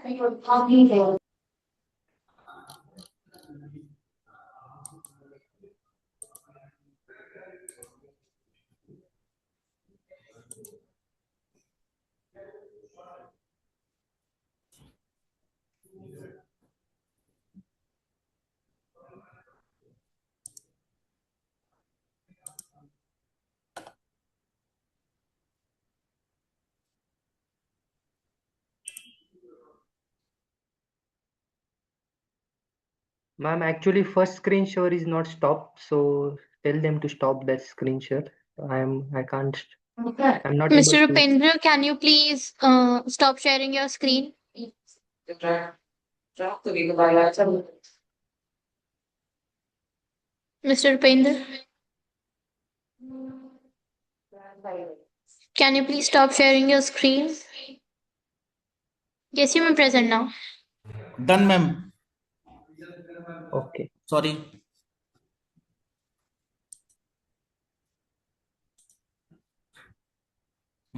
Is my screen visible? Yes, it is. Kindly present. So my paper ID is 175. Title is AI Assist Prediction of Environmental Crisis in AMIT Ghosh Works in Green Energy Tools. Coming to the abstract, the anthroponics and term describing humanity's profound impact on the Earth's ecosystem has become a central theme in uh, literary and culture studies. Amit Ghosh, one of the most prompt voice in contemporary literature, explores environmental crisis, climatic change, and ecological collapse across his work, particularly in this Hungry Tide, Gun Iceland, and Great De-agreement. This study applies machine reading and AI-assisted textual analysis to examine how ghost narratives engage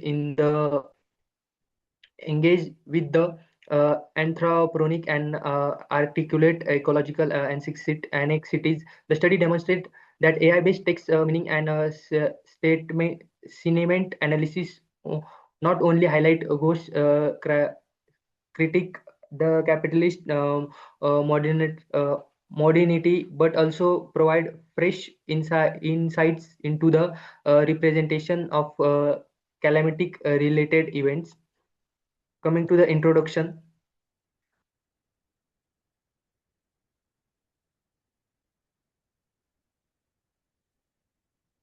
sorry, actually screen share is stopped.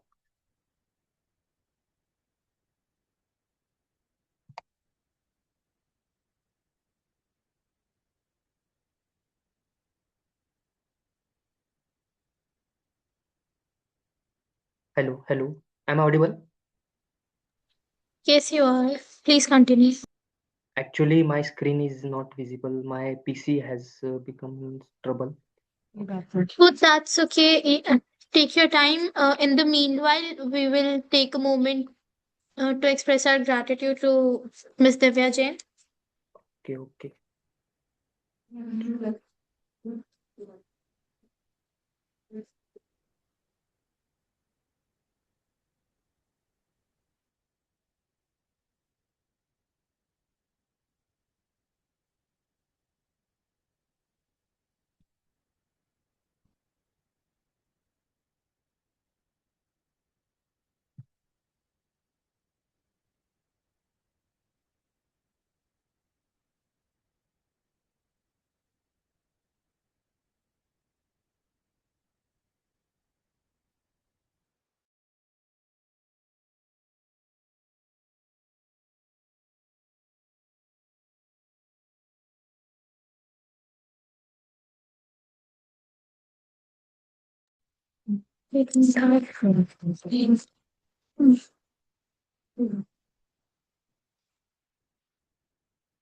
Okay, let's take a moment to collectively express our gratitude to our session chair, Miss Divya Jain.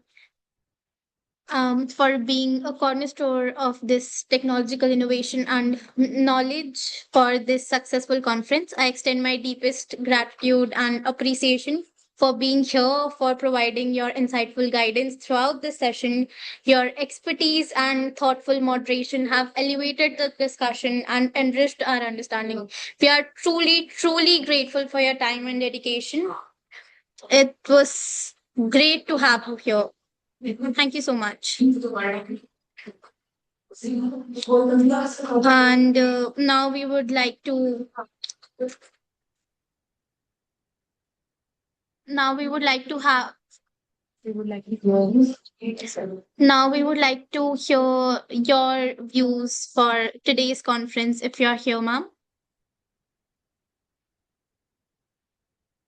Okay.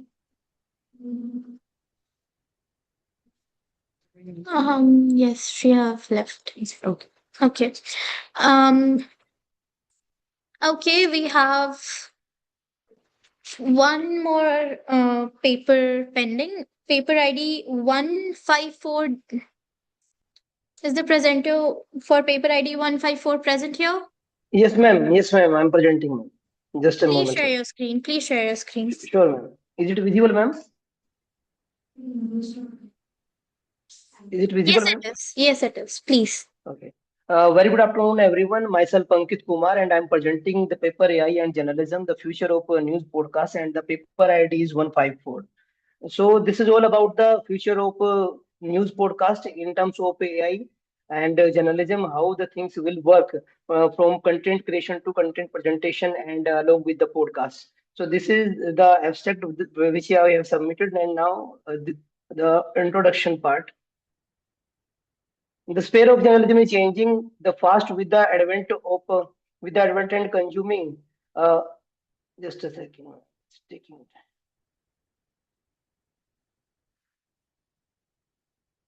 Consuming news that is largely driven by the growing fields of news podcast, technological advancement in AI such as natural language processing, that is NLP, centralized speech, automated audio transcription, and content curation not only reveal the major changes that are coming in content generation, but also signal how news organization will interact with the podcast in this future with the impact, or you can say the AI assessment model or AI assist structure. AI in journalism is also behind the rise of a host of ethical as well as professional questions regarding authenticity of AI-generated voices, misinformation, biases that are inherent in AI algorithm, and it is also have the impact on the multimedia content. So this is the introduction part. Now the gap why it is important. The extent literature is concerned with AI in journalism in terms of speed and automation, but very few studies address the impact of AI on audience trust and media credibility in news podcast. This is the gap where we are going to work. There is no comparative evidence on news manufactured by AI and news covered by humans, in particular regarding accuracy, depth, and ethical credibility. The limitations of bias and the threats of misinformation due to podcasts developed by AI is not adequately explored.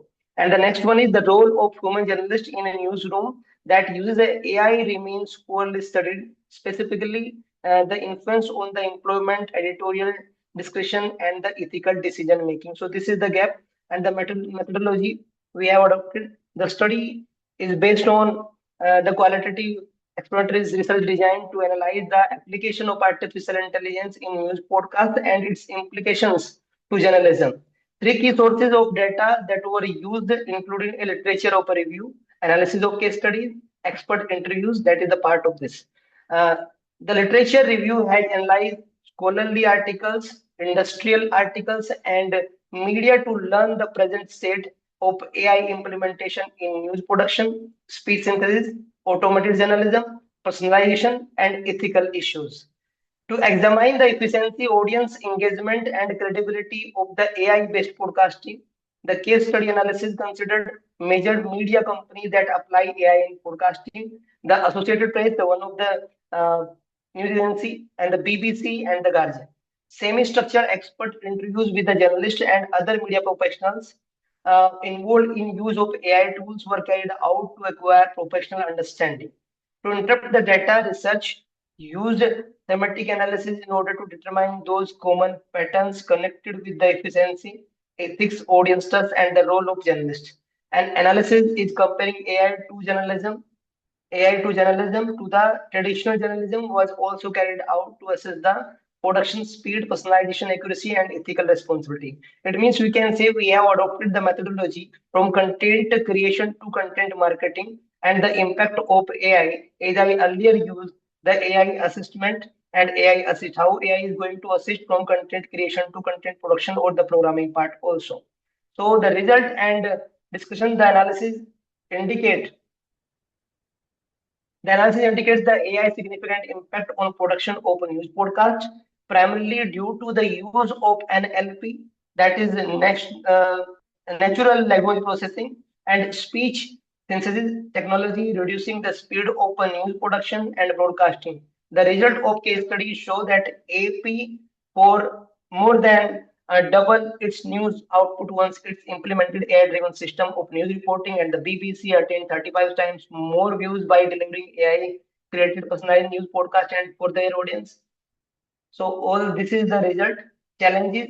What kind of challenges we can have? The analysis indicates the AI.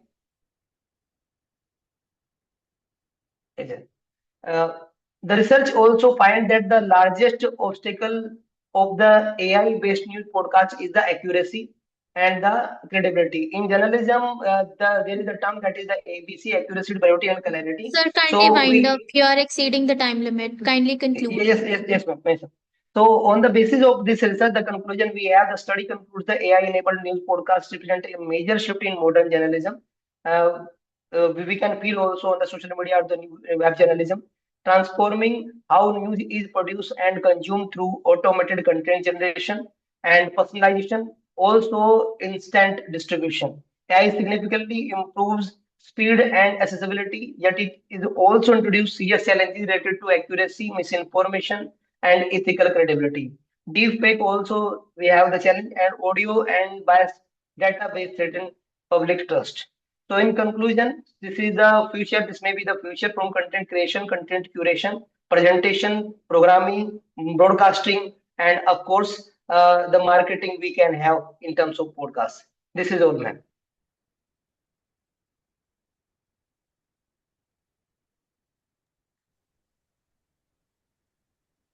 Do we have paper ID 596? This is our last presentation. Do we have paper ID 596?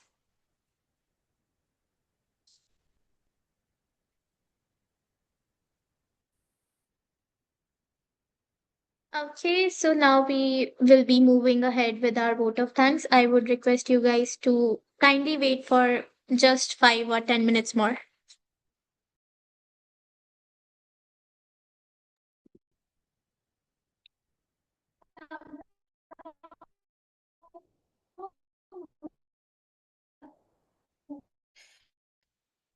With gratitude and pride, heartfelt thanks to a visionary leader and extraordinary prime.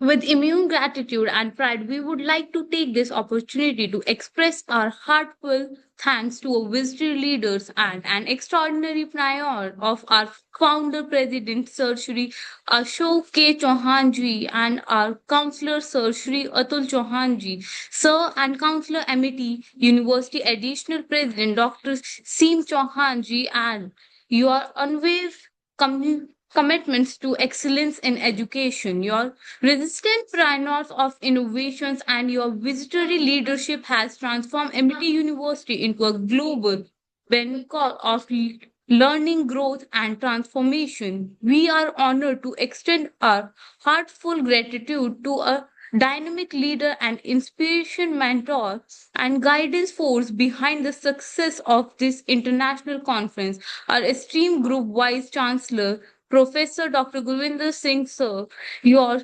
steadfast commitment to academic excellence and strategic vision has become instructive in the shape Amity University into a world-class institute.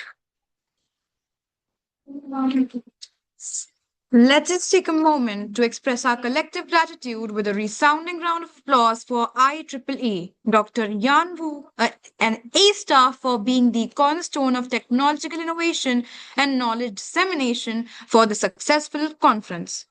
I extend my deepest appreciation to our session chairs, Mrs. Divya Jain and Dr. Satish, for their insightful guidance throughout the session. Your expertise and thoughtful moderation have elevated the discussions and enriched our understanding. We are truly grateful for your time and dedication.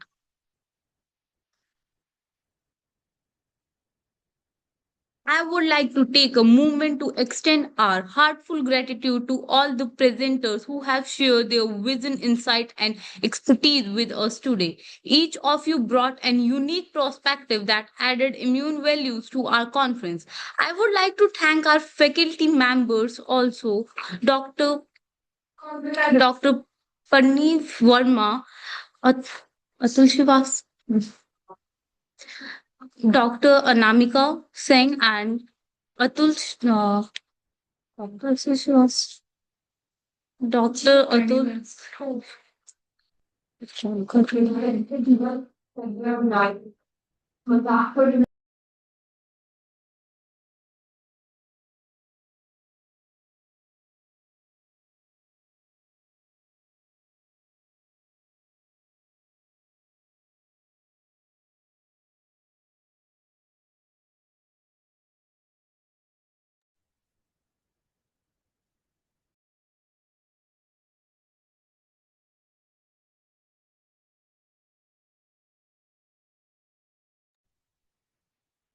Sorry for the disturbance. I would like to take a moment to extend a heartfelt gratitude to all the presenters who shared their valuable insights and expertise with us today. Each of you brought a unique perspective that added immense value to this conference. I would like to thank our faculty coordinator, Mrs. Anamika, Mrs. Anshul Srivastava, and Sir Dr. Pranay Verma for his meticulous planning and seamless execution, your tireless efforts in organizing every aspect of this conference and ensuring its academic excellence and are deeply appreciated. A special thanks to our IT team, whose technical expertise and round-the-clock support ensure that everything runs smoothly, both on-site and online. Last but not least, we would like to thank the admin team and the support staff. Your unwavering dedication and hard work in managing facilities and all operation aspects is commendable. And in the end, I would like to say thanks to our student coordinators team whose energy, enthusiasm, and teamwork made this conference a success. As we conclude this conference, it is only fitting to express our deepest gratitude to the institution that made it all possible, AMT University. Thank you, everyone. Okay, before we end, I would just like to extend my heartfelt thank you to Mr. Satish Kumar as a session chair. Thank you, sir, for adding your intellect to the conference. And also a big thanks to Ms. Divya. And a special thank you to student coordinator team, Ms. Astha Nasa, Ms. Jia Ohri, and Ms. Jyotsna.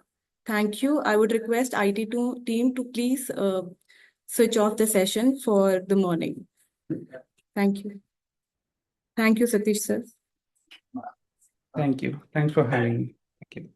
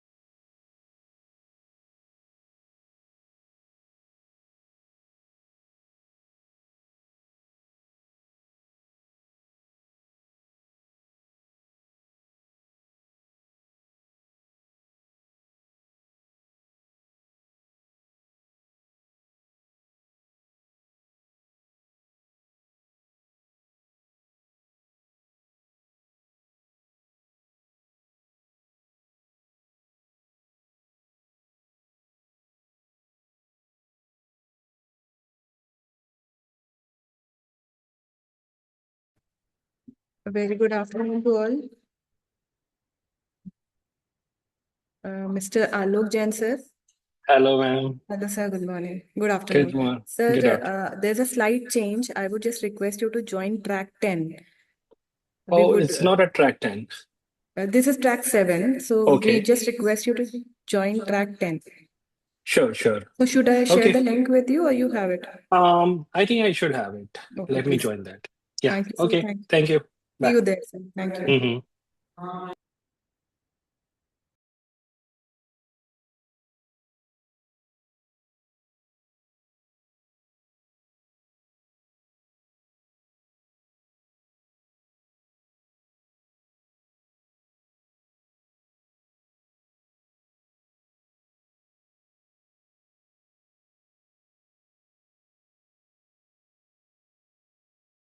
We would like to welcome everyone to the conference. We are waiting for our second session chair. As soon as they join, we'll start with the conference.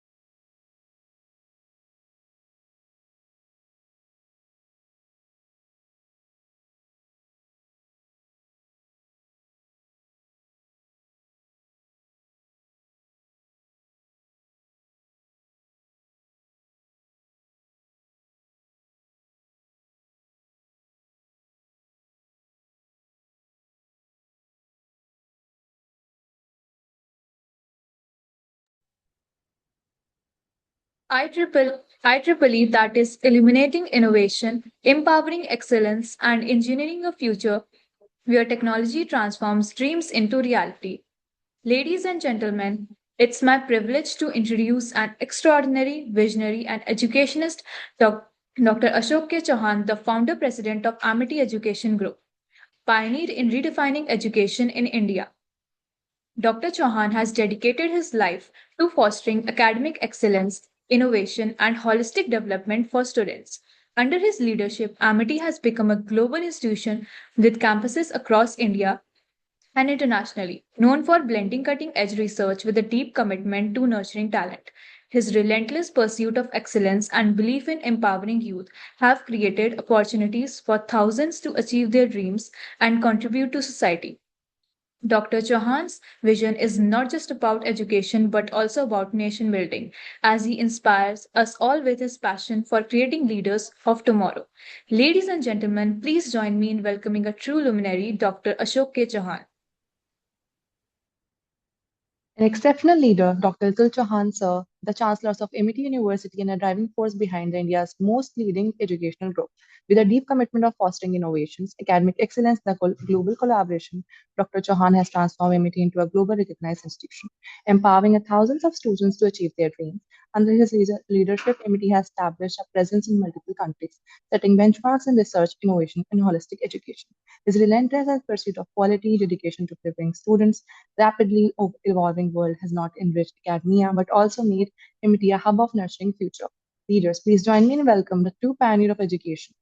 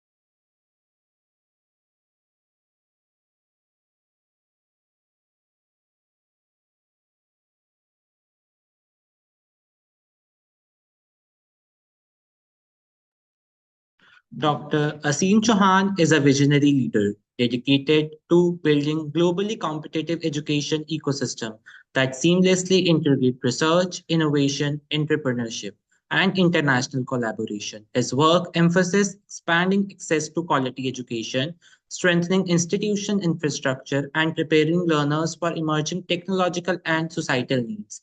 He's a strong advocate for youth entrepreneurship. He has played a key role in nurturing technology driven startups through the MIT Innovation Incubator. We are honored to welcome him today. Professor Dr. Gurinder Singh, the Group 5 Chancellors of MIT Universities and Director General of MIT Institutions, bring over 27 years of expertise in institutional building, teaching, research, consultancy, and industry. Distinguished academician in international business, he holds a doctorate in this field and alumnus of the Indian Institute of Foreign Trade, where he graduated with the top honors as the youngest Pro-Vice Chancellors of MIT Universities, the Founder Director General of MIT International Business School. Dr. Singh has pivotal establishing MIT campuses globally, including in London, USA, Singapore, Mauritius, and Texas. Internationally recognized as a 2% scientist of the world, scholars and institution builder, he is celebrated as a management expert, writer, trainer, and mentor deeply admired by students.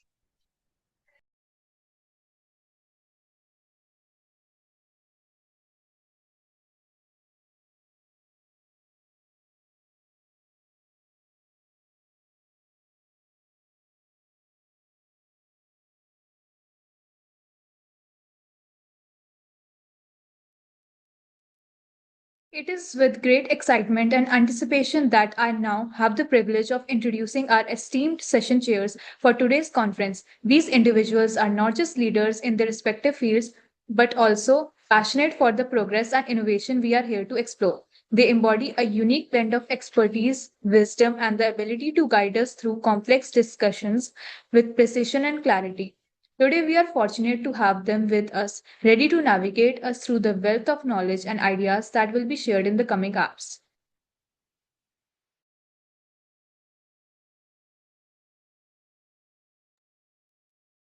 Rajesh Darubari.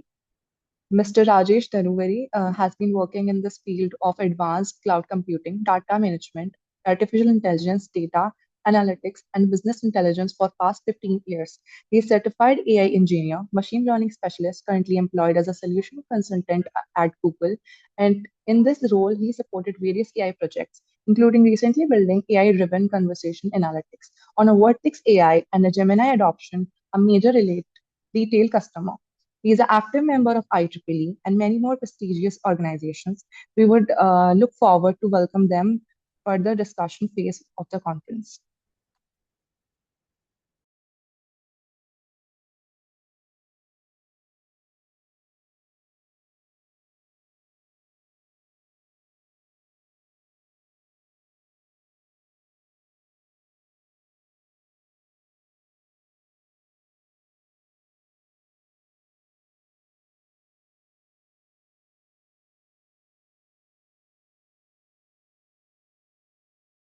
Over 19 years of experience in management, education, and research, currently serving as a professor and controller of examinations at IMM Business School, New Delhi.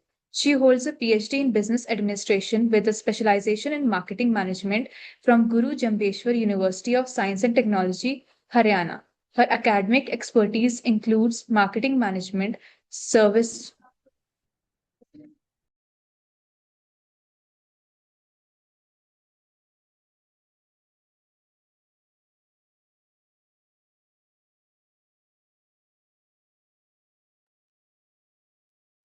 Sorry for the technical glitch.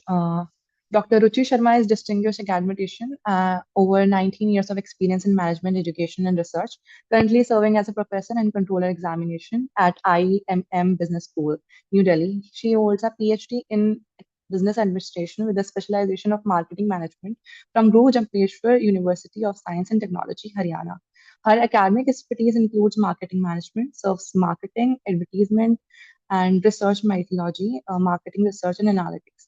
Dr. Sharma has published extensively on reputed ABDC, Scopus IEEE, and UGC CARE index journals and conferences. She has been awarded an ICSSR research grant over 15 lakhs of her work on bridging the digital gender divide.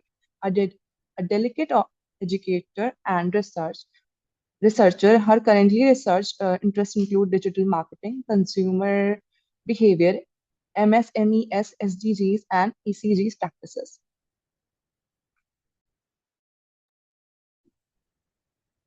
Now, our third session chair is Dr. Gaurav Singh Arora. Dr. Gaurav Singh Arora is specialized in the area of international business and international marketing, an academician with more than 13 years of experience in teaching, training, research. Dr. Arora has taught in universities of repute in North India. His area of research includes export-import, finance, international marketing, and World Trade Organization and regional trade agreements. He has several research papers of national as well as international level to his credit published in the Journal of Repute indexed in ABDC, Australian Business Dean Council, Scoops, and UGC Care. Dr. Arora is also on review board of esteemed journals such as Journal of Asian Economics, Elsevier Publications, Scoops Impact Factor 2.159, in addition to grant of copyright and edited book. To his credit, Dr. Arora has participated and presented at various events, conferences held at national and international podium organized by various reputed institutions such as Indian Institute of Management, IIM, Society for Education Research and Development, Federation of Indian Chamber of Commerce and Industries, FIC, ICT, Indian Institute of Technology Bombay, IIT Bombay, and Confederation of Indian Industry, that is CII, etc. Thank you. Thank you, Vishwajit, for this introduction. Thank you.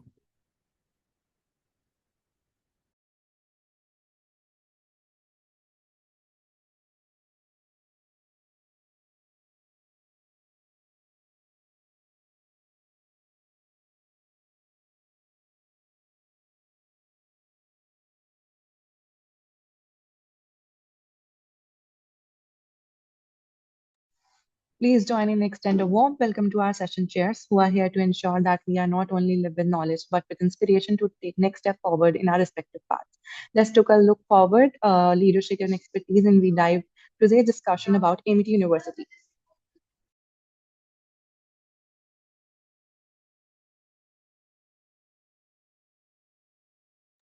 MIT University is a globally recognized institution known for its commitment to excellence in education and innovation. With a strong focus on holistic development, it offers a wide range of undergraduate, postgraduate, and doctoral programs across disciplines like engineering, management, science, and humanities. The university boasts state-of-the-art infrastructure, experienced faculty, and a vibrant campus life, fostering creativity and leadership among students. Emphasizing research and industry collaboration, MIT provides opportunity for internship, global exposure, and skill development. Its dedication to nurturing talent has earned it a reputation as a leading center for academic and professional growth in India and beyond.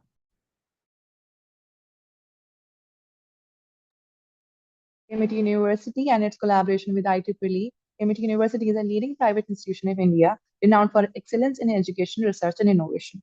With a global presence and state-of-art infrastructure, Amity is committed to fostering culture of academic rigor and interdisciplinary learning. Its collaboration with IEEE Institute of Electrical and Electronics Engineering, a premier organization of technological advancement, reflects the commitment together.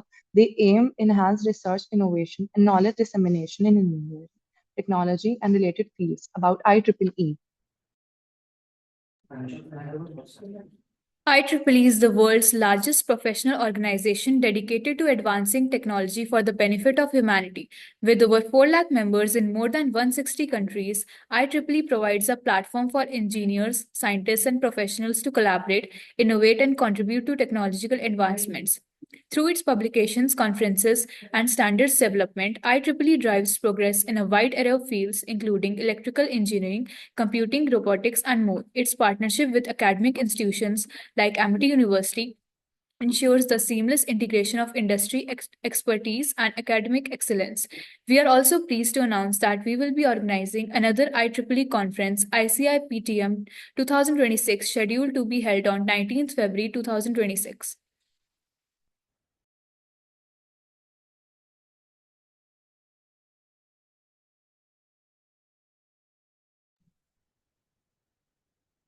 Before we begin the session, I would like to briefly outline the presentation guidelines for our presenter. Each paper is assigned a total of 10 minutes, and the breakdown is as follows. Presentation, 7 minutes. Question and answers, 3 minutes. Please keep these time limits in mind when presenting your presentation. Presenting authors are requested to be ready for their session 10 minutes before the scheduled start of the respective session, allowing the session chair to verify the attendance of presenting author. We recommend that any one of the author conduct the entire presentation adhering to the previously mentioned time limits. Please note that the papers that are not presented will not be sent to IEEE Explore for publication.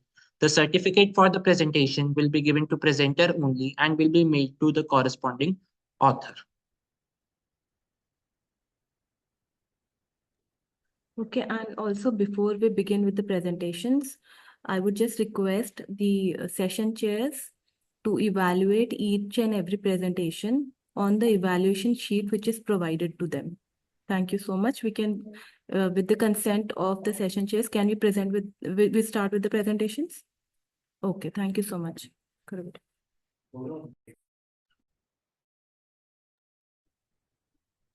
So paper ID number 72, kindly start presenting.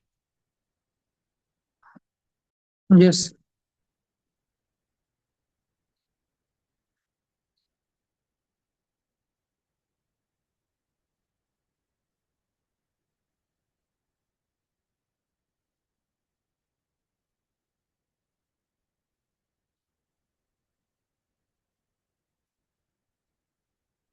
Uh, Paper ID is 72. I repeat again, paper ID is 72. Title is Optimizing File Classification, a hybrid approach using natural language processing and deep learning technique. Optimization file classification, a hybrid approach using natural language processing and deep learning technique. Abstract. Uh, the corporate business has been a change in perspective from custom in person corporation to advanced correspondence medium involving business conservation, profile gathering, buying, and settlement. This process has promoted to remarkable expansion in the volume and of record and text, requiring progress AI method to productive language distinguish across assorted application. So abstract, introduction, regular language handling remain at the very front of crossing over human correspondence with man-made reasoning, denoting an extraordinary paradigm simulate intelligent capacity to disappear and human language. The innovative wonder stretch out past for text examination, wandering into voice acknowledgement framework and diverse man made intelligent human corporation. Literature review. In this research that they conducted, Ahmad Suleiman Yum and their colleagues presented a neural network architecture that take into account the action that user do while interacting with a certain article. A conventional neural network, more generally known as CNN, was the kind of neural network that the author utilized in the research. Methodology. Regular display a range of semantic quality shifting in a complement, discriminant, and importance reliant upon the silent experience. This variety represents a critical taste in planning and creating model prepared to do preciously disappearing these subtitles truly depending exclusive on AI. While AI/ML method succeed recognize wide info highlight or the properties inside the information, they battle with knowing example or partner reaction with explicit subject or point because of this impediment across breed proud learning model. And this is the integrated analysis and interpretation. This hybrid approach, which blend a neural language process with deep learning, show a lot of promise in making file classification smart and more accurate. NLP help the system understand the meaning behind the word in a file, while deep learning picks upon a pattern that might not obviously at file class. Result and discussion the create crossover structure effectively incorporate three calculation customized to minimize the arrangement contribution to three classes. In first class is picture class, second is sound, and last one is a video. So utilization profound learning idea. The system shows a flexible capacity to preciously distinguish the idea of a contribution across this fluctuation media type. The center accomplishment of this structure is its capacity to process and recognize the visual substance. So conclusion, the proposed mixture system denote a forward moving step in mechanism, the characteristic of a sight and sound substance. Its advancement features the capability to profound learning way to deal with the rise about customary limiting information handling and exhibition, making ready to immediate application in happy administration, and that some CNN models succeed to separating highlights from information. So these are references.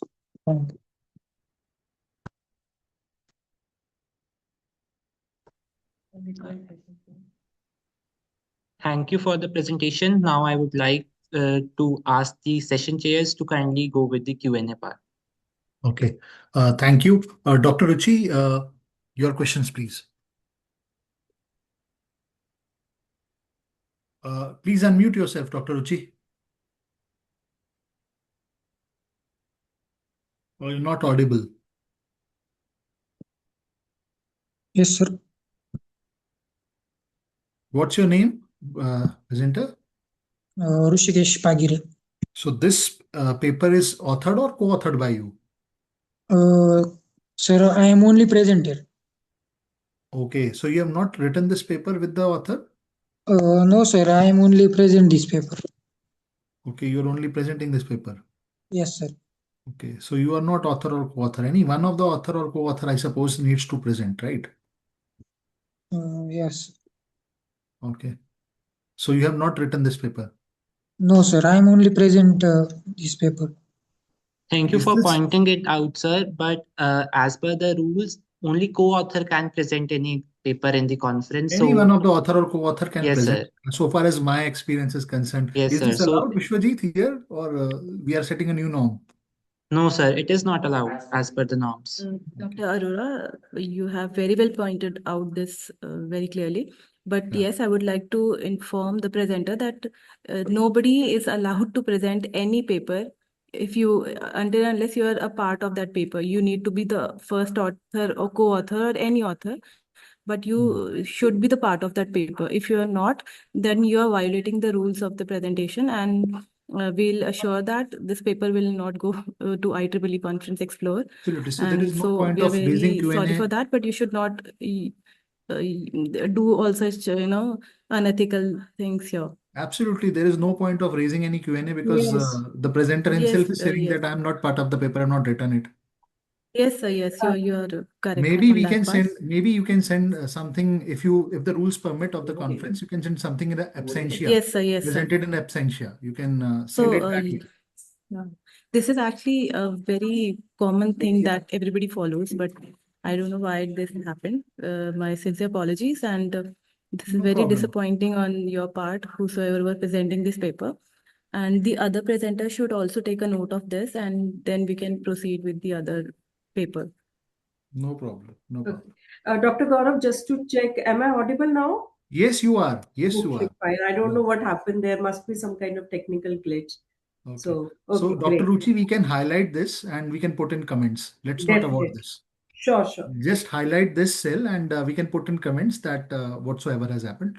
And we will rest we will leave it to the organizing committee about this. Sure. Sure. Okay. I hope you agree with me on this. Yes, completely, sir. Now we would like the paper ID number 82, titled Online Gaming and Interdisciplinary Analysis of Legal Framework and Engineering, to kindly start their presentation.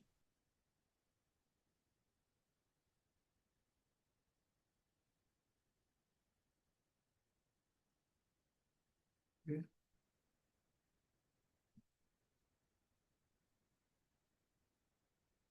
I repeat, paper ID 82. The paper title is my voice visible? Yes, yes, your voice is audible. Yes, audible. Sorry. Sorry. Let me clarify. Are you the presenter or you are an author? Sir, I'm actually presenter. You are not the author. My co-author is not. I am co-author. You are co-author?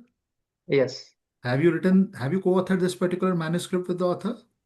Yes, ma'am. Yes. Okay. Okay. Then it's good to go. Okay.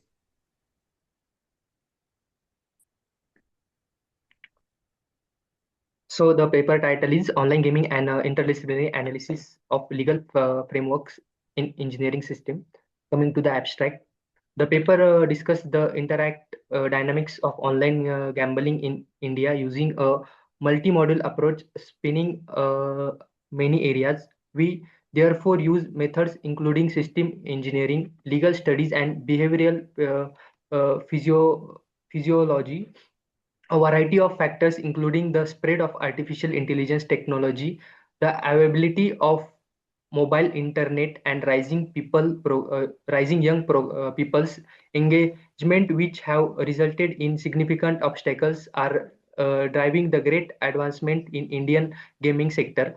The study looks at the many legal systems every system ever state of India has in place in technology allowing the construction of scalable safe platforms and the behavioral impact artificial intelligence games have on young people living in India.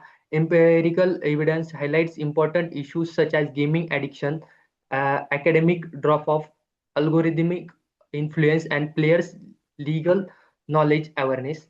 Coming to the introduction of topic, one of the digital business that is increasing in the fastest pace in global among all the digital frames in market of online gaming in India. This industry is one of the best example of phenomenon. This may be attributed on to the fact that mobile devices are becoming more common, connections are becoming more affordable, and young people are growing more interested in the world around them. It is projected that by the year 2025, there will be a more than 500 million individuals in United States who play video games. This will possible. This will position the nation at crossroads when social transformation, innovation, and regulation are all occurring of the very first time. The framework is highly relevant on various states. The issue of gambling addiction and public mortality has promoted some nations to completely ban real money gaming, while these have uh, legal it as skill-based game.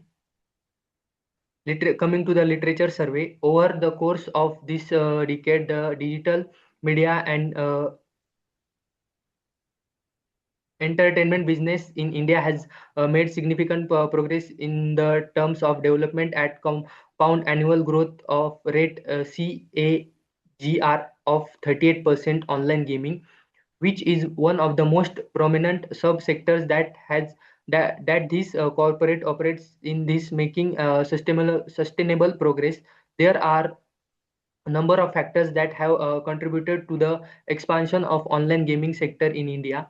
A few examples of this are low cost data plans, high speed internet in rural regions, expensive mobile phones, and emergence of more than 275 online gaming frames. The rise of more than 15,000 game categories and increase in online gamers, which expected to reach about 442 million year by 2023, according to the historical text. Gambling is the which is also referred by the youth sims, which have been performed in India for a very long time, despite the fact that is considered to be a bad conduct. Coming to the methodology, emphasize academic performance, addiction, teenage game length, and legal knowledge pattern prenate to the topic. This study aims to access the behavioral and physiological efforts, artificial intelligence, AI augmented online gaming on young Indians. This has achieved by the way of scientific and organized approach, including both quantitative and qualitative elements. This section will provide a summary to research design, sample strategy, data collection, instruments, analytical approach, variable selection, and ethical issues taken into account during the course of study design, analysis, and Sorry to interpretation. interrupt, but the presenter is exceeding the time limit, so kindly conclude. Okay, okay. Coming to the result and discussion, according to the survey results, Uh, uh, I will come to the conclusion. The fast growth has transformed the online gaming sectors in India from niche and leisure activity into the significant part of digital economy of the country. Thanks to the use of contemporary technical system and artificial intelligence AI, which has tremendously increased the user experience One is the able to develop immersive. On the other hand, user of websites engaged in eco sport and real money gaming and show what higher legal knowledge. This is so because of some of these website provide a real money gambling, which given the fairly large situation deliberation, it may be inferred that the personal experience of surveyor participation were quite different. The decrease in systematic of the fact that gaming expansion both time and money has extended gaming, which is usually driven by tolerated AI engagement algorithms, demand time and mental resources that might be used in learning. So these are some references of paper, and thank you. Thank you for the presentation. Now I would like to request the session chairs to kindly start with the Q&A part. Dr. Ruchi, Okay, your questions, yes. please.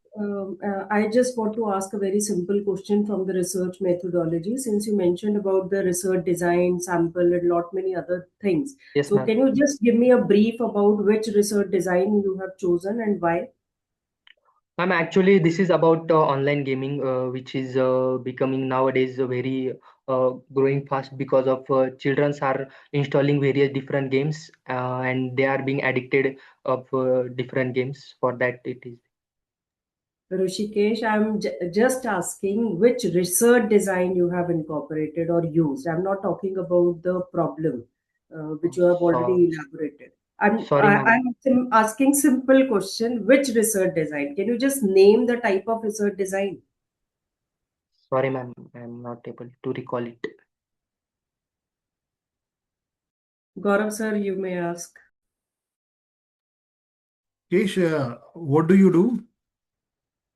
Actually, I'm engineering student. Okay, you're still a student. Okay. Yes, Which sir. year of engineering and which stream? Third year electrical. No problem. Wish you all the best. You are on a learning phase, and I would like to comprehend that even being a student, you have taken your interest in research, which is commendable. And I just would like to advise you that whenever you author or co-author, just deep dive into the concepts which will help you while presenting or taking research for future. Right? Thank you. Thank you. Thank you. All the best. Thank you, sir. Now I would like the paper ID 81 with title AI Enhanced Environmental Compliance Legal Strategies for Green Technology Implications to kindly start with the presentation.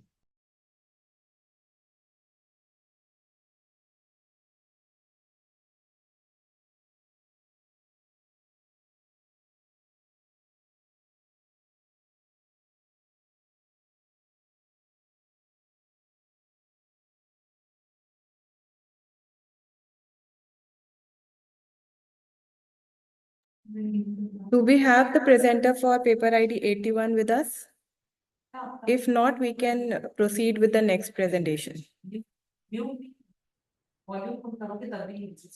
would like to call paper ID 79, Green AI and Legal Intersections, Leveraging AI for Environmental Sustainability.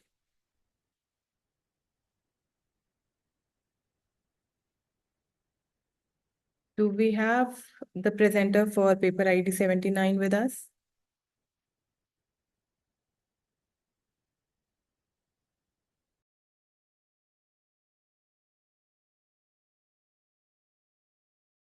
Now we would like to start with paper ID number 79, that is Green AI and Legal Intersections Leveraging AI for Environment Sustainability.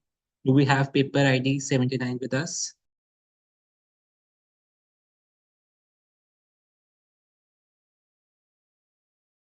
Okay, paper ID 57. Yes, sir. Yes, sir. I am available, sir. Okay, thank you. Please go on. Yes, sir. Would love to I'll hear share you. my screen, sir. Yeah, please share your screen, and with all open ears, we would like to hear you. Thank you. I hope the PPT is visible, sir. Yes, the PPT is very much visible, and we can see you. Just hold on a minute. Okay, so you're the author and the presenter, right, sir? Right? Yes, sir. Yes, sir. Okay. A very good afternoon to the session chairs of the conference IIPEM 2025. And I am Dr. P. Ashok from Symbiosis Institute of Digital and Telecom Management, here to present you a review article on the rise of mobile-first financial ecosystems through telecom and fintech integration.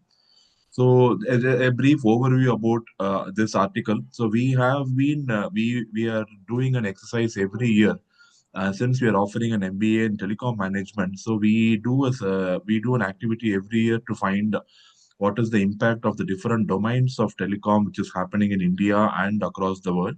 So in that we have come across some 7 to 8 domains, and one among them is going to be how the mobile penetration is going to aid the financial ecosystem in our country. So I hope by the end of the presentation that goal would be achieved. And the abstract is how the telecommunication and fintech technologies are getting integrated. And the key enablers are going to be 5G, blockchain, and AI, because they are going to be very much crucial for having a very high speed transactions or banking transactions in a secured way with the help of artificial intelligence. And the shift is from physical currency to digital currency, which is actually the goal of a country. We are moving toward digital India, where we aim to make the transactions frictionless. And also about the impact of mobile governance in India and the financial inclusivity in our country. The context of study is the rapid global adoption of mobile technology for financial inclusion, and the shift is going to move from the conventional based banking mechanisms to the embedded finance and mobile first ecosystems, where a single app on your smartphone can do all transactions without the need for visiting a bank physically. And the objectives are classified here: analyze the impact of UPI, the payment banks, and mobile blockchain on the economy of the country, and how the role of telecom technologies are going to help in the allied sectors like mobile gaming, health, and governance. And finally, we present a SWOT analysis of the telecom fintech convergence phenomenon. And the research methodology, what we follow is we have a systematic research methodology we follow. We collect the high impact journals from IEEE and the market intelligence data from PricewaterhouseCoopers and NPCI for the financial transactions. And the data synthesis done by triangulation to balance the industry forecast and minimize bias. And for every domain, we have given the key drivers and the key restraining factors, which will help us analyze which factor is pushing the technology and which factor is pulling it back from proper implementation. And this is the stack which we propose for a unified digital finance stack, where the layer one is going to be the connectivity, where we are going to have the complete infrastructure. And the layer two is going to be the trust, where we are going to have the blockchain and other fraud detection algorithms for ensuring intelligent and trustworthy networks. And layer three is going to be the UPI apps, which are going to enable the payment. And layer four is going to be the user experience, where we are going to have m-commerce and DeFi. And UPI applications accounted for 64% of our transaction in the financial year 22-23, and it is set to grow exponentially in the recent years to come. And the government is making UPI very much popular, and even UPI is very much popular across some 8 countries where they have accepted to UPI payments in Indian currency. And key players are going to be PhonePe, Google Pay, and Paytm. They hold primary market share. And global mobile banking is valued at USD 72.96 million. And there is a shift from SMS-based banking to app-based banking by the enablement of the app development companies. And also the launch of e-rupee by RBI is a game changer, where you can transact your currency in terms of e-rupee. And the benefit of e-rupee is e-rupee offers programmable payments independence of commercial banking routing, and the biometric authentication and other features make the digital transactions easily available without the relying on traditional card-based authentication mechanisms. And also payments bank evolution from loss-making entities to profitable entities. We have Airtel Payments Bank, so the revenue is rising up constantly. So government is also promoting the initiative of payment banks to certain entities by ensuring that every corner of the country is covered by some mechanism through banking transactions. And this is very much important when you go for last mile connectivity in financial inclusion, where every citizen is able to do a financial transaction through some mechanism or the other. So the allied technology which are supporting the financial transactions are going to be mobile blockchain, which ensures that the transaction is highly secure and transparent. And the blockchains, they are you cannot change them, and the records are once permanently into a database, and nobody can hamper it. And the investment dropped recently, but the adoption remains robust. More technologies are embracing mobile blockchain technology and mobile gaming. So India is the second largest mobile gaming market, and with the introduction of 5G and subsequent generation, mobile gaming is going to take a leap forward because of the high speed provided by 5G. And it contributed US $1.5 billion to the Indian economy. And we have 707 million gaming population across the globe, which are driving this digital microtransaction for this mobile gaming. And m-commerce is the application of e-commerce, and it accounts for 73% of total worldwide e-commerce market. And the average smartphone usage rose to 4.5 hours per day, and they constitute for 10.4% of overall retail sales. So doing it online, there are a lot of benefits they provide, and also the AR/VR technology where you can visually see how the fabric will look like. So all these are going to drive the mobile commerce market. Mobile health, mobile education and health. Post COVID, there was a shift towards mobile education where the education was done through online mechanism, and the retention rates were up to 60%. And India also saw a 38% increase in health app downloads in the recent years because people started more concerned about their fitness and their health. And even government of India has app for during the COVID released app for this purpose. And finally, location-based services and super apps. So location-based services, the market projected to hit $88.42 billion. And we are also developing as a indigenous map like Google Maps, which it is universally followed by everybody. So we will very soon we will have our own India maps coming, which we can use it proudly on our smartphones.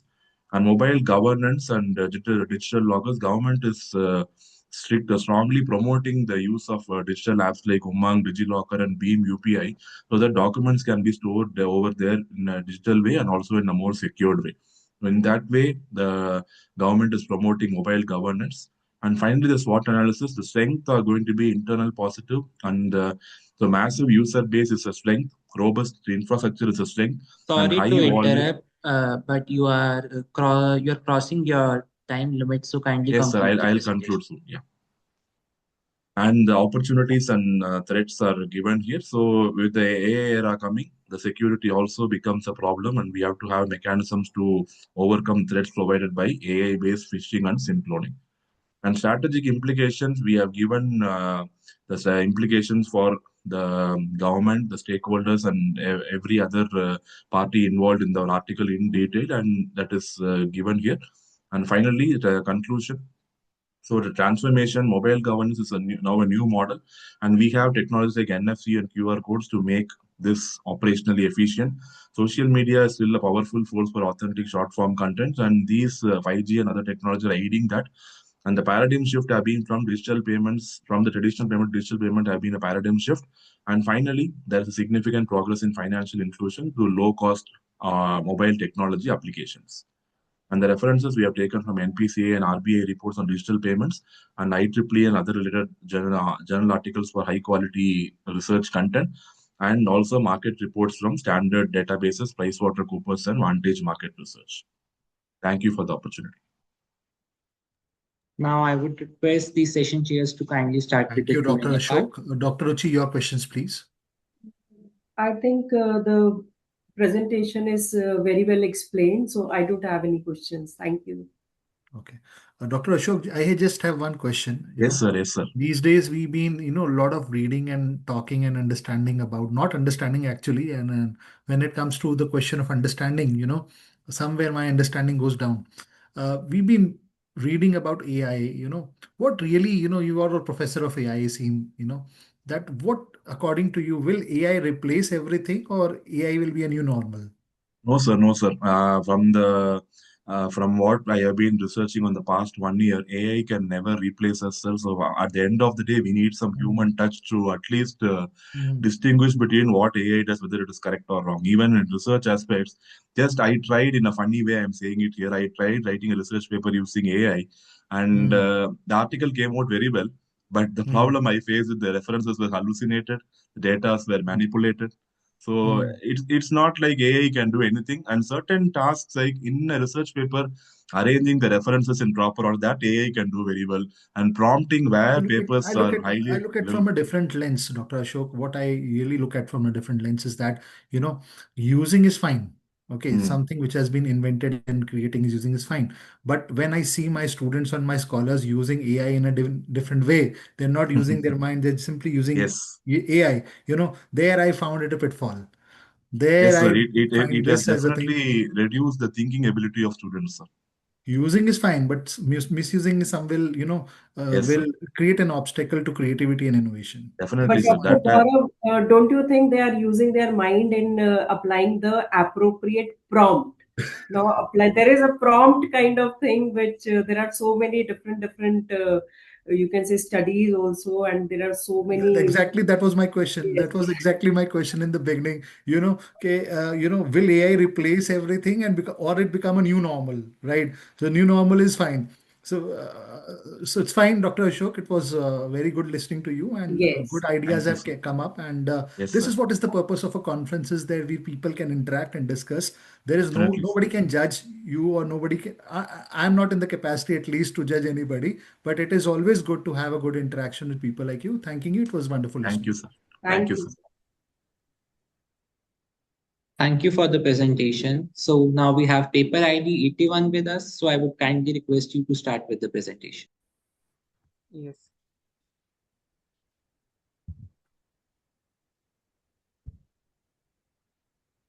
So paper ID 81, right? yes. Again, AI, enhanced environmental compliance. Good. My paper ID is 81 and title is AI enhanced environmental So you are the complaint. presenter or author or both? No, I am a co-author. Co-author. That's fine. Go on, please. Legal strategies for green technology implementation. Abstract application of artificial intelligence in both the public and private sectors. Realization, environmental regulator compliance, and the sustainability solution. It is important to note that this groundbreaking breakthrough has significant consequence for environmental management. It also has an impact on the regulations, governance, and environment. The purpose of this study is to investigate whether or not reporting, monitoring, and compliance systems that are driven by artificial intelligence can include environmental criteria, artificial intelligence, environmental compliance, and judicial reactions are all evaluated with the use of case study and the data from other countries. The stat- statically finding of corrosion and various land credence to this view. Generally speaking, business that us AI has higher compliance rates. However, this is contingent on the degree which their legal process are flexible.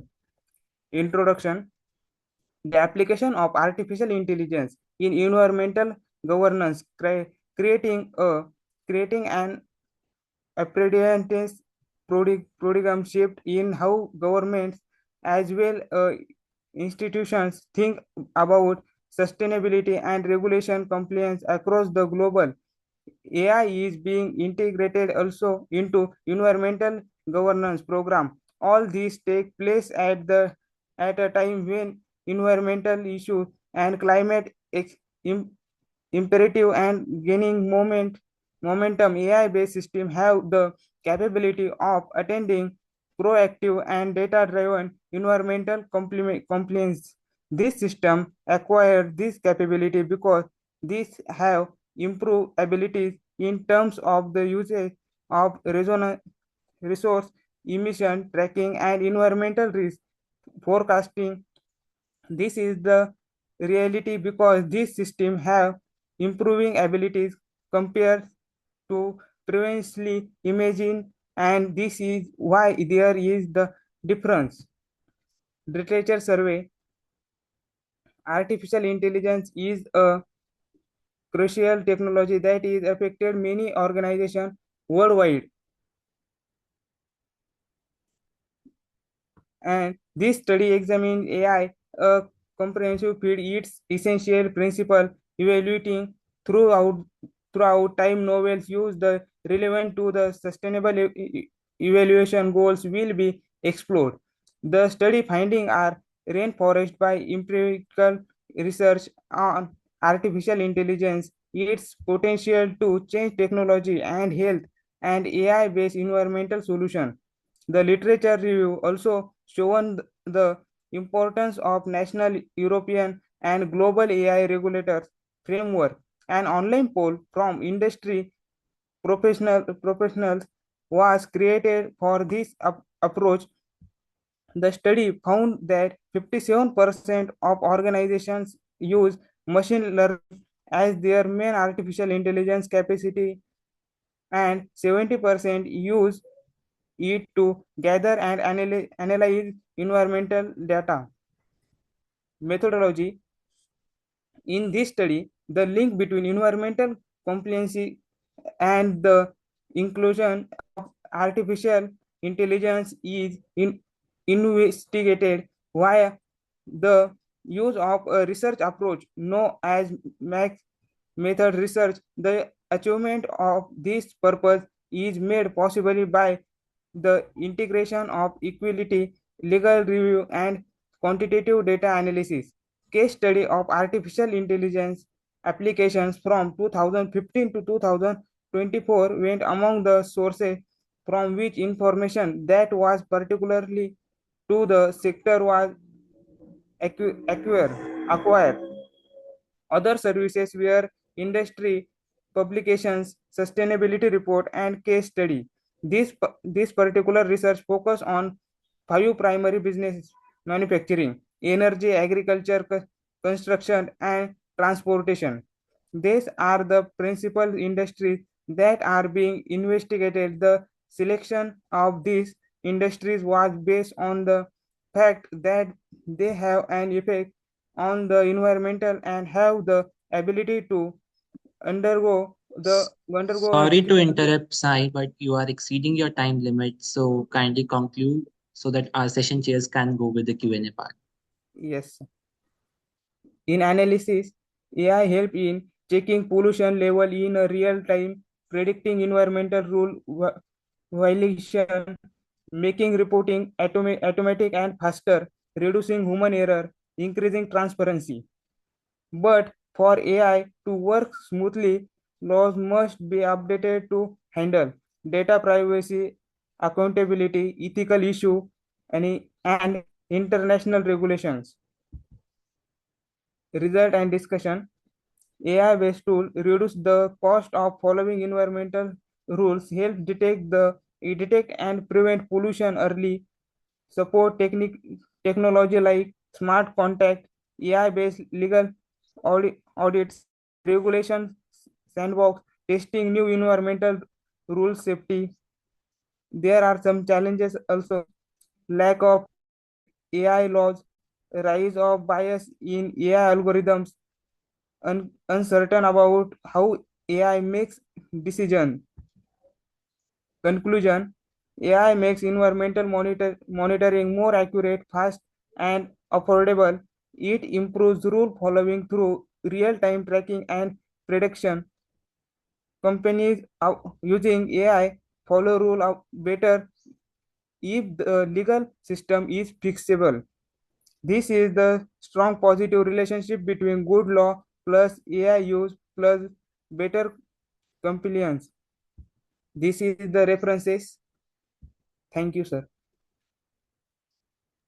Thank you for the presentation. Now would request our session chairs to kindly start with the Q&A Dr. part. Ruchi, questions from your Yes. side? Okay. A very basic question I would like to ask, since you have done a comprehensive literature review.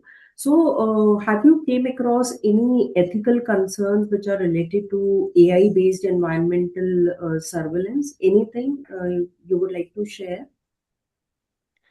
Yes, Anything? we have taken help of our teachers They are in cyber security, teaching in cyber security in our college, and they have guided us about this in small manner, but we done. Okay. Dr. Gaurav, you may ask. Fine. I'm good. No problem. Thank you. Yes, Okay. thank you. Thank you so much. So paper ID 79 has also recently joined, so it asked to present. Fine. Thank you.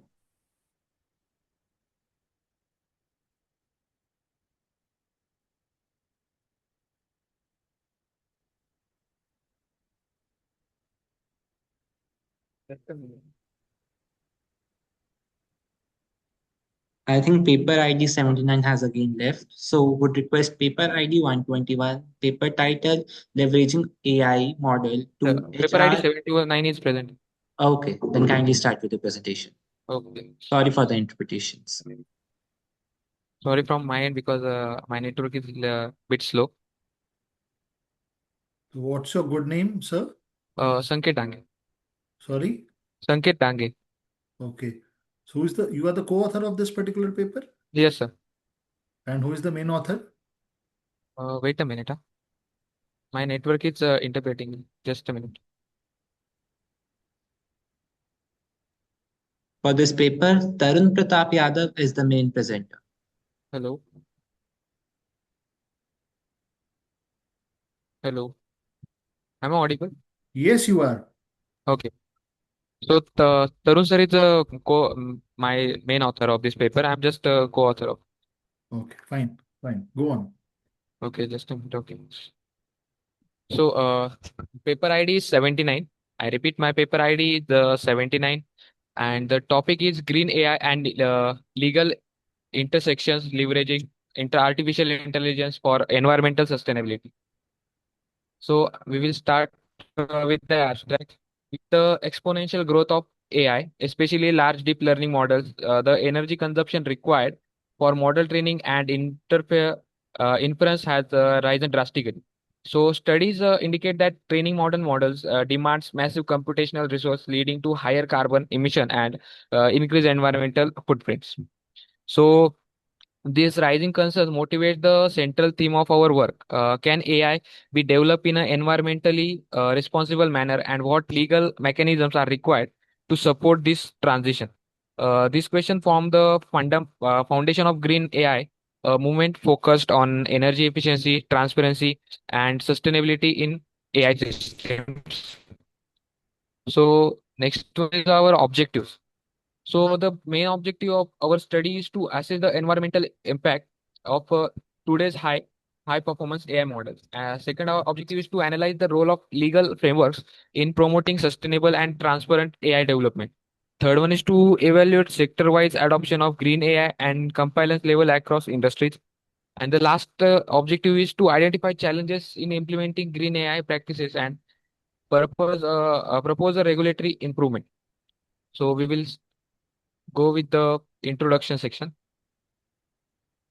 For the introduction section, I like to say that increasing use of AI has raised concerns about environmental footprint. As we discussed in abstract, the use of high AI models like ChatGPT and other models, it increases the carbon emission in the environment, which causes unbalanced environment uh, conditions. So increasing the training deep learning models has demand large computational power, which is called the high emission of carbon. So we will go for the literature survey. So in literature survey, AI is being used to predict climate risk, monitor biodiversity, and optimize renewable energy systems. So and this causes the ethical and legal issues, data privacy, model transparency, algorithmic fairness, and energy consumption. So this is the major concerns we have taken in the consideration for the literature survey. Next one is our methodology. We adopt a mixed methods approach, combining both qualitative and quantitative analysis. First one is to data collection. The data collection for data on AI, energy usage, regulatory compliance, and sector trends were gathered from academic sources, reports, and case studies. So next is data analysis. AI models and industries were compared based on energy efficiency, scores, energy efficiency scores, green AI adoption, and the policy compliances. Next one is interpretation. So interpretation means links were drawn between technical innovation, environmental impacts, and the maturity of legal governance. So this is a analysis and interpretation table for we have taken in the consideration like manufacturing sector. Green AI adoption score is 78, and legal compliance level is 85. So the sustainability impact of manufacturing sector is 72%. So accordingly, the different kind of sectors we have taken in the consideration like energy, transportation, agriculture, information technology, and construction.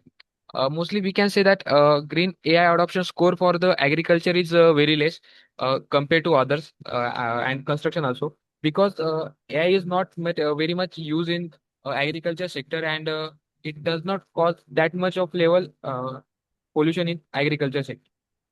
So next one, our result and discussion. The findings reveal the realistic outcomes. First one is the green AI significantly reduces environmental impact. Second one is the stronger legal frameworks accelerated sustainability. And third one is the existing challenge persists. In existing challenges, we have faced four major challenges: lack of standardized green AI metrics. Next is insufficient regulatory oversights. Then high computational energy cost and slow adoption rates.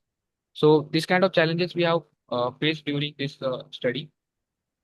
So in conclusion, I would like to say green AI presents a critical intersection of technology and environmental sustainability. Through smarter algorithms, designs, and more efficient models, we can minimize the ecological footprints of AI systems. So that's it for the presentation. These are the references we have used. Thank you. Thank you so much, Sanket. Paper ID 79. Now I would request our session chairs to kindly start with the Q&A part. Thank you. Okay, so Sanket, since you mentioned in your research methodology that you have done use the quantitative as well as the qualitative research method. So, what kind of qualitative measures you have adopted? Can you elaborate a bit? Since in the presentation I was not able to see that. Okay, ma'am. Actually, for the quantitative analysis, we have done whole our research and our review articles. For the qualitative analysis, we are doing the work. The Tarun sir is on that work also, so that's why he is not present today because he is visiting some IT sectors today and yesterday. So we are working on that. Okay, thank you. Dr. Gaurav, would you like to ask? My only question is that you are mixing quantitative and qualitative, right? Yes. Yes. Fine. Yes. Yes. I just want to understand what kind of sample design you have adopted for this particular thing and was very keen on the table which you have presented. It was very uniformly distributed. So I just wanted to understand the sample design and the sampling technique adopted for this particular thing. This will clear my doubt on this. If you can answer this. For the sampling, actually, we have taking the sampling techniques of probability sampling and That's fine. That's fine. Probability, non-probability. Is there any specific technique? Because your distribution was quite even, right? So there might have been some sampling technique which you have taken so that these results have come. Are you getting sir, my point? yes, sir. I am known for the only one sampling technique that is the schematic sampling. We have Taru sir explained me about it. Just like they take the surveys. So accordingly, they said when we are using the schematic sampling. So that is a known technique for me. Others, I don't know. If they Okay. use Okay, fine. Thank you. Thank you. Thank you. Thank you. So now we have our next paper ID 121 with the topic leveraging AI model in human resource for service sector organization. I would kindly request paper ID 121 to start with the presentation. Thank you.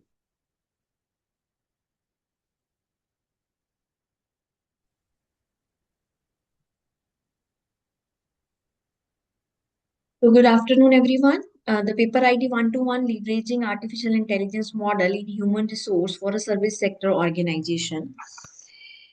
So abstract of this paper is about we are highlighting the key challenges such as data privacy, ethical concern, skill gaps, and integration complexity. So AI is nowadays very common. People are using, organization are adopting it. We just making a one it is like a case study we are presenting in which we are working on the factors which are important. Sorry to interrupt. This is paper ID 121, right? Yes, sir. 121. And who is the author and the co-author of this paper? Dr. Ravinder, Dr. Rosie, and And Dr. here it is William. written William P. Yes. Who is William P? Is the main author or the Co-author. co-author? Co-author. Co-author. And how many total authors are there in this manuscript? Three. Three authors. Okay, fine. So you're Dr. Ravinder, right? Yes, sir. Fine, Dr. Ravinder, carry on. Sorry for interruption. No issues, no issues. So artificial intelligence is rapidly transforming human resource management, particularly within the service sector, where efficiency, basically we are talking about HR. So now if we are introducing, we are talking about AI. So the first concern come is about the data privacy, right? Concern is about sometime if we are talking about a human nature, sometime they are biased, right? So all these things we are taking in consider, and according to that we are making this case study. So this case study or this study examine how AI driven model enhance core HR functions including recruitment, talent analytic, performance management, employee engagement, and learning and development by integrating AI tools such as predictive analytic machines, learning algorithm, chatbots, and automation system. Services organization can streamline operation, reduce hiring biasness, improve decision making, and deliver a personalized employee experience. Normally, what the change which we able to be find out now, the FDPs they are converting into the people are going for Coursera or LinkedIn courses. Right? People are saying yes, this is a if we have a summer break, if we have a winter break, so people are going for FDPs. So why not we divided into by considering all the factors, we divided this into a two part. How many of you are going for a course? 40 hours course, 30 hours course, and how many of you are going for a FTP? According to that, people are using it and they feel satisfied. Yes, we are doing what we want. So this is the literature review. So the key findings, the study focused on AI application in service industries 2021. In 2020, AI in recruitment. 2019, AI and a future of work. If we are talking about engagement of employee, right? So how we are going to be judged, people are satisfied in the organization. So we have a different surveys we have conducted, like research, how much research outcome, basically the outcome of the research. Second one is about when we are talking about future work, how people feel more engaged in the organization comparison to, this word is not replacing the term satisfaction. Engagement is different, satisfaction is different.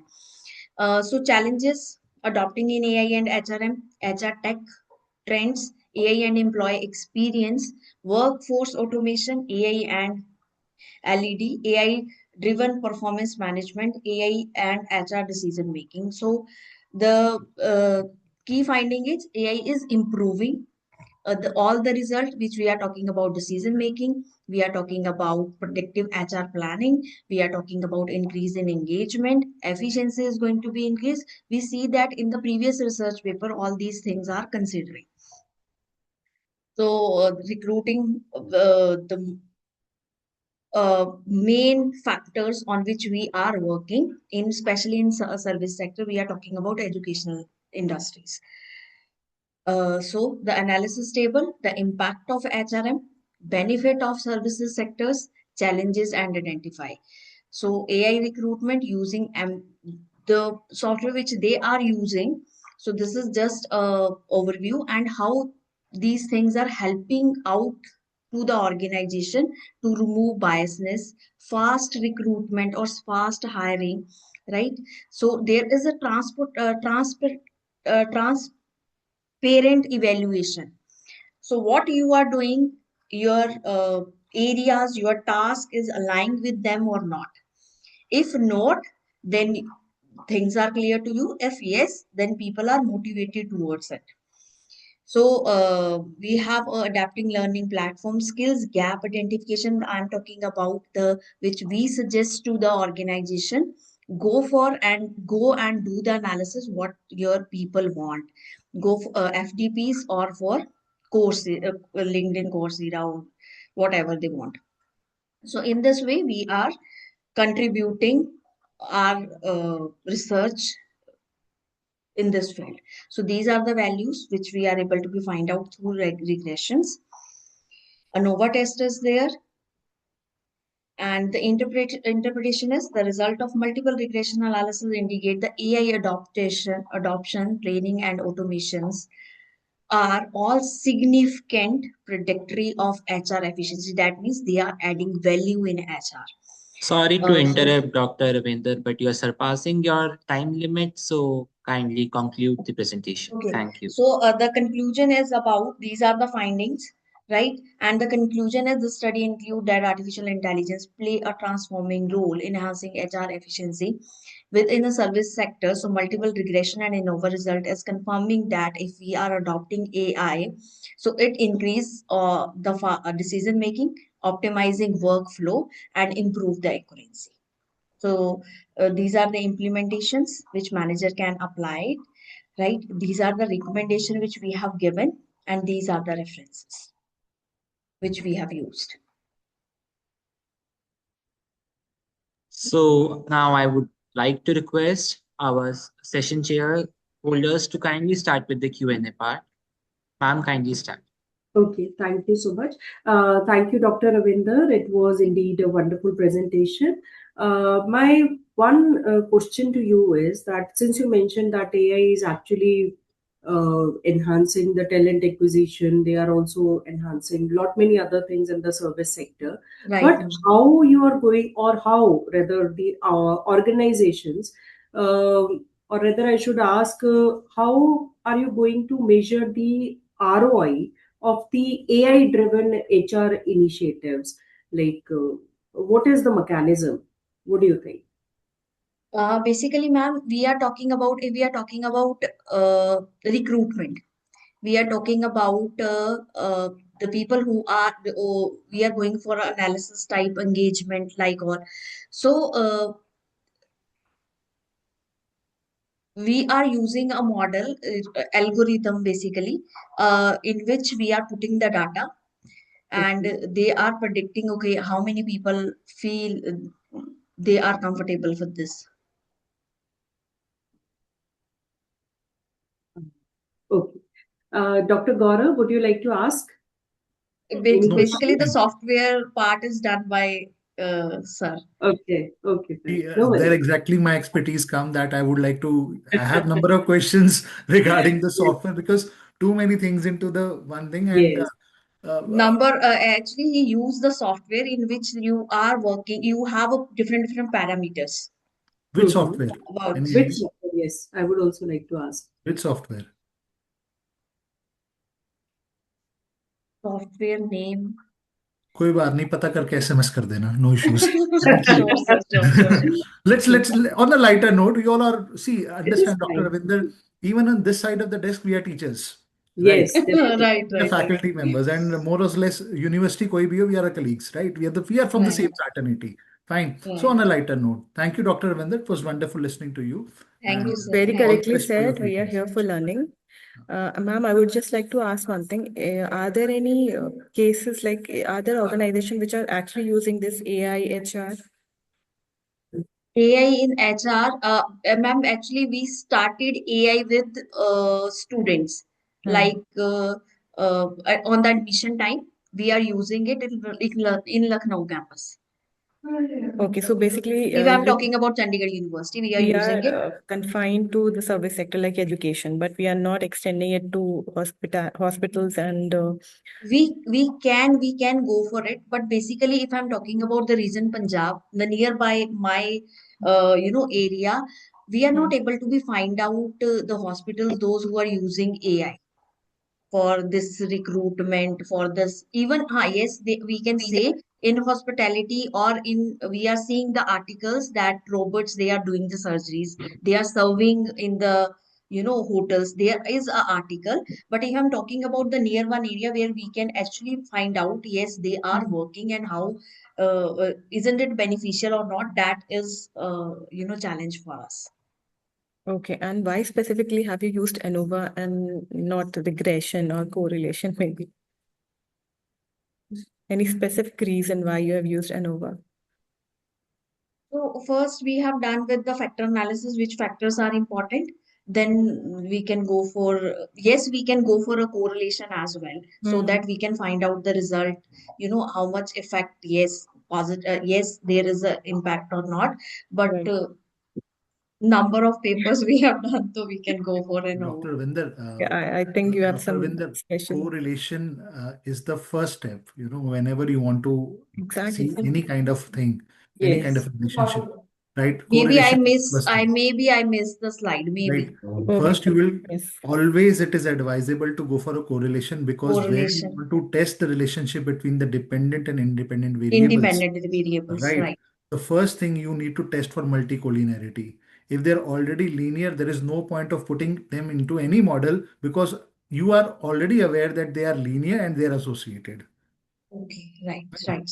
Thank Maybe you. I missed the slide, Yes. maybe. No Very problem. fine. All Thank the you. best. All the best. Okay, so thank you. Paper ID 506, paper topic Impact of Life Expectancy, Environmental Performance Index, Corruption Perception Index, Human Development Insights, and GDP on Happiness Score.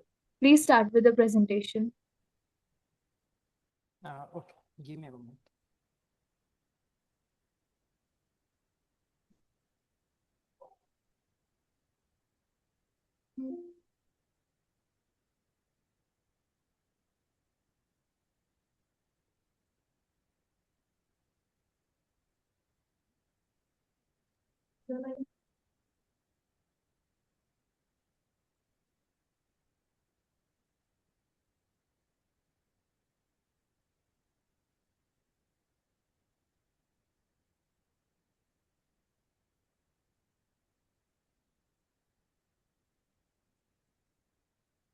Am I audible and the screen is visible clearly?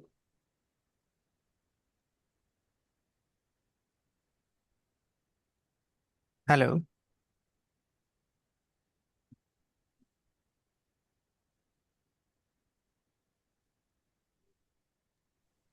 Your screen is visible. You can start.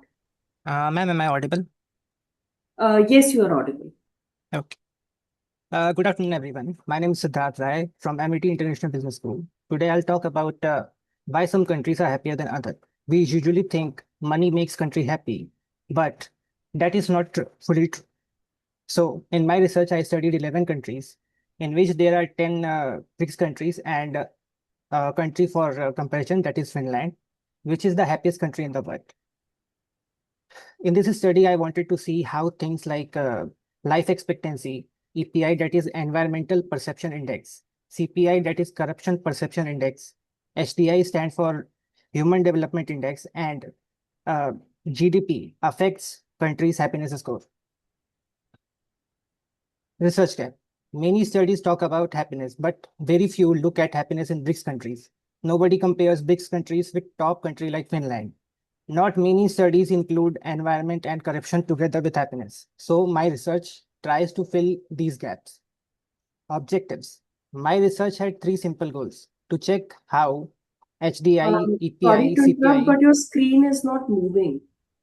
The current Sorry. slide is not being presented by you. It has been shown as the topic, your paper ID only. Okay. Yeah. So kindly change with whatever you're speaking. Thanks. Okay. My research had 3 simple goals: to check how HDI, EPI, CPI, life expectancy, and GDP affect happiness, to compare Finland with BRICS countries, to find which factor is the strongest predictor of happiness. Methodology. I use secondary data from trusted global reports like World Happiness Report, UNDP, that stands for United Nations Development Program, World Bank, and Yale University that published EPI, that is Environmental Perception Index. I use Python to study the numbers. I did descriptive analysis, correlation, and regression as well. The countries that I studied were Brazil, Russia, India, China, South Africa, Egypt, Ethiopia, Iran, Indonesia, UAE, that is United Arab Emirates, and Finland. Data analysis and result. In my basic findings, I find that Finland scored the highest in the happiness, HDI, EPI, and CPI. BRICS nations showed big differences. Some had low life expectancy while other had very high corruption index. In my correlation, I find that I checked which factor moves together with happiness. In this, the R indicates how strongly two things are connected. HDI had the strongest connection with happiness. EPI also had a strong connection. CPI had a moderate connection. GDP had almost no connection to happiness. Regression.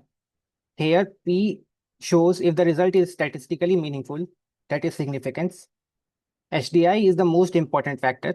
EPI also matters. Life expectancy was weakly important. GDP was not important for predicting happiness. Key findings. Countries are happiest when people have good education, health, and living standards.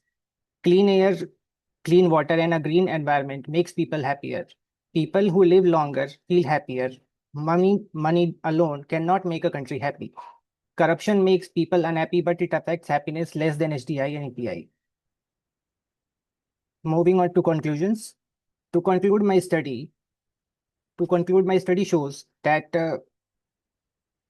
human development in the clean environment makes countries truly happy. Finland is highly successful because it focuses on people well-being, not just money. BRICS countries also improve happiness if they work on education, health, environment, and governance together. Thank you so much. I am now open to questions. Thank you so much for the presentation. Now I would like to call session chairs for the question and answers. Okay, my question to you is, what inspired you to take this topic as in for research? Ma'am, actually, this topic was inspired to me by my professor and guide, Dr. Jimny Deka. She suggested me to do this topic. Okay, so it is actually secondary database, right? As of Yes, now. ma'am. Yes, So, ma'am. what is the number of literature you have studied? It was, I guess, 16 or 20 something. Only 20 research articles or reports you have studied? Yes, ma'am. Okay, fine. Thank you. Dr. Gaurav, over to you. No questions. Thank you. Okay. All the best. Carry on the good work, right? Yes. Thank you, sir.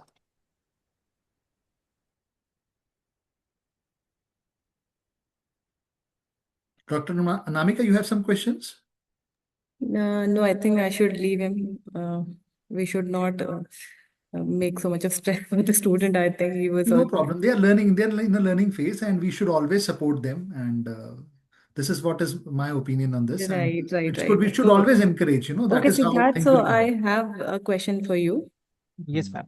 So the data that you're talking about, so does it have people from a specific country or from different countries and regions?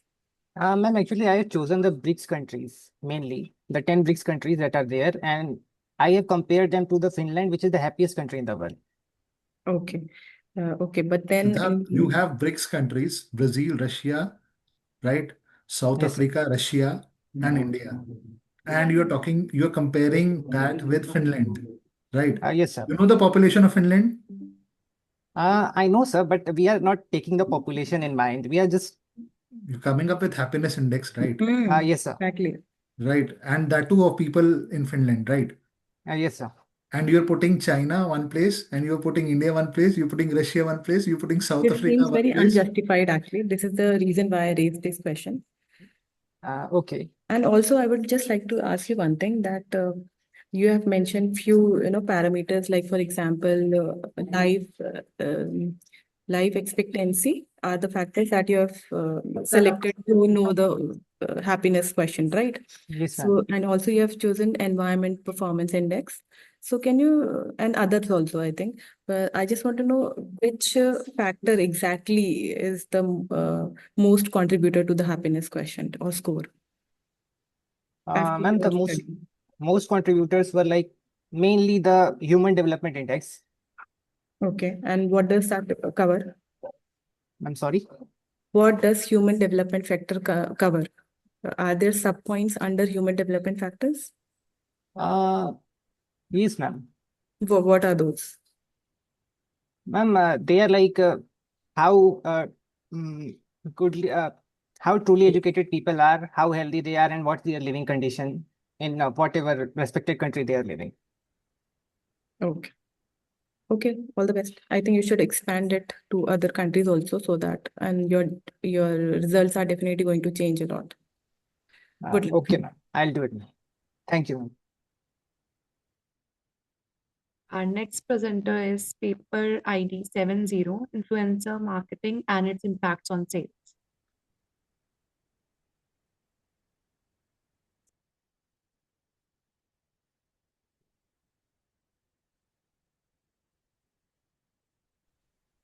Is my screen visible?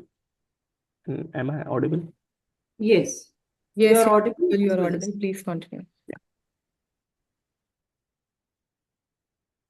Sorry to interrupt. I actually want to ask you whether you are the presenter, author, or co-author of this research. I'm the co-author for this paper. Perfect. Go ahead. So, good afternoon to all respected professor, researchers, and fellow participants. My name is Gaurav Wankhede from Symbiosis Institute of Business Management, Nagpur, and my paper ID is 70. And today I am presenting the research title, which is Influencer Marketing and its impacts on sales. So the rise of social media has revolutionized how a brand communicates with a consumer. Previously, the marketing was largely one directional, but today the platforms like Instagram, YouTube, and TikToks and Twitter enables interactive and personalized engagement between the influencer and audience. So influencers have emerged as a powerful digital opinion leaders whose storytelling, reliability, and authenticity often makes them more persuasive than the traditional advertising. Brands now increasingly rely on the influencers to enhance visibility, build trust, and converts the interest into an actual sales. To understand this phenomena more systematically, and our study applies a cervical model which evaluates the quality of a communication based on 5 dimensions, which are tangibility, reliability, responsiveness, assurance, and empathy. So this structure approach help us to understand how the quality of influencer communicates shapes the consumer attitude towards buying behavior. So if we take the real world example for this, so Nike partnerships with the micro and macro influencers who shares the personal benefits, personal journeys rather than a scripted advertisements. This kind of narrative driven content creates an authenticity and help the consumer feel more connected to the brand and ultimately influence the purchasing behavior of the customer.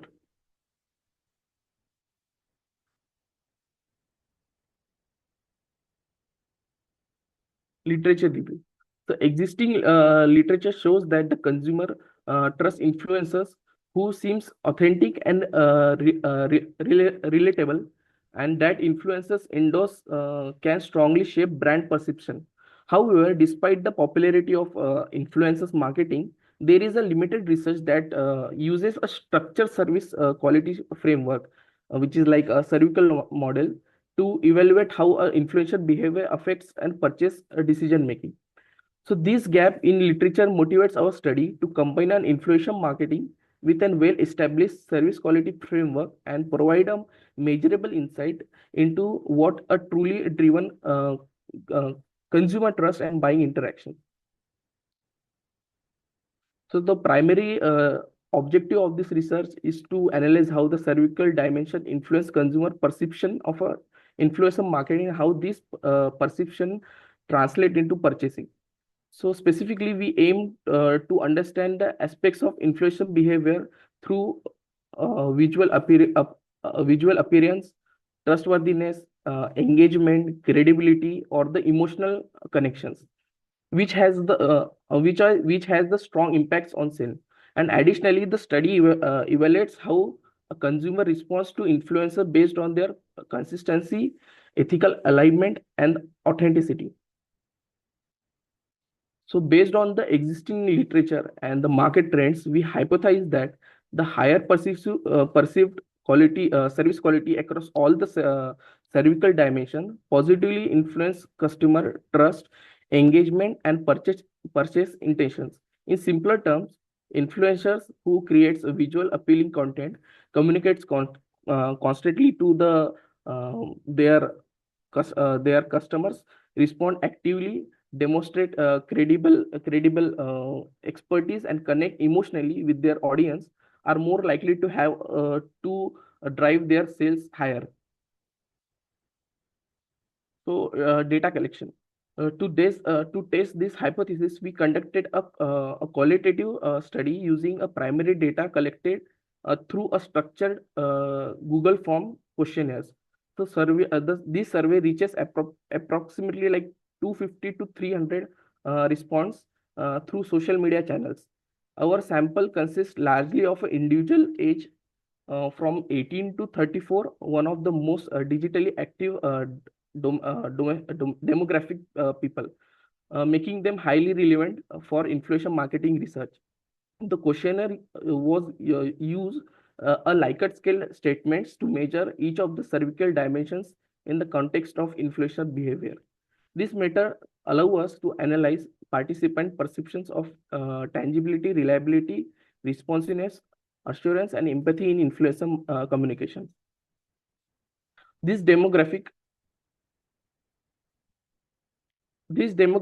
distributions also mirrors real-world trends where Gen Zs and millennials drive most social Sorry media to purchases. interrupt, Gaurav. You are surpassing your time limit, so kindly conclude. Okay, I will conclude. So the main key findings from the research was the visual appearance. One of the most strongest findings, which was the visual appeal. The correspondence rated high quality images, videos, aesthetics, presentations extremely high, confirming that the tangibility is the first most factor that attracts the customer attentions. In online environment, visuals act as the digital packing, heavily influencing whether consumer becomes interested in a product. For example, Apple influencers campaign focus on heavily on clean cinematic appeals to showcase the product features, especially the camera capability of the iPhone products. So second finding is the trust and credibility also emerge as a cruel driver for the consumer behavior. The respondent indicates that they are more likely to purchase product recommended by the influencers who appeals are genuine, transparent, and knowledgeable. Many participants also emphasize that the personal value of the influencers, such as ethics, authenticity, and honesty, also align with their own mentality before they consider buying a product. And also, one of the other key finding is responsiveness and engagement. This study also found that the influencer who regularly engage with their audience by responding to the comments, answering their questions, and sharing their interactive contents build strong community and a connection. This responsiveness enhance the trust and increase the likelihood of the purchase because the following followers feels hard and valued. So the discussion overall, the finding indicates that the tangibility attracts customers, while the reliability, assurance, responsiveness, and empathy converts them into a buying behavior. High quality visuals may capture attention initially, but it is the authenticity, expertise, and emotional connection created by the influencers that ultimately drives purchasing behavior. So the combination of these cervical dimensions provide a holistic understanding of why some influencers successfully drive sales and other fails despite having a large following. Thank you. Thank you so much. Now I would like to request the session chairs for the question and answers. Okay, thank you. I missed the Gaurav. name. Yes, Gaurav. Thank you, Gaurav, for the presentation. In your research methodology, you have mentioned that the age group of the respondents was like 18 to 34. So, apart from age, have you focused on any other demographic factors which is impacting the influence of influencers on the buying behavior? Ma'am, basically, we started with only a regional survey where Mhm. we floated the Google Forms in our campus students and the Mhm. teachers, faculties, and around a city. So it Okay. was a single, means not more, there were no big crowd for the research. So it was like around 250 to 300 responses, but we were thinking of making uh, more Okay, I'm just asking, since if you would have added gender to it, okay, what is the impact of gender, okay, which is influencing the influencers by the marketing of influencer marketing on the gender's perspective. So if you would have added that, so probably it would have come out with very good results. What I think so. Age somewhat, what I'm looking at is 18 to 34. So what about the other age groups, right? So yeah. somewhat it is very restricted kind of study. Okay, And thank. there was no restrictions for the age, but we Okay. get the data, this data 18 to like 34, 35, Mhm. based on the respondents. So the most of the respondents were like in between this category. So Okay, fine. Dr. Gaurav, would you like to ask something? The only thing is that, these days, thank you, Gaurav, for the presentation. These days, a lot of work has been done on influencer marketing, right? yes. Even my own scholar is, doing Yes. research on this, right? Uh, I just have one question on this part, Okay. uh, in future, what major problem will this research is going to solve? What is, do you understand my question? What is the bigger picture we are at looking at, right? Small problems we know, micro myopic problems we know, but what is the macro aspect we are looking at? Um, Sir, macro aspects. So now the future is going towards AI, and in AI, in marketing also there are some AI branding structures. Means the new marketing brands using AI to generate their marketing strategies. So it will surely change the purchasing behavior of the customers by looking at how good the AI is making their advertisements. So thank you so Fine, much. fine. Thank you. Yeah, thank you so much, Gaurav. Now we have our next presenter with paper ID 515, and paper topic is robot phishing detection via transformer embedding and adversarial testing with generative AI. So you can start it. Thank you. Yeah, thank you. I'll just share my screen right now.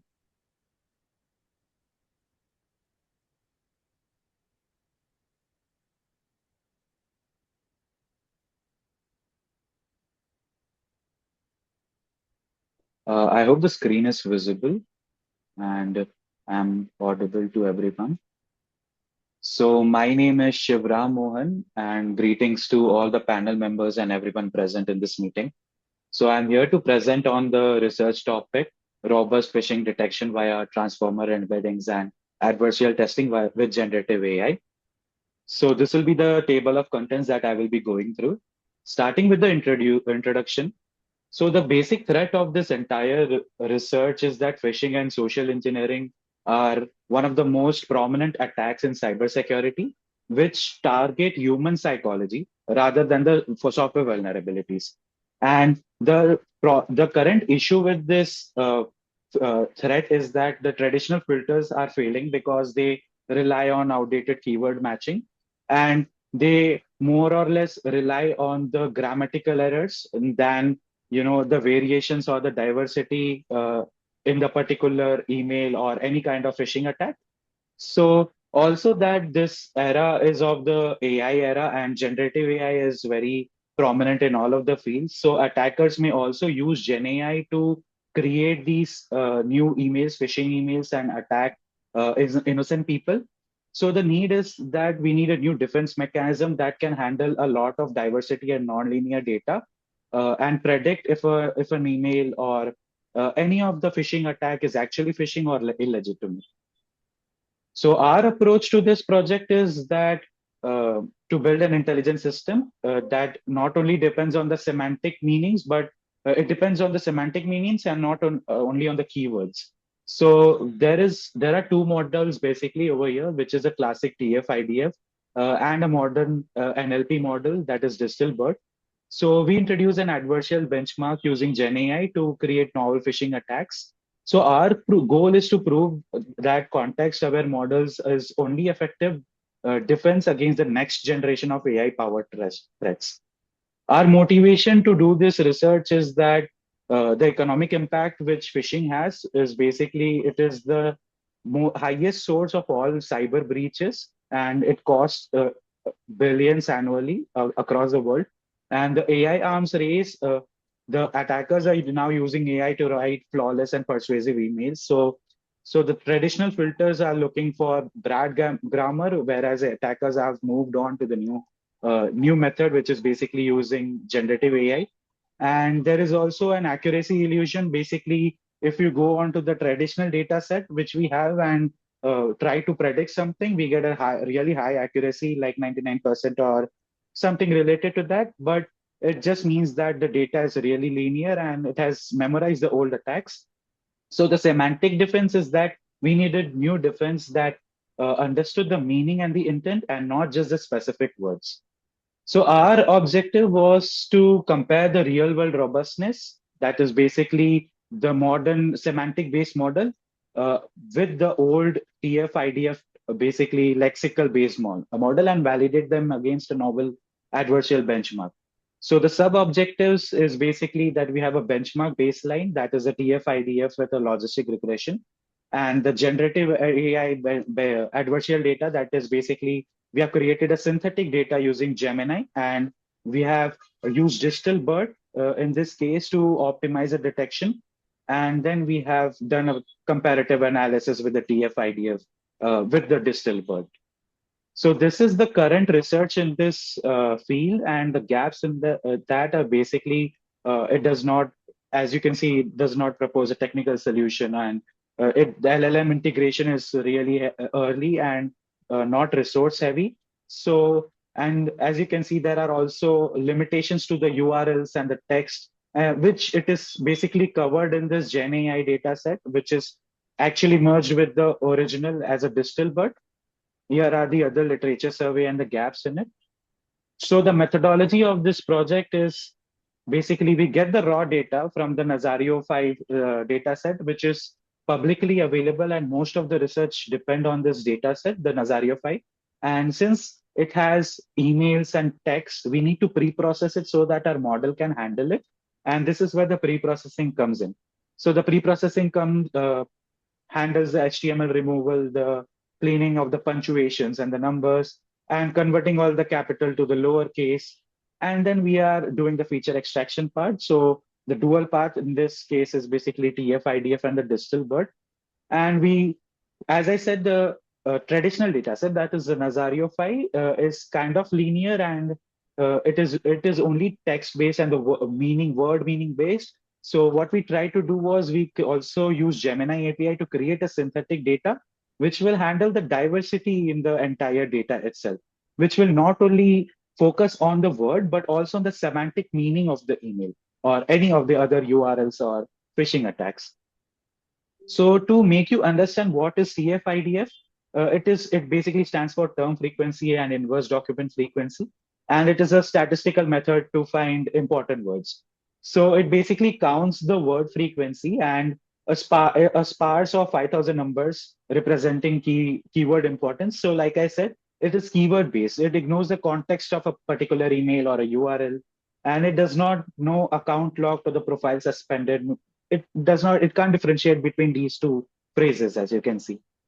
And the advanced version of this is the distilbert, which is basically newer, and it is a pre-trained transformer model, and in this scenario, as it mentions, it means that the context is the key, and it can differentiate between different phrases actually.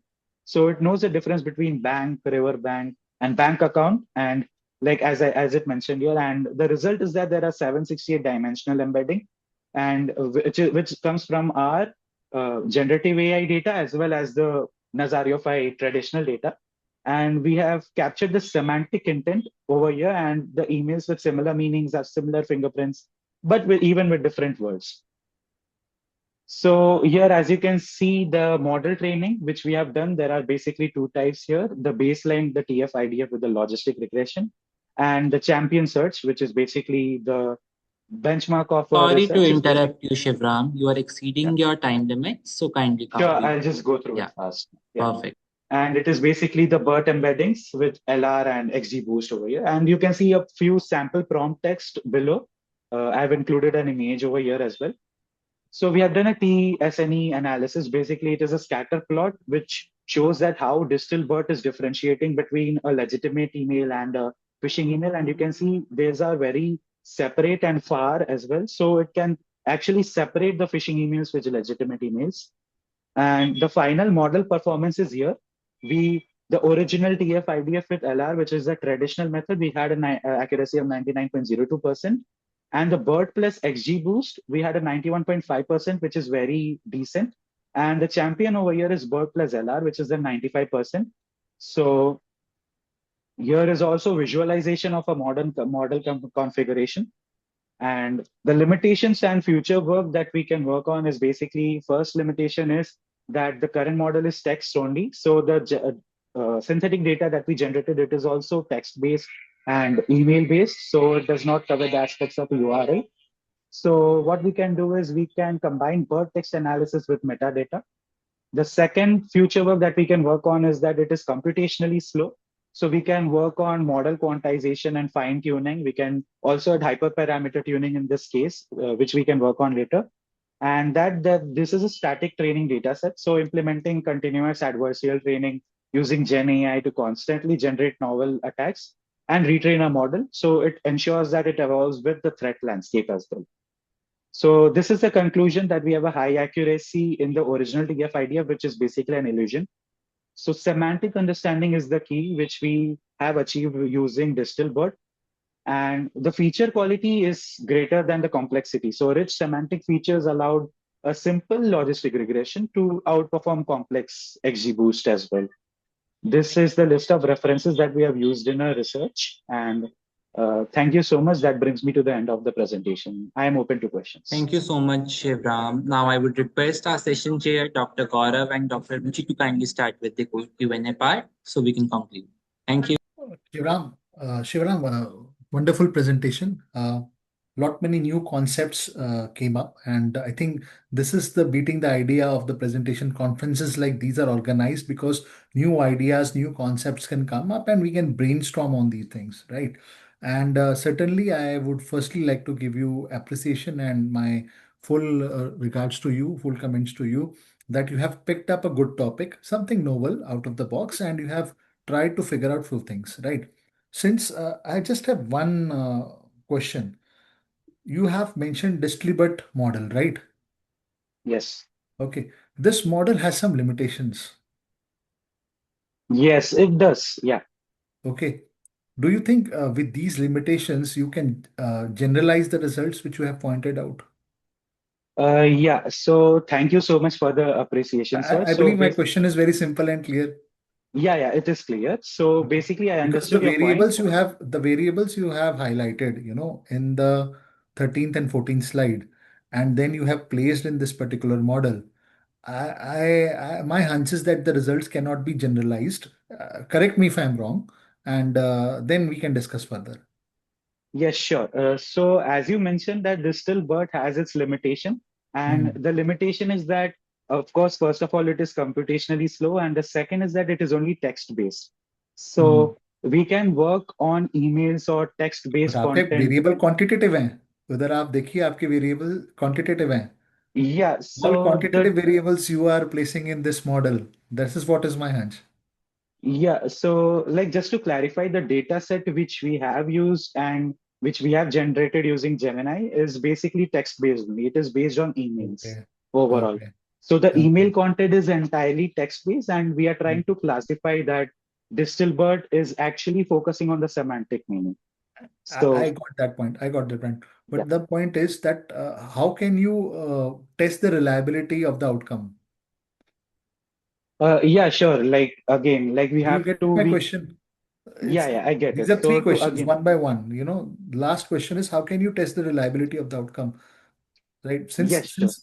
Since the variables are quantitative and the model you have applied using Gemini text based, right? Yeah, so in this case, as you said, that it is quantitative and it is text-based, so we can only restrict our model to this Uh, particular data. So uh, again, if we have to work on there, URL, we have to do there you are. pre-processing. There you cannot generalize. Yeah, You we have to cannot. restrict to a particular area. You cannot generalize. So Yes, my suggestion would be you can pick two more models, okay? And you can put place same variables and you can compare all three of them, right? sure. तो Yes, आपकी अब limitation वो नहीं रह जाएगी. right. Do you get it? Your limitation Yeah, for putting in one particular model will not be there because you have put it, same variables have been tested for three different models using the same input. And then you yes. can compare the output. Yeah, makes sense. Yeah, definitely. This is my suggestion. That's all. I'll not take much time because we are running Sure, paucity of time and running really low at the snail's pace. sure. Thank you so much. Yeah. We'll take that into consideration. Dr. Ruchi, any Now, question from your end? yeah, now I would request Dr. Ruchi also if they have any questions, they can go ahead with that. So then we can shift to the next presentation. Thank you so much. No, I'm fine. Thank you so much. Thank you, Shivram. It was wonderful presentation. Thank you. Yeah, thank you so much. Yeah.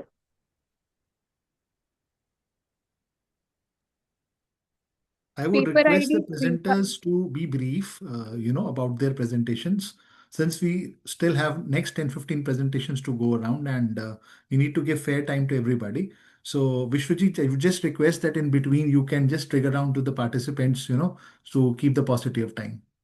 Yes, sir. Definitely. I'll keep in mind.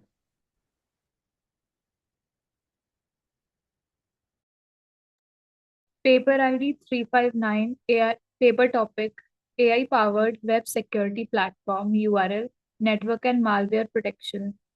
Please present.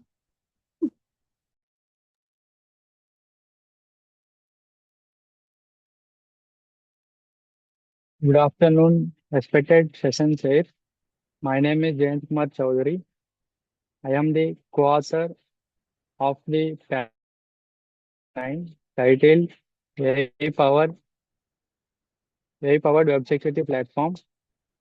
Just a minute, sir.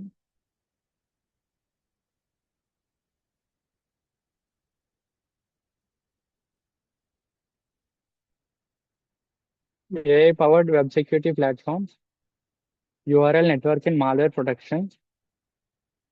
And I would like to outline the topics I'm going to cover now. Introduction, research gaps, objectives, the methodology, analysis, findings, implications, results, conclusions, and differences.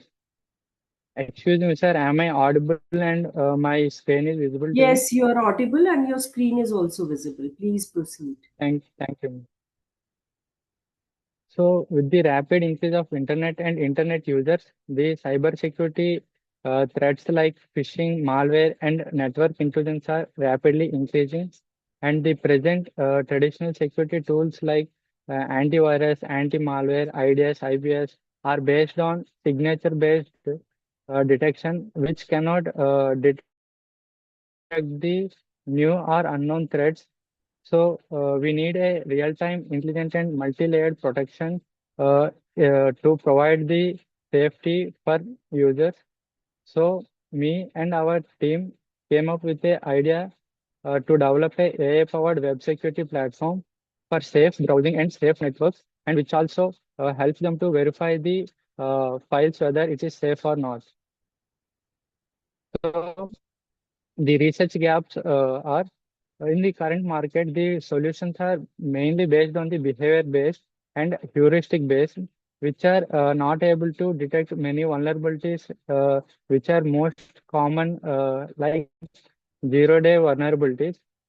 And many tools detect the threats after the infection. They are unable to prevent the infection.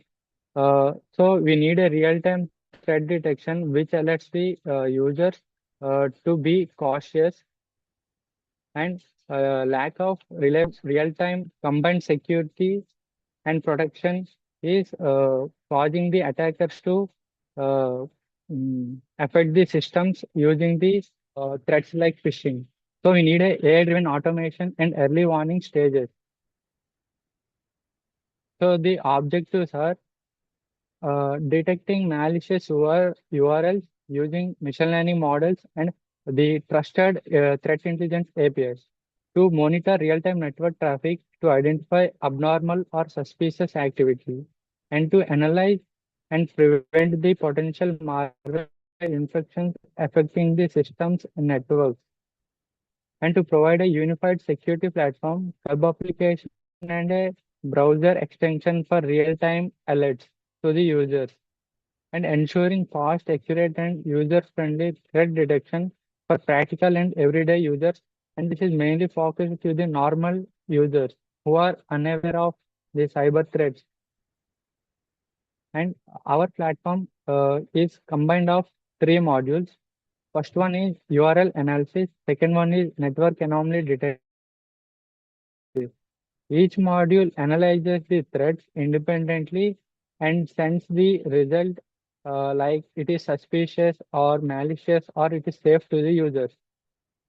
Now coming to the module one, the first module is URL analysis.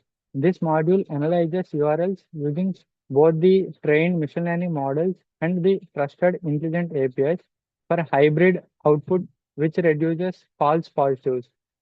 Features like URL length, domain entropy, lexical patterns, SSL certificate, IP address, etc. are extracted to get the correct result. And the random forest classifier determines the safety status of URLs, while the APIs ensure that if any new or old based threads are coming, the results of the model and the API is combined and we get a hybrid result which is more secure. And the result displayed in a detailed report in the dashboard and gets the real-time alerts in the extension to the users. And the module 2 is network traffic anomaly detection.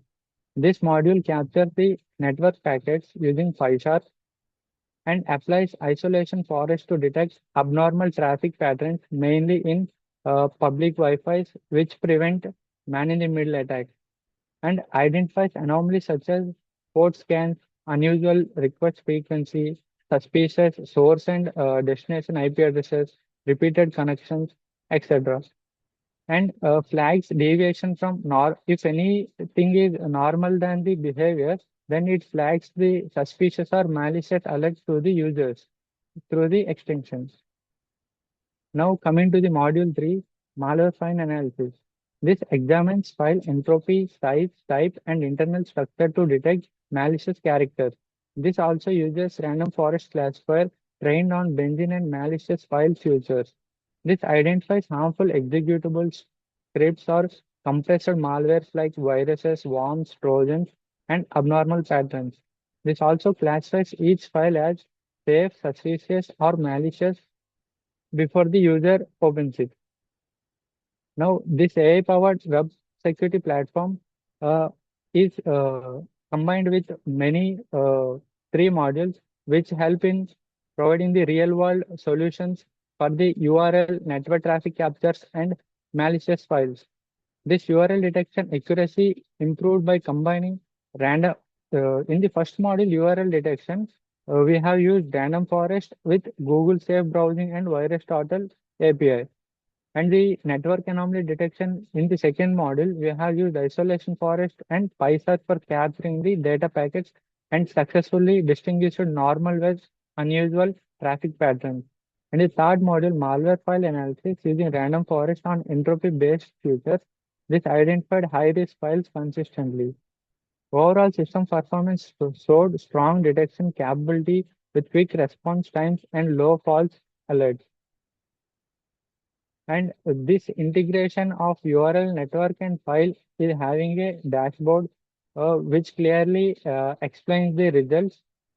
And okay. And this enhances user safety by providing real-time protection. When a user enters any URL in the browser, he gets instant response to the extension saying it is suspicious or malicious. This reduces dependencies on signature-based tools, making defenses effective even against new or unknown threats, and supports early detection, preventing users from visiting harmful websites or downloading malware. And this also improves network security awareness, especially in public or shared networks like public Wi-Fi in coffee shops, etc. This offers a lightweight, practical solution that can be deployed in browsers and web apps without heavy resources. This also demonstrates the effectiveness of AI rule-based detection in solving the real-world security problems. This can be integrated into organizational environments for continuous monitoring, safer browsing. These are the results of URL scanners where it has uh, given us the URL appears safe and the URL is detected as malicious. And these are the results of network traffic monitor. This is the dashboard. When we start monitoring, we get the results down the page. These are the results of malware file analysis. If a user has a doubt on a file which he feels suspicious, then he can check the file's safety by uploading it. One of the file is uploaded and it says safe, and the other is malware detected. This is based on the entropy, size, and structural features. This is the overall dashboard showing the file scan, URL scan, and network analyzer. So this is the dashboard. So this project delivers a multi-layered AI-powered web security platform that protects users across three domains: URL, network, and malware files. So by combining machine learning, role-based analysis, and trusted API, the system improves detection accuracy beyond traditional signature-based tools. All these three modules provide real-time proactive protection to the users, and the unified web dashboard and browser extensions make the system easy to use and transparent. And overall, the system demonstrates how AI can enhance cybersecurity, offering faster detection, deeper analysis, and early threat prevention. So these are the references. Thank you.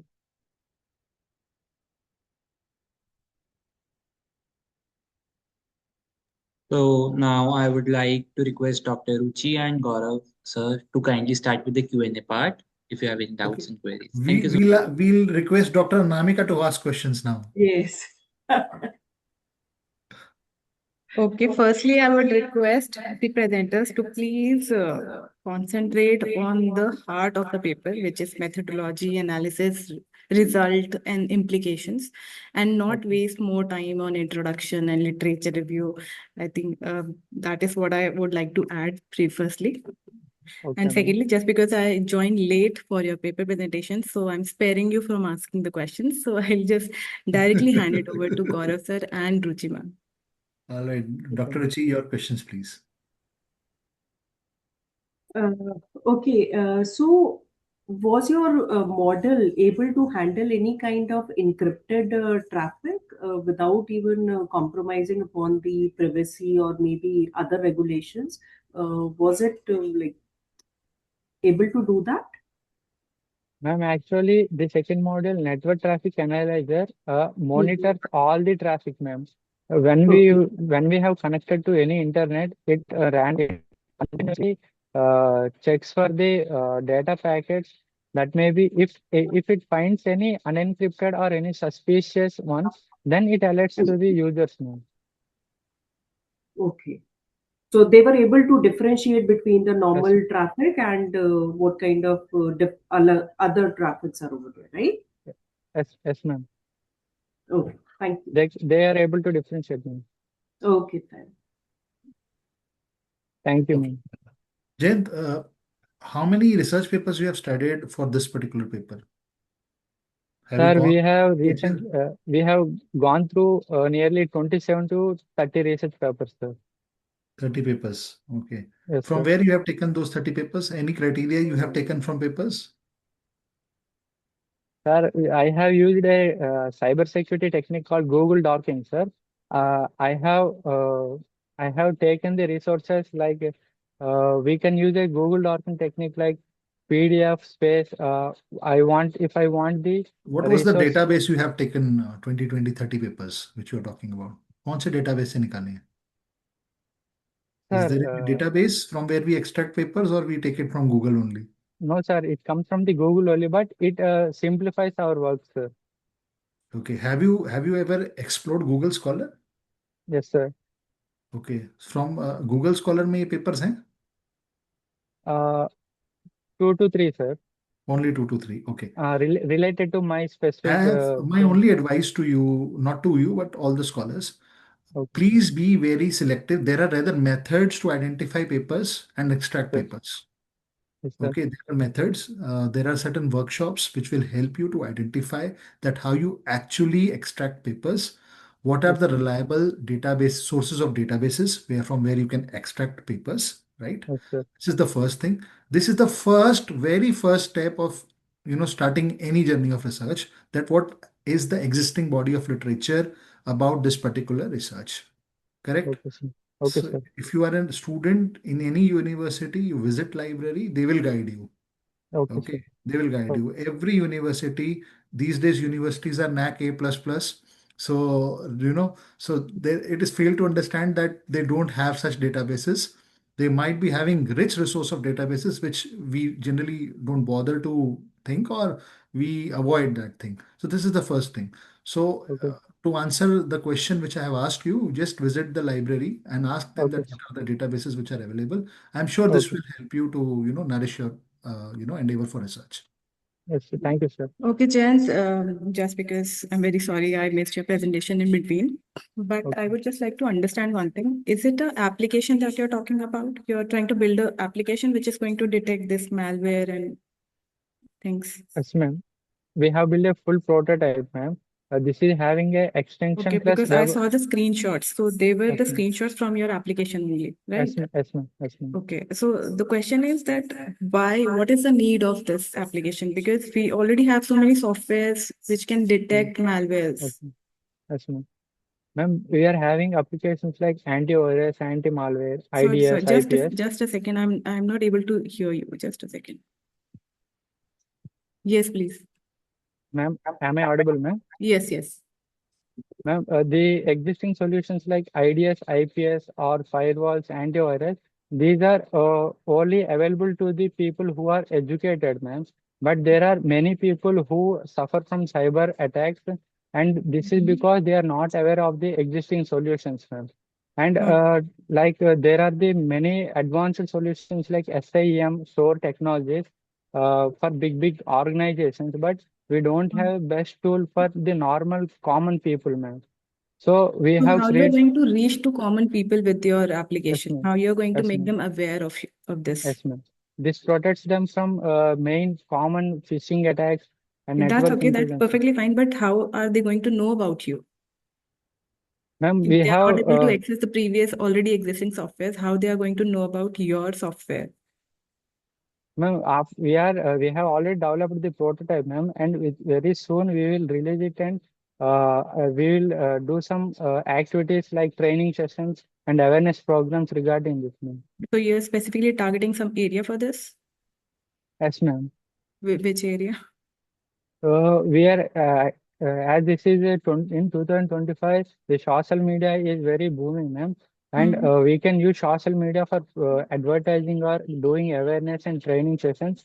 And we are also concentrating on reaching the schools, colleges, any small villages, ma'am, to spread awareness. Okay. And on what platform you have developed this application? Ma'am, we used Python Flask, ma'am. Okay, you have used Python.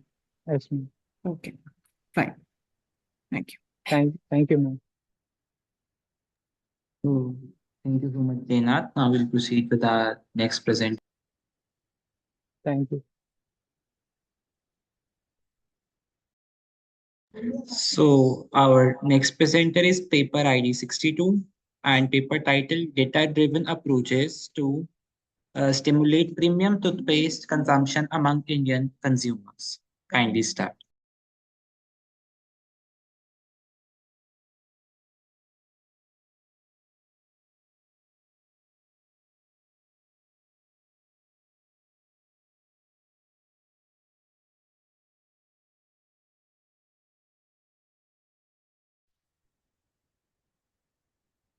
Yeah, good evening. Am I audible?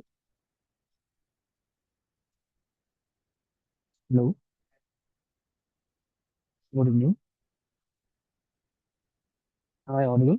Yes, you are audible. Please continue. Yeah, good evening to all the respected session chair. So, my name is Agni Dikto, and I'm from Symbiosis Nagpur. So, basically, we have researched and prepared this research paper titled Data Driven Tips to Accelerate Premium Toothpaste Consumption Among Consumers in India. So now going through it, particularly if giving you a short introduction. So particularly if I tell about the particular brand, so this is the Indian consumer goods sector is extremely dynamic, especially in categories like there are part of everyday household use. Toothpaste market is a classic example over here, where it is very highly competitive, dominated by both the multinational and homegrown brands. Traditionally, this industry thrived on mass market, also like low cost products. But over the last few years, we have been observing a rapid premiumization trend. So particularly talking about this shift is basically driven by multiple factors. Growing health consciousness, like better spending capacity, rising awareness of individuals, and also aspirational mindset among the Indian consumers. So, talking about the another factor, that is the decision to move from a regular toothpaste brand to a premium 150 or 300 rupees variant is not straightforward. So, it is influenced by complex like behavioral factors such as the price sensitivity, brand loyalty, and also perceived benefits, and also socio-economic background. So now coming on to the research objectives of ours. So basically, we focused on three major research objectives. One was to identify the factors influencing the purchase of premium toothpaste in India. Second one was to examine the strength of relationship between these factors and also the actual purchase behavior of consumers. And the third one was to offer data-backed strategies for brands to drive premium product adoption. Now, talking about the research hypothesis, basically, so the key ones in here are the higher willingness to pay positively. Here, it influences premium business purchase, and also belief in better health or functional benefits positively impacts decisions, and also household income has a direct positive effect. And price sensitivity negatively affects the premium purchase intention over here. So these were the hypotheses. Now coming on to the data collection and methodology point, the most crucial point. So here basically what we did is that we followed a stratified random sampling approach to ensure representation across income groups, educational backgrounds, and geographic locations, both rural and urban. So the sample size was of like 100 respondents, and the age range was from 18 to 60 years. And the data collection mode was completely online, and the duration it took was like 4 weeks, that is near about a month. So now coming on to the correlation analysis which we did. So here, basically, the willingness to pay more factor here was the strongest predictor because this had the highest impact with a regression coefficient of beta, which was 0.52, and the p-value here was less than 0.001. This implies that the consumers who mentally accept that premium products cost more, significantly more likely to buy such products. Coming on to the second factor, which is belief in premium benefits. Over here also we can see the statistical analysis, and this implies that the consumers, if they perceive premium toothpaste provides superior benefits such as like whitening or like sensitivity protection or natural ingredients, they shift upwards in the price ladder. So now coming on to the monthly income one. So income had a moderate but significant influence. Like higher disposable income increases the likelihood of buying premium products, though not as strongly as the willingness or perceived benefit. Now, the last point, which is the price importance. So surprisingly, what we saw is that price sensitivity turned out to be a very insignificant factor, since this suggested that for premium toothpaste, price alone is not a deal breaker, contrary to the like common belief we had. So, coming on to the next point, which is the discussion over here. So, basically, premium acceptance is psychological and not financial, which we derive. And also, like perceived benefits drive behavior more than functional attributes was the other benefit. And another thing what we inferred was that income matters, but is not the only determining factor in case of like premiumization. And in conclusion, I would like to mention that the findings are promising. They should be interpreted with certain limitations. That is a sample size which we use for like 100 only. And online data collection also might include and exclude digitally limited populations. But regional variations across Indian states like rural and urban also help us going beyond what we wanted to achieve. So these were certain things. So to conclude, willingness to pay and perceived premium benefits are the strongest motivators in this case. And price sensitivity is not a significant barrier. Also, brand communication and value perception are the real levers of premium oral care adoption in India right now. So thank you, the chair, for listening to my presentation. I will be happy to take any questions you have. Thank you. Thank you so Okay, much. Now, would request our session chairs to kindly continue. Thank you. okay, Agni Dipto, right? Yeah, Agni. Yes, so indeed it was a good presentation, Agni Dipto. So, with the help of your research and literature and the data which you have collected, like from 100 respondents, so which consumer segments showed the strongest potential for premium category growth? And were you able to identify the reason for the same? Yes, so in my study, it was not just that we focused on particular age groups, like we focused from 18 to 60 years old, and also we focused on another demographic factor, which was the gender. So we focused on like male and female genders also. So what we actually got over here was that, am I audible? Yes, you are audible. You also mentioned about urban and rural thing, right? The Yeah, respondents yeah, were yeah, from the urban area. and rural also. So, Yeah, what right, right, segment right. was there? Yeah, so basically what we saw is that the first of all talking about the gender classification. So basically if I talk about the gender classification, the gender distribution showed that 45% of male and 50% female, 5% others were included. So gender distribution is important because consumer behavior, especially in categories like the personal care and oral hygiene, often differs between males, females, and non-binary consumers.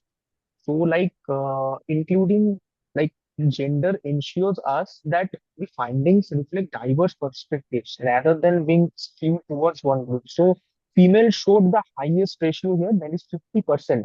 So, they were quite like inclined towards the purchase frequency and going towards the oral care awareness.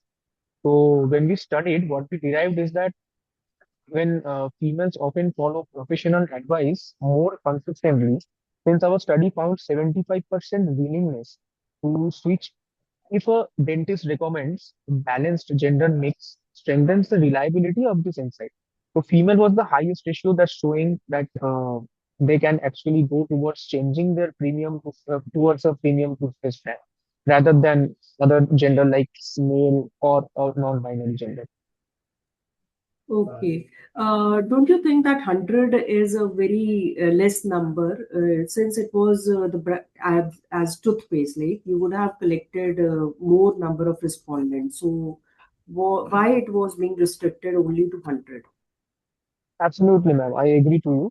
So even if we did a survey in our like campus as well as like to the urban areas, we tried to cover via like Google Forms. We circulated a Google Form and tried to collect responses. So this is the right now the limitation of our research paper, but we want to go beyond this and add comprehensive value to our research paper in the near future.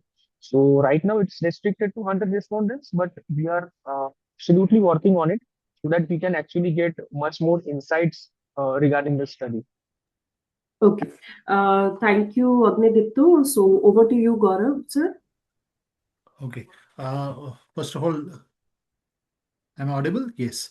Okay. First of Yes, all, sir, you're nice audible. presentation. I just wanted to ask you that what was the result of your hypothesis? Sir, I have like already mentioned. I will just once give me a moment. Firstly, I would like to understand that was it an alternate hypothesis or null hypothesis because I could not see that. Plus, Maybe. Okay. one more thing I would also like to ask regarding this. For objective number one, also you have prepared a hypothesis to Hmm. understand the consumer buying behavior. That is somehow very vague hypothesis, what I understand. And categorically, hypothesis, we have null hypothesis and alternate hypothesis, which I could not see. Really, I could not differentiate. So I would suggest that you can, if you wish to publish somewhere or you want to send this paper somewhere, you can make Right. some changes in this particular thing. And second important thing is whenever you comment on hypothesis, you can only comment on hypothesis once you have tested it. So there are ways of testing it, right? Okay. So Right. these are my only suggestions. You can, please put it down and then you can think of, submitting your manuscript somewhere, right? Surely I will drop on that. Thank So, you. Okay, thank you very much. Agnidipto, I Thank have you. questions for you. Yes, ma'am. Firstly, how do we draft a hypothesis? Do we go ahead with the research questions first and to address those we draft hypothesis, or it is vice versa, according to you? Can you please your voice? So for a research paper, we draft questions, right? Right, right. And to address those, do we draft hypothesis or it is a vice versa process? बेटा अपने So first of all, like coming on to your question, ma'am. So first of all, what we do is that we particularly identify our variables, like what are the variables we are having, like the dependent variables as well as the independent variables. So based on that, we decide the expected direction, whether it's like positive or whether it's like negative. But absolutely, there is no idea. Just test for like general relationship. After that, we write a null hypothesis, like as there is no effect or no relationship like that. And like also we go for the writing the alternate hypothesis. This states the expected effect, like whether the willingness to pay more, which I mentioned in my research paper, is more significantly increases. So why it increases, we get that alternative hypothesis, like mentioning belief in premium benefits, like in my research paper also it was mentioned, like significantly increases the likelihood of buying premium toothpaste. So the alternate hypothesis like helps us understand whether the consumer is particularly focusing on the premium benefits or he or she, that person, is particularly focusing on the price sensitivity point of view. So that is something that alternate hypothesis is actually helping us with. Okay, and second thing, I noticed that you have used stratified random sampling for this. Yeah. Why stratified and not cluster sampling? Stratified random. Why have you used stratified random sampling instead of cluster sampling? Okay, so talking about this, basically, it was used because the study used here was particularly based on stratified random sampling because to ensure that the sample that we are using, it represented the different segments of the Indian population, especially because behavior in toothpaste purchasing varies in income levels, education levels, urban versus rural location. So these were the three factors. So since we focused on these factors, so the stratified random sampling actually helped us like selecting respondents randomly without like stratification could lead to like over representation of one group or something on the other. So like for example, only students, only urban people, or only low income groups that bias the study. So that's why like we have gone for stratified random sampling. Okay, and I think your result shows that the population that you have surveyed or got your data set from, they are not, they don't see the price before buying a premium product. Is it that you concluded? That price That doesn't is matter to them when they are going for premium product? exactly. But like So when age category you are actually talking about? Because yeah, as a so millennial, I think this is a contradictory thing that has come out. Because even if I'm buying a premium product, I am very selective whether it is worth the price or not. absolutely, absolutely. I do agree with you, man. So, particularly what we saw, like, is that particularly the Gen Zs were more inclined towards So that is the purchasing reason why I premium asked that. products. Okay, so Gen Z is your population that you're Exactly, looking. Okay, exactly. okay, fine. Thank you so much. Thank you so much. Thank you so much, Agnidipto. Now we would go with our next paper presenter with paper ID 304. And paper topic is explainable AI for early detection and characterization of retinal pathologies in OCT. Kindly present. Am I audible, ma'am? Yes, better you are audible. Okay, thank you. May I know your paper ID? 304, ma'am. No, we have called for 350, beta. Oh, okay, sorry. Yes, correct. It is 350. But as per the sequence, it is 350 na? At 13th? No, we are on 12. Okay. My apologies. My bad. You can No, it's please okay. go ahead. Please go ahead. Okay.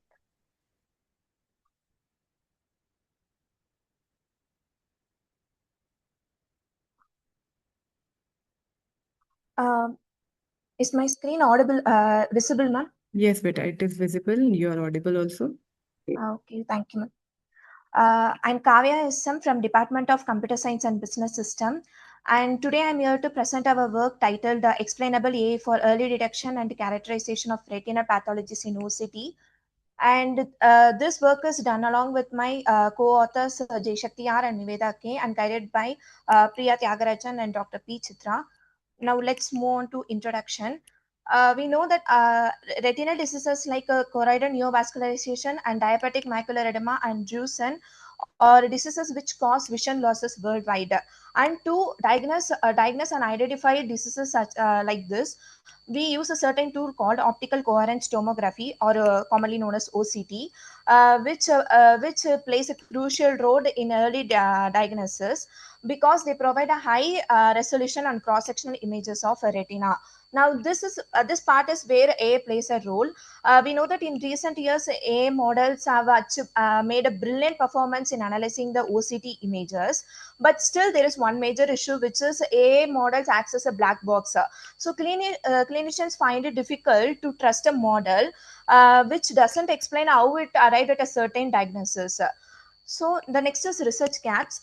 Based on the literature survey we conducted, we identify these research gaps, which are lack of interpretability in existing models, and the lack of transparency and accuracy, and the limited clinical validation of the existing models and need for the trustworthy and explainable model for a real clinical use. And to address these gaps, we have the objectives, which is to build a explainable AI model and to improve the accurate diagnostic, and most important is to support the ophthalmologist in providing them in helping them for the early diagnosis by providing a meaningful explanation. The next is methodology. And in our work, the methodology contains four modules, which we can look through this system diagram. In the system diagram, we can see the first module includes data gathering and data pre-processing. We gathered our data from a website called Menly Data. In that, our data set contains of 84,000 images, and for our efficiency, we resize the data into 32,779 images with the proper class balance. And the next we done pre-processing, which involved a normalization and augmentation technique like flipping, zooming, and rotating the OCT images. And we next move on to module 2, which is a model development. In our experiment, we chose three models, which are a mobile net v2, inception v3, and efficient net v4. And we compared these three models by optimizing and classifying, and which comes the module 3, which is model selection, model optimization and classification. And we optimize all these three models using Adam optimizer. And by choosing the best model among these three, we classified the disease. And we next move on to the module 4, which is explainability. And in our work, we used local interpretable model agnostic explanations, which is commonly known as LIME. LIME perturbed the input image and observe if there is any prediction changes, and it indicated the area which contributed to the diagnosis for the disease. The next is analysis. In this bar chart, we can clearly see, first of all, the data set is divided into 80% training and 10% for test class and 10% for validation class. And you can see the test class, all the four categories are equally divided, as 243 images are equally divided among the four classes. And the next is analysis, done by classification report. And in this, we can clearly see that inception v3 has outperformed the other two models. So by balancing both the precision and recall, we have to really focus on recall in these three models, because even if one case is marked as false positive, it's very crucial. So as you can see, inception v3 has acquired the highest recall in this. And the next is the output acquired from the line method. You can see, and I have displayed the output for all the four categories. And in this image, you can clearly see we have depicted the original image, and on the right hand side, we can see the output. And the highlighted area indicates the region that contributed to indicate which disease is this image depicts. As we can see, each category has a certain indicated area that indicates that this is this particular disease. And as you can see, these are the accuracy acquired by all three models. And inception v3 has outperformed other two models. But overall, we focus inception v3 has acquired a better greatest accuracy, but it took a long time compared to other two models. And mobile net v2 acquired a moderate accuracy, and it's a lightweight model. But the computational is not better than inception v3. And in this case, if you take a efficient net v2, it balanced both the computational and the accuracy. And the next one is confusion matrix. Here you can see, this is a confusion matrix obtained from the inception v3. And you can see, out of the 243 images, inception v3 achieved a remarkable value. We in like class 0, it 231 images are correctly identified, and DME 242, drusen, and normal or 240 images identified. And to clearly depict the output, I have took the diabetic macular edema output, and in this area you can clearly see the fluid region is indicated. Diabetic macular edema is this is caused by fluid leakage done in the macular part of the retina, and you can clearly see in this image the macular part of retina is indicated.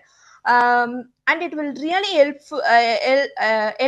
us to ophthalmologists to trust the diagnosis done by the explainable AI model. And implications, as you can see, this research has a very strong practical implication. It will support the ophthalmologist in early diagnosis, and it can be integrated into telemedicine platform, especially in rural and under-reserved areas. um, Thank you.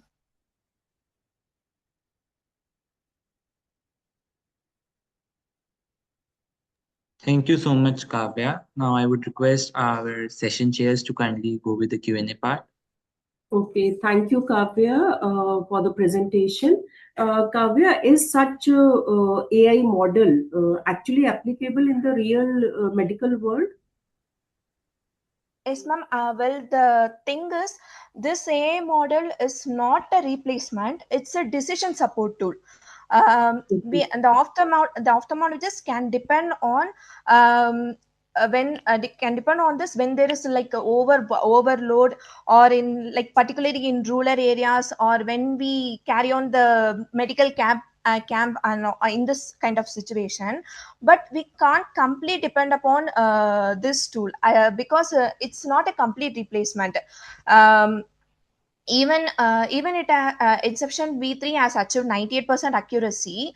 It really took a long time to train using this large data set. So of course we can when we train this on a large data set, or when we focus on creating this tool on a large computational scale, it involves very large computational resources, and it's really very expensive.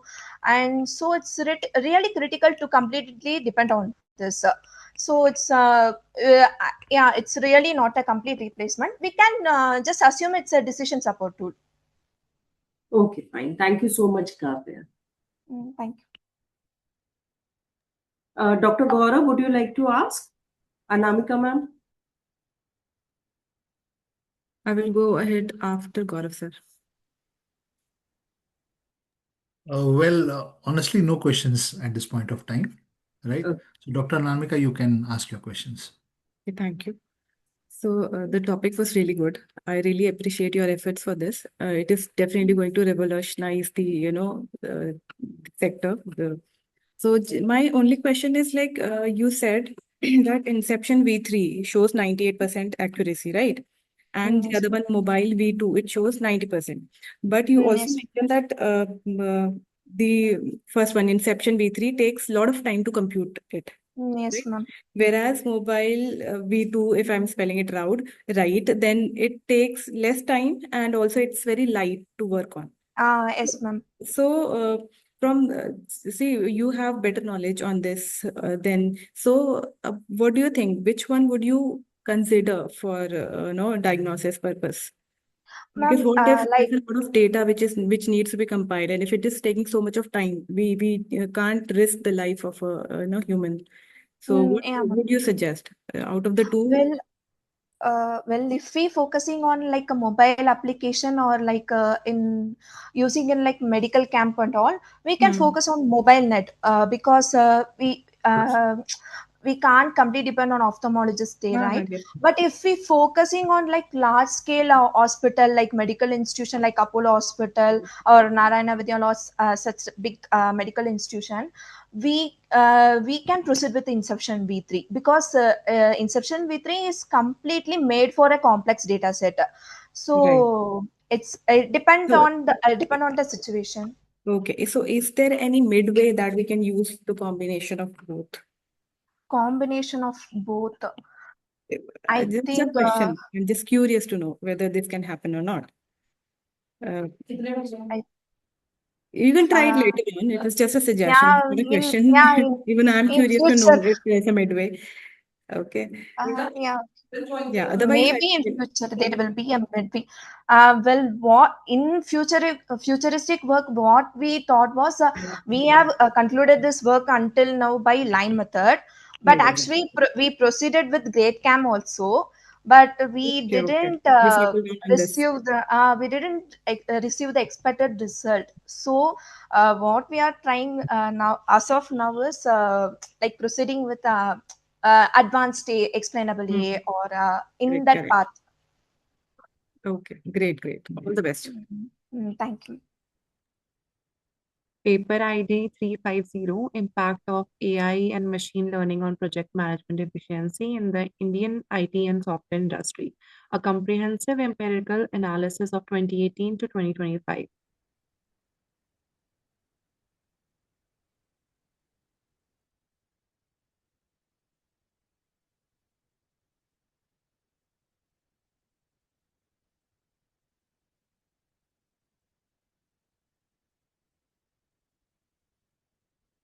Paper ID 350, please go ahead by sharing your screen.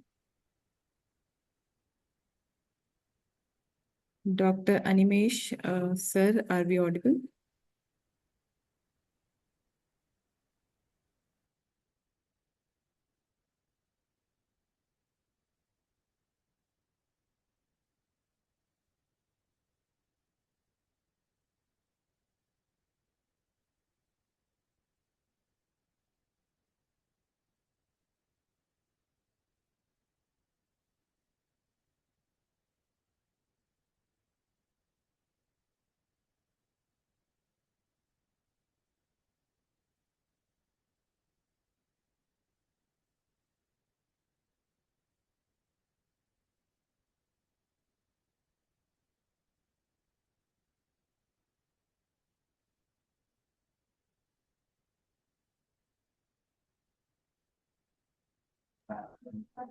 Sir, you're not audible.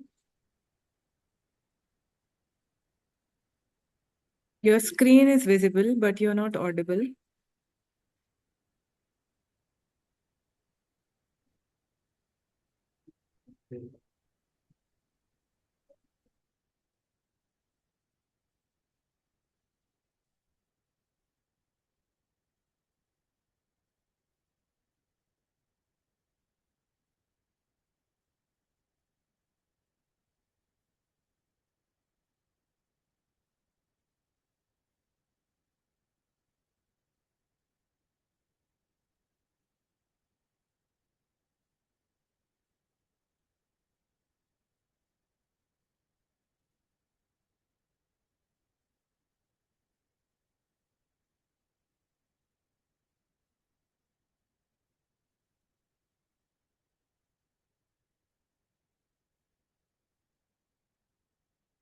Paper ID 352, AI-aided RISC processor designed for real-time bus protocol monitoring.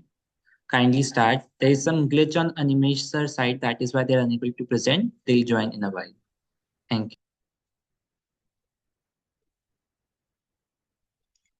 I couldn't share my screen because they are sharing it.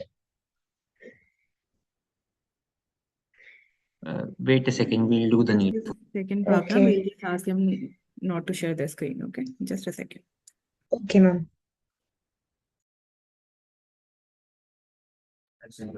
Bhavna, you can please try now. Okay, ma'am.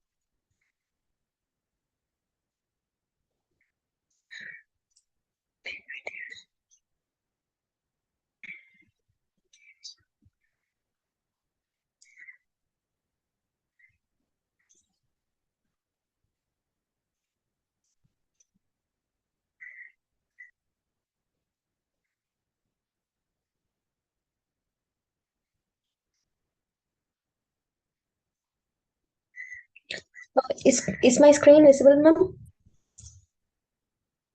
Yes, beta, it Yes, is. it is. Please go on. Okay. What is the idea of this paper? So we have created a bus protocol monitoring to create to detect a real Right, time right. monitoring, So sir. you are author or a co-author of this paper? Co-author, sir. Right, right. Please go on. Uh, Okay. please go Okay. on. Just be brief with the presentation. Talk about the research problem, Okay. right? Research gap, methodology used, and what tools you have applied, and what are the results, right? I hope, Dr. Narmika, that is fine. Perfectly fine, sir. Please go on. Okay. Good evening, everyone. So our project title is based on AI-aided risk processor designed for real-time bus protocol monitoring. So our main goal here is to monitor bus protocol and assistant make automated decisions. So in embedded and SOC platforms, communication buses are so critical. If something malfunction, the entire system may crash or behave unpredictably. So according to the recent study, they have said that almost 40% of the failures occurs after fabrication due to the communication error. So this made us to make a smarter approach for detecting and responding to this issue. So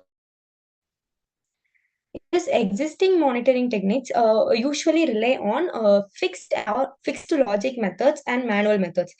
They are very slow and rigid when it performs or see unexpected patterns. So most importantly, they do not support intelligent or automated decision making. So the primary objective we have done here is we have designed a lightweight 16-bit RISC processor using a Cadence NC launch tool, and we have detected our output using SimVision of same Cadence. We have used a Verilog hardware descriptive language in order to perform it. So we integrated two custom instruction, basically monitor, which captures real life data, data, and AI trigger will wait for the response and compile it with. And we have used stall mechanism until one performance is performing, it will wait, and after one function is done, then only other performance will be occurred. So here it is our block diagram. Bus monitor captures real life data, and AICOM module will captures the data, and external AI agents will make the final decision of it. So while doing this, we can collect the real time of bus overloads, and we can detect the unauthorized access attempts and signal jamming patterns. So this is our waveform output where we have taken our output. We have given a simple condition and we have done this. So in future we have decided to do this with an Python based AI interference model. And I like to conclude this with this application will be very useful for EV battery management systems and IoT security nodes and SOC debugging. And we are reading this, and we are planning to take this to the next level. Thank you, ma'am. Thank you so much for the presentation. Now I would like to request the session chairs for the question and answers. Okay, Ruchi ma'am, your questions, please. No questions from my end. Thank you. It was a good presentation. Okay, Anamika ma'am. No questions from my side either. Okay, I have small question, right? Could you Yes. please explain that what problem basically you are trying to solve, right? Because I see there is a problem and there is a practical solution which you guys have devised for that particular thing, right? Yes, So I sir. just wanted to understand the problem again. While sending the data from one device to another, there may be traffic occurring, sir. But usually there are some fixed logic methods only in order to find the traffic of the data. In our method, we are thinking that in order, like to collect real-time data, what is happening in that time, it will collect the if something goes wrong, we are unexpected patterns or unusual patterns, it will collect that and will trigger it, so we can detect the fault in right time itself. So after the fabrication error will be reduced, sir, in this case. Okay, okay. Thank you. That's all. That's what I wanted to understand. Thank you. Thank you, sir. You are co-author in this paper, right? Yes, sir, I'm co-author. Okay, okay. Thank you. Thank you, sir. Paper ID 160, Evaluating User Perceptions of Indian Financial Inclusions Through Digital Cross-Border Payments. Yes, ma'am. Just a minute.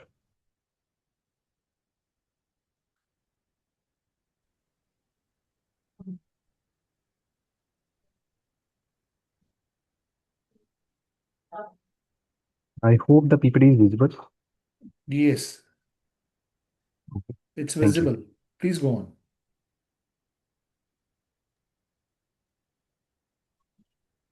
on. Is it visible, sir? Yes, it is, sir. Please go on. Okay.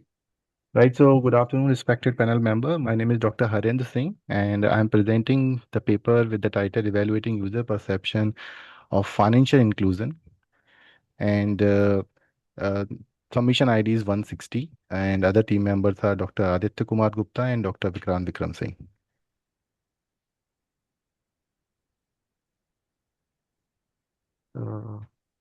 I'm facing some technical error. Just a minute, sir.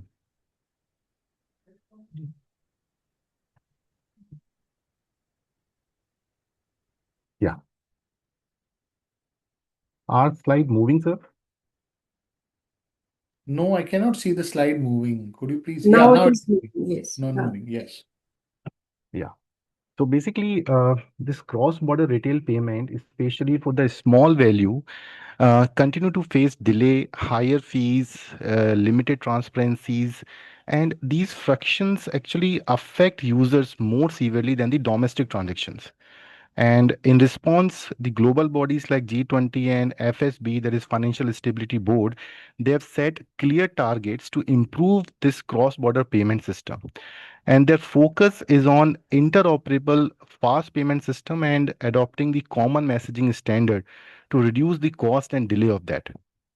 So recent technology linkage such as UPI Pay now between India and the Singapore and UPI extension to Nepal, they offer real world opportunity to observe that how user experience faster and more affordable cross border payment. In terms of existing research, most of the available research in is macro level and descriptive, and we still lack India specific and micro level evidence based on the user perception of these new digital remittance channels. So to understand whether these technology improve actually lead to financial inclusion, it is important to study that how user perceive cost, speed, trust, and their willingness to adopt these digital options. So here in this study, we address these gaps by conducting a primary survey of 168 respondents in India. We examined their awareness of new payment linkage, their perception of cost, speed, and their behavioral intention to use the digital remittances channels. Uh, that so related to that, we have conducted the literature review and we have come out some gaps. I hope the gaps are visible. Right. So, first is that existing studies do not provide enough micro level evidence from India and how user actually perceive the new fast payment system linkages such as UPI based integration. Another gap is that we still do not clearly understand the key user side factors like awareness, perceived cost, speed, and trust that shape the adoption of this improved payment channels. Next is there are few perception-based studies which examine whether the reducing channel barrier lead to better financial inclusion outcome. And next gap is that there is a lack of household level behavioral insight that can support and enrich the current macro level and policy focused research on the payment system innovations.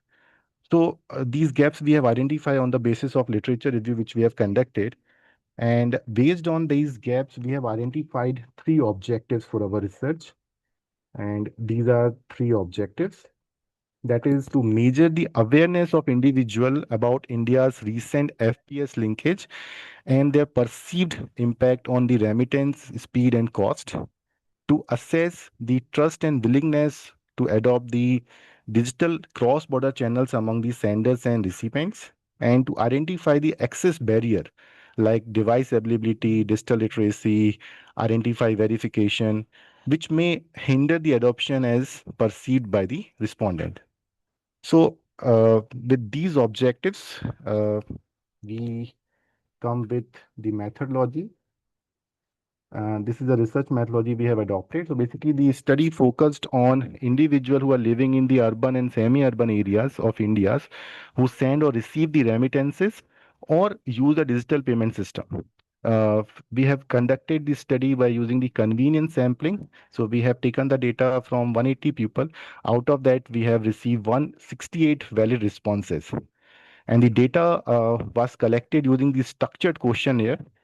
This survey was administered both the online and offline across the major cities. Where, due to the with the help of convenience sampling only, we have done it from the major cities like Delhi, NCR, Mumbai, Hyderabad, Bangalore, and Lucknow to ensure the diversity of the sample.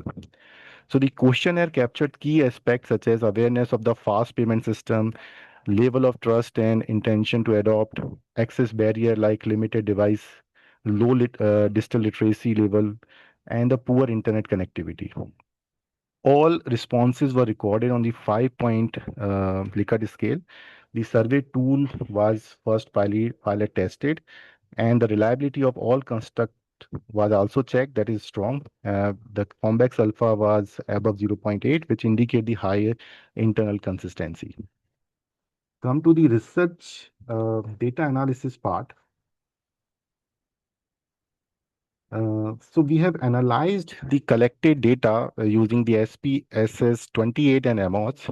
We began with the descriptive statistics to understand the basic patterns such as level of awareness, trust, and the access barrier reported by the respondents. Next, we checked the reliability and the validity of our data. For this, we have tested the Cronbach's alpha, the KMO measures, and the Bartley test. These tests helped us to confirm the data was consistent and suitable for the further analysis. After that, we have conducted the exploratory factor analysis. This allows us to group the perception items to three main constructs. Uh, and then we have uh, go for the confirmatory factor analysis CFA. So overall, these steps help us to verify the structure of our survey measure, which was strong, reliable before moving on to the further deeper analysis. Further in the data analysis part, we have checked whether our sample was suitable for the factor analysis. So here we have applied the KMO test. The KMO value is 0.812, which indicate that the data set from 160 respondent were adequate for the type of statistical analysis.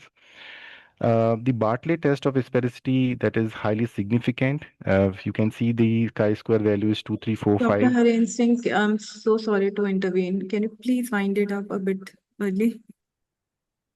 Okay, so can I directly go to the conclusion, ma'am? Yes, I think data analysis, we all have seen the KMO results and Okay. yeah.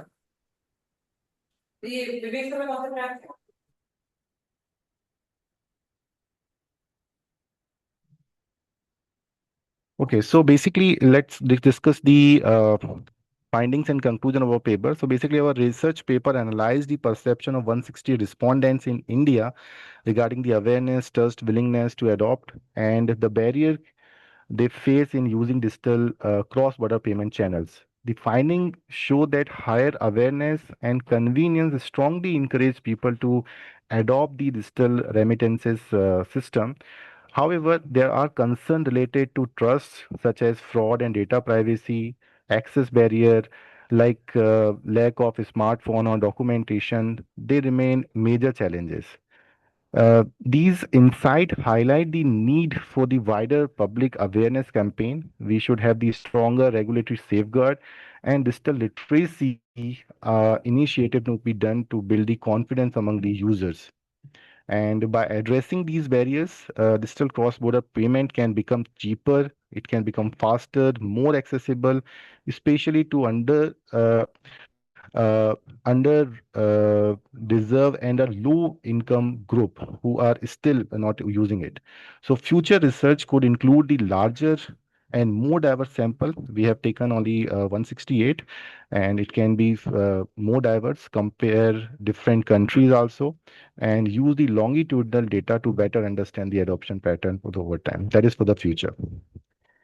So thank you so much, everyone. And these are my references which I have taken. Thank you, Dr. Harinder, for the presentation. Let's open the house for Q&A. Professor Ruchi.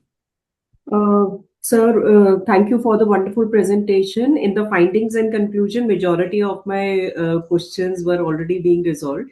So thank you so much for the presentation. Over to you, Thank you. Gaurav, sir. Okay. Professor Harinder, nice presentation. And just few queries, you have taken a sample size of 168, right? What was your sample unit? I just want to understand three things. One, what was the population size? Okay. What was the sample unit? What was the single sample Uh, unit?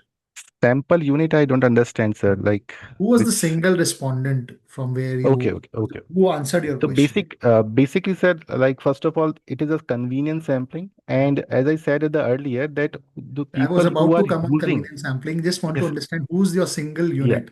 Yeah. actually those who are using the digital payment as well as the cross-border payment. So those who are involved either in the cross-border payment as well as those who are using the How did digital you payment. identify who is using cross-border payment? How did you identify that? Sir, that is related Digital to like payments we all are using. It is yes, easy yes, to yes, yes. identify. You have already mentioned that you are adopted convenience sampling, so it may be anybody, right? But Sir, I'm that very is related keen to to like understand that how did you uh, identify the person who is transferring it using the same app internationally? so that is actually based on we have go through the LinkedIn and Facebook profile. We have I do some research, identify that whether that person is interested in participating in our research or not. But So then, based but on then that, this, we have but then this method would be a convenience sampling method. uh, the convenience I said like because like I was not able to analyze all the data. I may be Mhm. misrepresenting the sampling technique, but this is how we have done it. Mhm. So So convenience I said because my only suggestion is yes, yes. kindly review this. It's a Okay. good paper. It's a good paper. Some aspects have been touched very well over here, right? And I also see that in your some of your objectives, you can even build a hypothetical model and you can test that, which can help Okay. you, getting it published in a very good place, right? And moreover, you can also, if you have made a questionnaire and 168 sample size, you can slightly increase a bit, but again, then you can also, since it's the question of cross-border, transfer of payments, you can also add some qualitative aspects to it. These are the three suggestions which you can make this research paper really, heavier to be published in a very good space. Right. Thank you, sir. This Thank is you. only I'll suggestion. Thank will you. try to Yes. include that. Thank you. Yeah. Thank you. One suggestion from my side in the questionnaire, probably you can add whether you are involved in or you are doing any kind of cross-border payments or something like this. Else they will proceed, else they can just leave the questionnaire. So possibility of getting more respondents using this cross-border payment would be part of your sample size there. One more suggestion, Dr. Harinder. You can always speak to students of your university who come from international background, right? Yes. Right. I Right. believe in your university you have close to 4,000 international students, and that may be a very good bunch where you can understand, and you can also come up with a pilot project. What are the problems they are encountering? Just a suggestion, okay? So this phenomenon will be there. They might be sending money, they might be receiving money, they might be using other portals also to do the same, right? and I'm sure very good seed funded project can come out of it, and where the management and the R&D would also be interested to fund this. Definitely, sir. Thank you so much for the suggestion, sir. We'll try to include that. Right. Thank you. All the best. Thank you. Thank you. Now we would request Dr. Animesh to kindly present because there was some interpretation on their or some technical glitch on their side, which made them unable to present at that time. So, sir, kindly start. Thank you, sir. Thank you. Now, am I audible now? Yes, you are audible, sir. Please share your screen so that we Right, can sir. hear you. Right, sir. 1 second.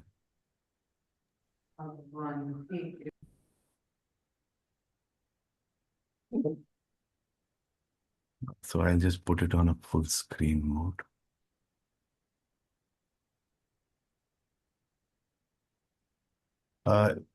Is it seen in the full screen mode now, sir? Yes, sir, you can start Yes, with sir. it. You are Right. So, a very good evening to all the panel members. See, this paper is on the impact of AI and machine learning on project management efficiency. And this is taken from the Indian IT and software industry. It is based on the secondary data, this research. And the data source is from NASSCOM AI Adoption Index report, Ernst and Young NASSCOM Collaborative Research Studies, Deloitte Technology Trend Reports with India-specific analysis, and the Niti Aayog and Ministry of Electronics and IT see data. So, going on to the background of the research, the problem is that India's IT industry is a 300 billion plus US dollar 300 billion plus economy with 4.5 million professionals. Now, we've tried to find through the literature review that there has been a limited empirical research on AI's actual impact. Most studies focus on isolated case studies. Now, our company, the research takes into consideration 2,200 plus companies across 7 years from 2018 to 2025. So it is a longitudinal study. The research objectives are primarily four. Number one is to measure the empirical impact of AI on project management efficiency of these IT companies. To examine statistical relationship between AI maturity and KPIs, key performance indicators of these organizations, then investigate organizational factors and implementation challenges that these companies are facing, and so finally, the recommendations that could be given to the companies. Now, if we see the research methodology, as we've mentioned that there are 48 variables across 6 categories. So I would wish to just explain these categories of the research factors that we have taken into consideration. So we have AI implementation variables like adoption rate, investment levels, patent applications, skilled workforce percentage, technology maturity assessments. So one is AI implementation variables, and then there are variables like project performance variables like success rate, on-time delivery of the software projects, budget adherence, quality scores, stakeholder satisfaction metrics. So this comes under project performance variables. Then there are operational efficiency variables, time to market reduction, cost optimization, resource utilization, productivity improvements. Then risk and quality variables are also there. So there are 6 categories measured. There are 48 variables in it. And so if we look at uh, this is basically the adoption, AI adoption timeline and investment patterns that are visible here. So from 2018 onwards, there is this AI adoption percentage, and the